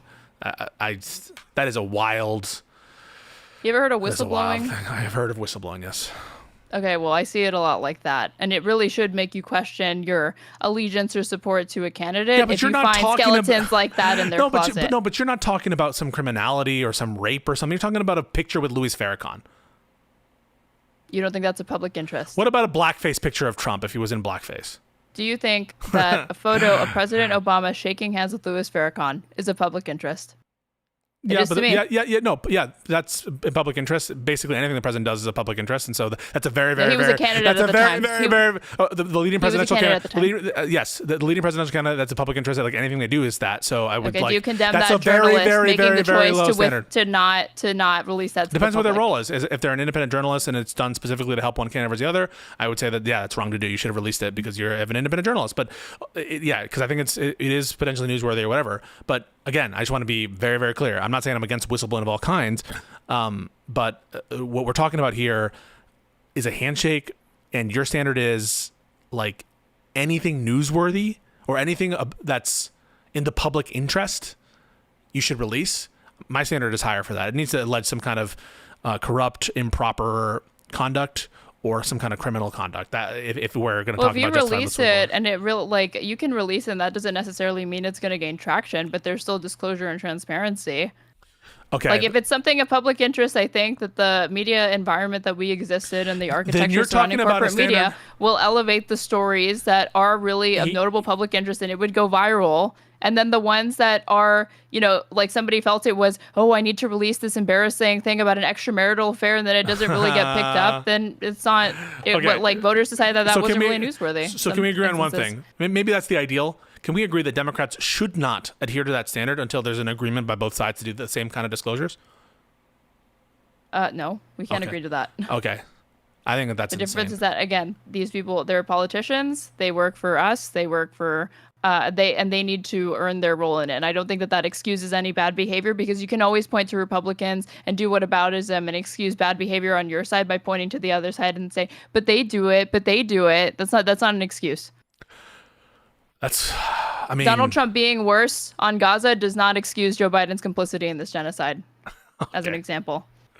Okay, you're laughing at that. I'm dead serious. No. So I don't understand why you are conflating various positions on this international conflict in Gaza, which is with what we're talking about here, which is some sort of standard of integrity among pundits, journalists, and insiders to disclose things that are not like substantive violations or things that are just embarrassing for a candidate about he shook hands with a bad person. I expect politicians and candidates and their teams to attempt to maximize, to make their candidate look as good as possible, and that's their prerogative. And my prerogative as a voter is to find out everything that I can about a candidate to make an informed decision, before I throw my support behind them. Okay, and there's a tension there that I think is good for democracy, and I don't need to be cheerleading cheerleading it because they're already going to do it. So I don't need to encourage it, and neither do you. What you're describing is a unilateral disarmament, the likes of which I think is preposterous. That has That's fine. You can disagree with me on that. For which I think your standards are preposterous. No. Sorry, I just want to finish what I'm saying. Or lack thereof. I think that your standard here, which includes not just criminality, substantive immorality, things like that, but it goes to the extent of embarrassing photographs with people who have bad views, like Louis Farrakhan, even though there's no accusation that Obama is a member of the Nation of Islam, no accusation that Obama is himself a Muslim, anything like that, or is himself anti-Semitic or anything like that. So your standard, I think, is so preposterous, for which there is no historical antecedent, and it amounts to a unilateral disarmament that is effectively one of the stupidest things I've ever heard. But let's talk about the shutdown. And I think that you have you lack principles in this respect. How is that? And you're completely How fine. is- Oh, how is sorry. that Oh, lacking sorry. So you principles? just get to lay out how sorry. Go ahead. I have the most disgusting, egregious. That's fucking ridiculous. But I'm like, yeah, you lack principles Sorry, and go you're fucking ahead. My spineless, bad. and you're like a tool for Dems, and you're like, oh, whoa, right, go what the for it. fuck? Okay, Yeah, do your so first- apparently only yeah. you get to do No, your go little for it, villain go for speech, it. and I don't get to do it. do your No. Do your No, villain you can't speech. take it. No, you can't take it. You I can can't take take Your it. ego can't take it. No, I can your take ego it. can't take it. I can take it. Go for No, it. you're just doing it now to humor me. I wouldn't I'm want to put you in not. that position. No, You've been no, talking you're too shit this sensitive. whole No, you time. can't. No, I don't know. I don't Do you think I'm want too to? Do we want sensitive. to watch President Biden exclusive interview with Midas Touch? Can we talk about the shutdown for a second? Sure. Let's talk about the shutdown. Any thoughts on the shutdown? The Democrats really should have just given in to the Republicans, because we should have this. Sorry. I don't know. It's midnight. The government just shut down. This is Chuck Schumer's statement. Ready? Only Here. on Just Press Play, you guys.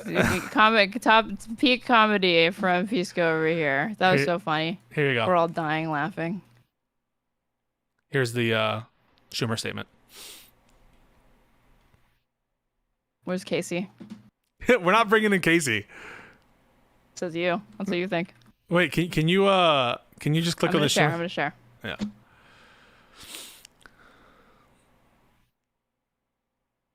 Chuck Schumer. It's midnight. That means the Republican shutdown has just begun because they wouldn't protect Americans' healthcare. let's We're hear gonna him. keep fighting for the American people. Oh my God. Yeah, this is gonna be awesome. I'm so excited. Casey's about to bust a nut. Yeah.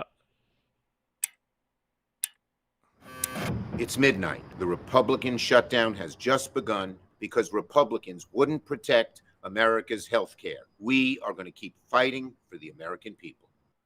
That's a good statement. Hey, credit where credit is due. Brief. The bar is in hell. The bar is in fucking hell. I cannot believe you just fucking phrased that. I thought that was a decent statement. Kept it short and sweet. Yeah, the bar is in hell. Yeah, I mean, I it think is. Do you want to listen to Casey's just going to yell at you and call you slurs and shit, so I don't think this is good. But if you want to have that content, we No, can. that's your job in today's episode, so I wouldn't want to take I the didn't- when spotlight did I away call from a you. slur? When I did I wouldn't call want you to a take the slur? spotlight away from you. So I saw this earlier today. There are people saying that, like, oh, they got to be careful. Like, the Democrats should not have allowed the government to shut down because they're going to get blamed by voters. But polling data suggests that that's actually not true. So this says, in each of the 6 publicly released national polls asking voters who they'd blame for a government shutdown, Republicans get more of the blame by double-digit margins. The average shows Republicans get more of the blame by around 15 points. Yeah, And so when you look at this is why I thought Schumer was so weak in March, and why both people like lefties and I think resistance libs were screaming at the top of our lungs. And I was like a little mad at IRI that he was downplaying this a little bit on one of our previous episodes, because this was polling that is consistent for the previous time period. We wasted a bunch of time when we could have had this fight earlier, when I think it would have been more advantageous for Democrats than we are now. But sorry, go ahead.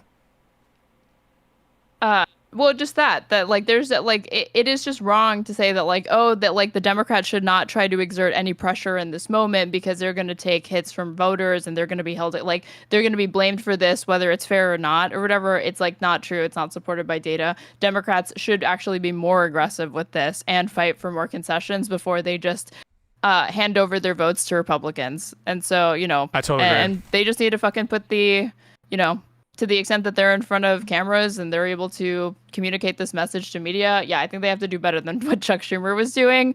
Because you're wasting time. Like, you get people's attention and that's all you fucking say. Give me a break. He should have said a lot fucking more than just that. No, I You think should, like, I like that statement. how is that the only thing that he has to say? But at this point, someone like Schumer is just damage control. It's like, yeah, shut the fuck up, dude. Because the more he talks, the worse it the worse it gets, That's right? why I like it. I don't think Schumer's an effective communicator. Polemicist. But it seemed like Propagandist. appropriately somber. You think I'm a propagandist right now? No, I said Schumer. I said Oh. Schumer. You're saying I don't think he's a good communicator, and I said a good polemicist, and I said a good Propagandist. propagandist. Well, yeah, he is doing polemic. He is doing propaganda. He's a We politician. will Yeah. win. That's him doing polemics, right? I'm not trying to repair my relationship by praising Schumer. I just think the statement's fine. I think it's a bad Repair statement. your relationship with who? With Schumer, I'm calling on Schumer to step down You as have a leader. relationship with Schumer? I also never had a relationship with Schumer. I called him one You time. you just said you have a relationship with Schumer. No, What's I that was like? reading from Casey J's comment. Oh, okay, Jesus okay. Christ. We will win. I just sent you, this is from hours ago, though. Governor Newsom's press office did some attack on JD. I haven't seen it yet, but people say that it's a thing that happened. It's one of the things that happened today. JD Vance memes. Yeah, I don't have a problem with what Schumer said. I think it's fine. Okay. Oh, this is AI. This is AI. Poor remember? JD. His What sweet the beloved fuck? couch now costs more than the tariffs. JD Vance, and we've got a special episode for you today. Some artifacts shape nations, others shape desires, few shape both. The Chesterfield couch is one of them. Commissioned by Lord Philip Stanhope, the 4th Earl of Chesterfield, this sofa was designed for posture, elegance, and control. Deep button tufting, rolled arms, This is a weird. back and sides of equal height. A design that like did not everything merely that Newsom support the does? body, but contained it. Once reserved for aristocrats, the Chesterfield spread into libraries, parlors, and now living rooms worldwide. But its allure has never diminished. There are rumors that I once had an encounter with a Chesterfield. People exaggerate, twist the truth. But when you sit on one, you understand where such stories come from. The Chesterfield isn't just furniture, Huh? it's an experience, and some of us know that a little too well. Thank you for watching A History of Couch. This is so Oh my online. god, This that is was so a online. minute. That was the longest minute of my life. I don't think that was good. If I had a minute left to live, I would watch this video because it felt like hours getting to the end of that. That was so long. People say basis fuck, says Casey J. Nobody's actually watching it all the way through. They're just What did they mindlessly say? clicking like. What did they say? They're making their own memes. Better memes. Oh wait, I don't know if that's copyright. Meme folders. The replies are gonna be The better. replies are actually way better. God, this is such boomer shit. The Jesus Christ. Dude, all this AI slop. wait, go back. What the fuck is It's this? such an it's No, such an down, ick that you're down. laughing at this. No, that face. Of course you find this shit funny. I You're didn't- like a boomer on Facebook. You're literally you're laughing and Why you're are gonna you tell so me to mad? my Wait, face you don't wait. find it funny. So you're mad about the way the Midas debate went, and so now you're taking it out on me by calling me a boomer. You're projecting No, I mean I so thi- hard by saying that. You're like pissed at me because I talk shit about your Midas touch take, and now you can't let it go. You don't think that I would be saying, ew, the fact that you're laughing at AI slop from fucking Democrats? You just admitted that video that we watched was absolutely fucking cringe. Yes, I did. So I have no problem. Okay, and so you're like laughing like a fool looking at these fucking face. replies. You don't think that a face can be funny? Have you no joy or whimsy in your life? Oh my god, yeah. Okay, if I don't find this particular AI slop meme funny, then I'm a humorless bitch, right? I didn't say that. Those are your words, not mine. Yeah. That's what you're thinking though. I'm not thinking that. I just think that you're lacking some whimsy because of the fiery nature of our previous discussion. Okay, I want you to look at this, or like I wanted to look at this article here. Mm-hmm.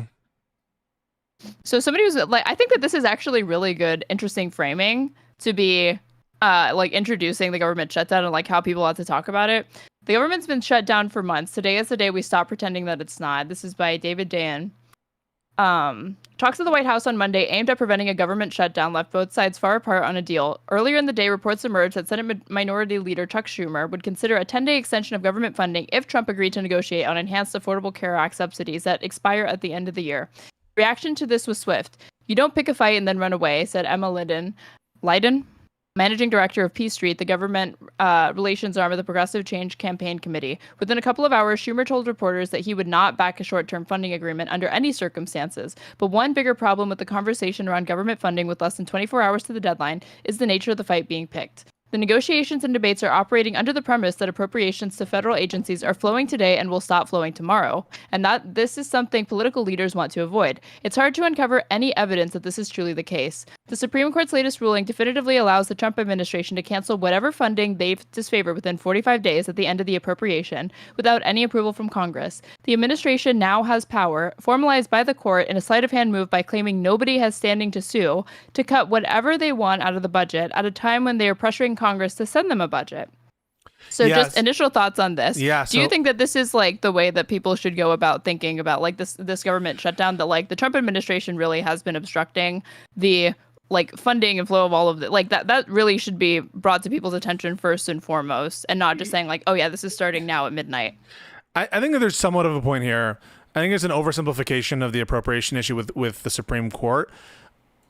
In that, I don't even know that it's necessarily like a wrong analysis. The Supreme Court is like doing this kind of weird standing thing on the Impoundment Control Act, which I think is totally bonkers and directly contradicted by the statute itself.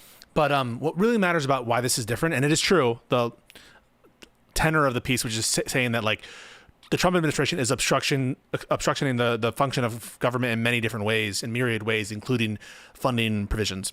But the ways in which this is different is that it directly affects like salaries of people. So it's not. Well, they talk about that. They talk Yeah. about that in this piece. Yeah, go for it.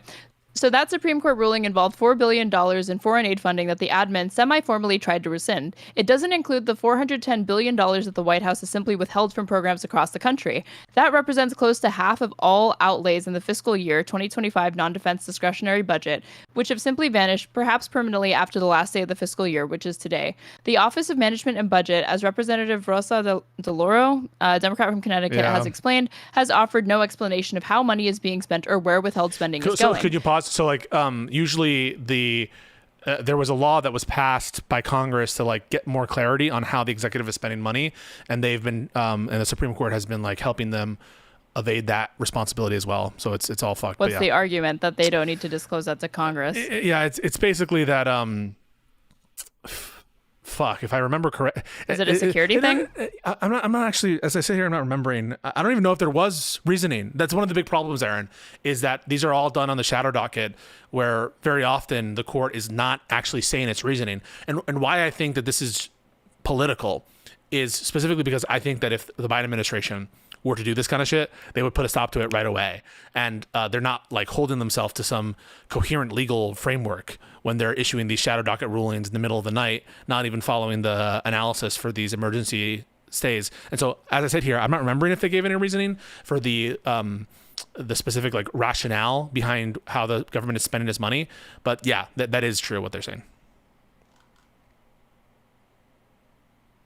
Percent of the federal workforce has been terminated. Last week, we heard threats from OMB Director Russ Vought that a shutdown will really allow the Office of Management and Budget to fire workers. A shutdown provides no actual legal authority to fire federal employees, but then again, there was no legal authority to rescind or withhold Correct. appropriated spending without congressional approval, or put workers on extended administrative leave, as they did with the unauthorized buyout back in January. Right. As Daniel Schuman points out, Vought presented guidance to agencies in February that they should prepare for mass layoffs by today, September 30th. Any allegedly shutdown-induced mass layoff, quote unquote, should be seen as the continuation of an existing plan that has been public for 7 months. The larger point is that the government is already shut down and has been for several months, as the Trump administration initiated an assault on this system of government. Activities deemed quote unquote essential by the president, stalking immigrants, lobbing missiles at Iran, etc., have gone on. But activities purported to conflict with the president's policies, regardless of whether they have been authorized by the lawmaking body of the United States, have been stopped, interrupted only by occasional federal courts telling the president that doing so is illegal, which the Supreme Court subsequently brushes aside.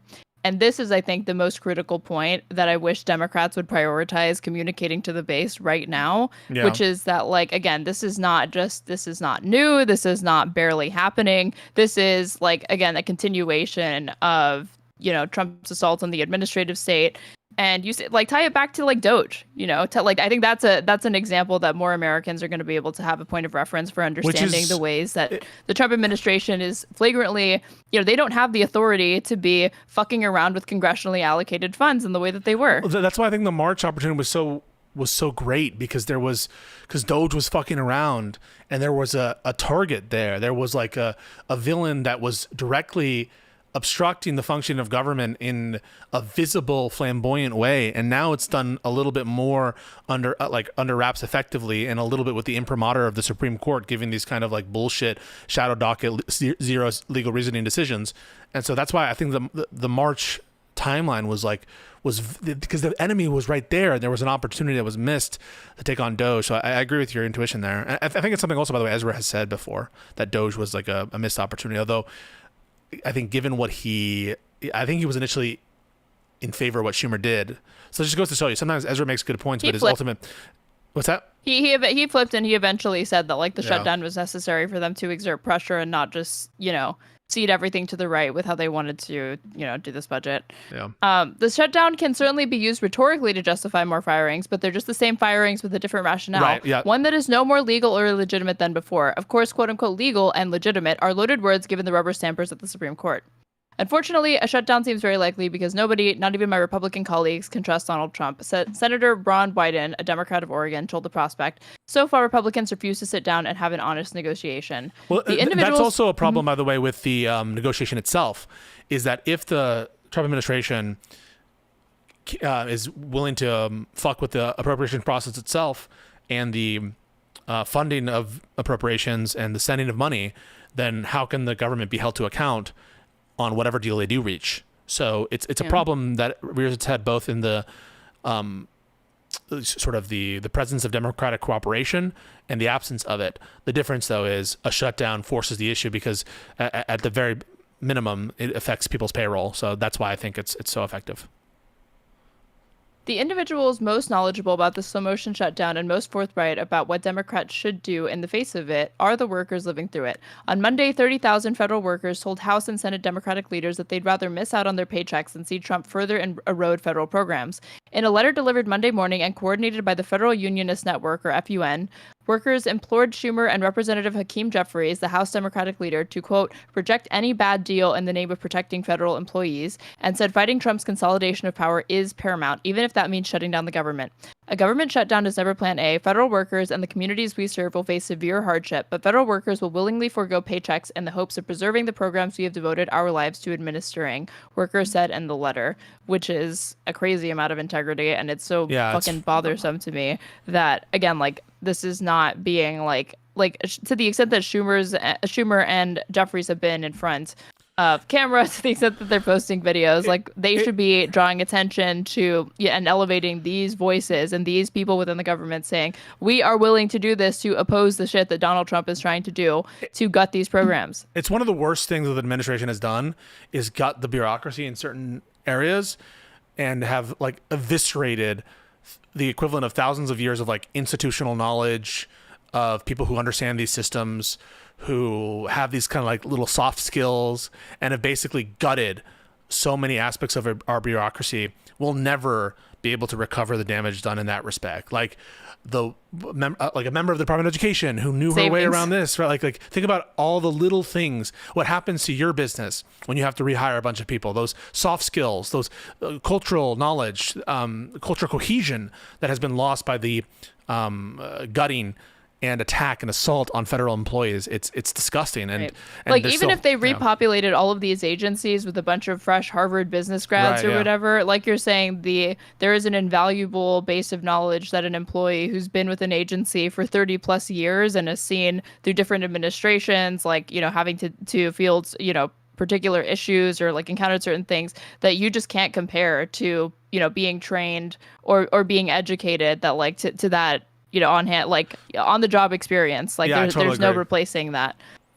And it's not something that can even be incorporated into worker training. It's like, until you encounter an issue like that, it's going to be very, very difficult to explain to people like the novel ways and solutions that you have to come up with to be able to, get your job done, even in the face of like, whatever an administration throws at you. The letter, which agreed that the government is functionally shut down, outlined the unprecedented harms Americans are already experiencing from Trump's deadly funding cuts, including to Social Security and the Department of Veterans Affairs, and from Trump's attacks on independent science and data, agency closures without congressional input, and the decimation of labor.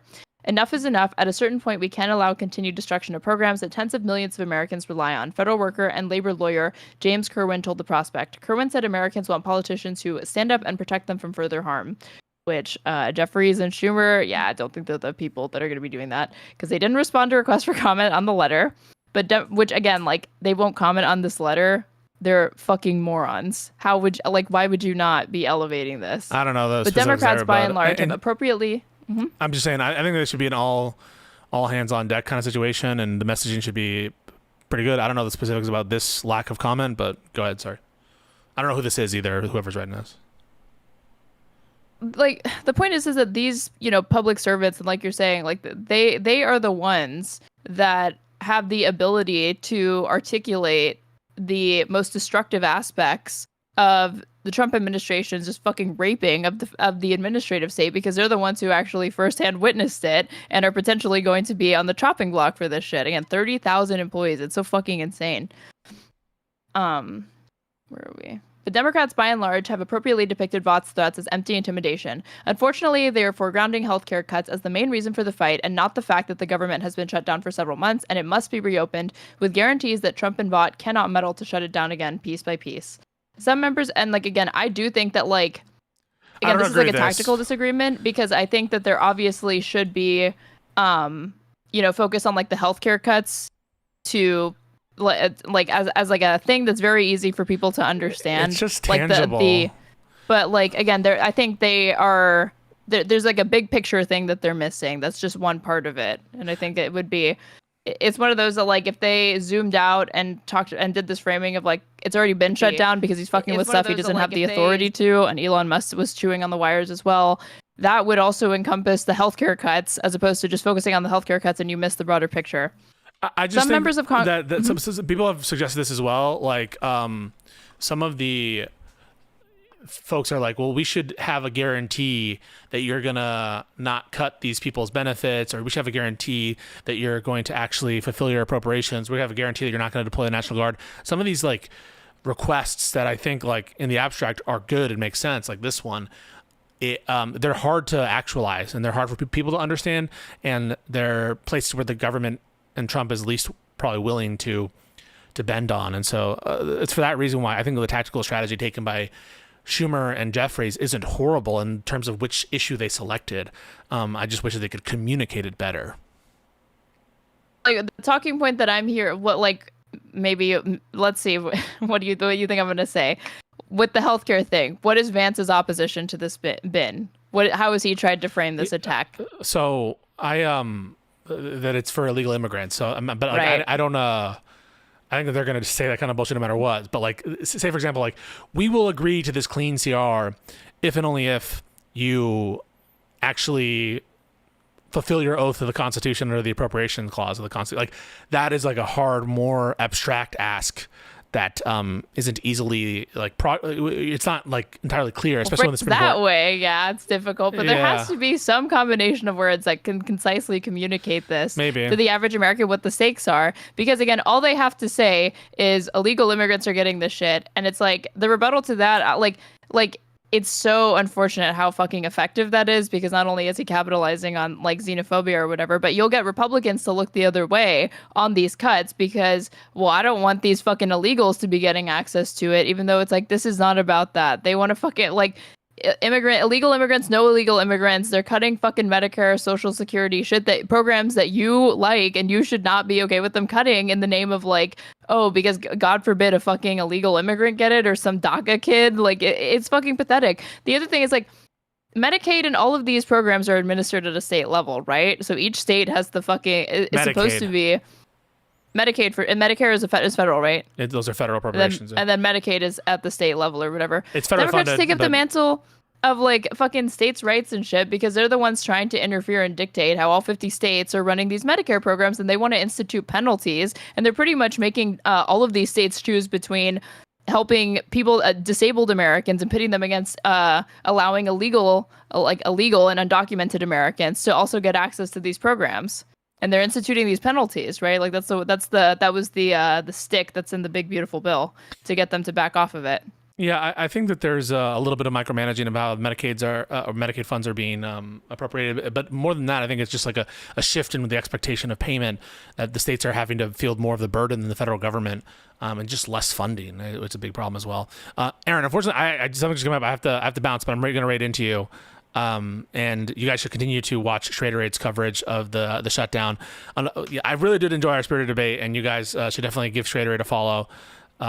Because her content is worth watching. Hell, I even tune in sometimes. And yeah, so thank you guys for watching. Unfortunately, got to bounce. Sorry it was so abrupt, but yeah, much love to all of you guys, and I'm rated into Aaron. Aaron, thank you so much. Hang on. Raiders, get ready. And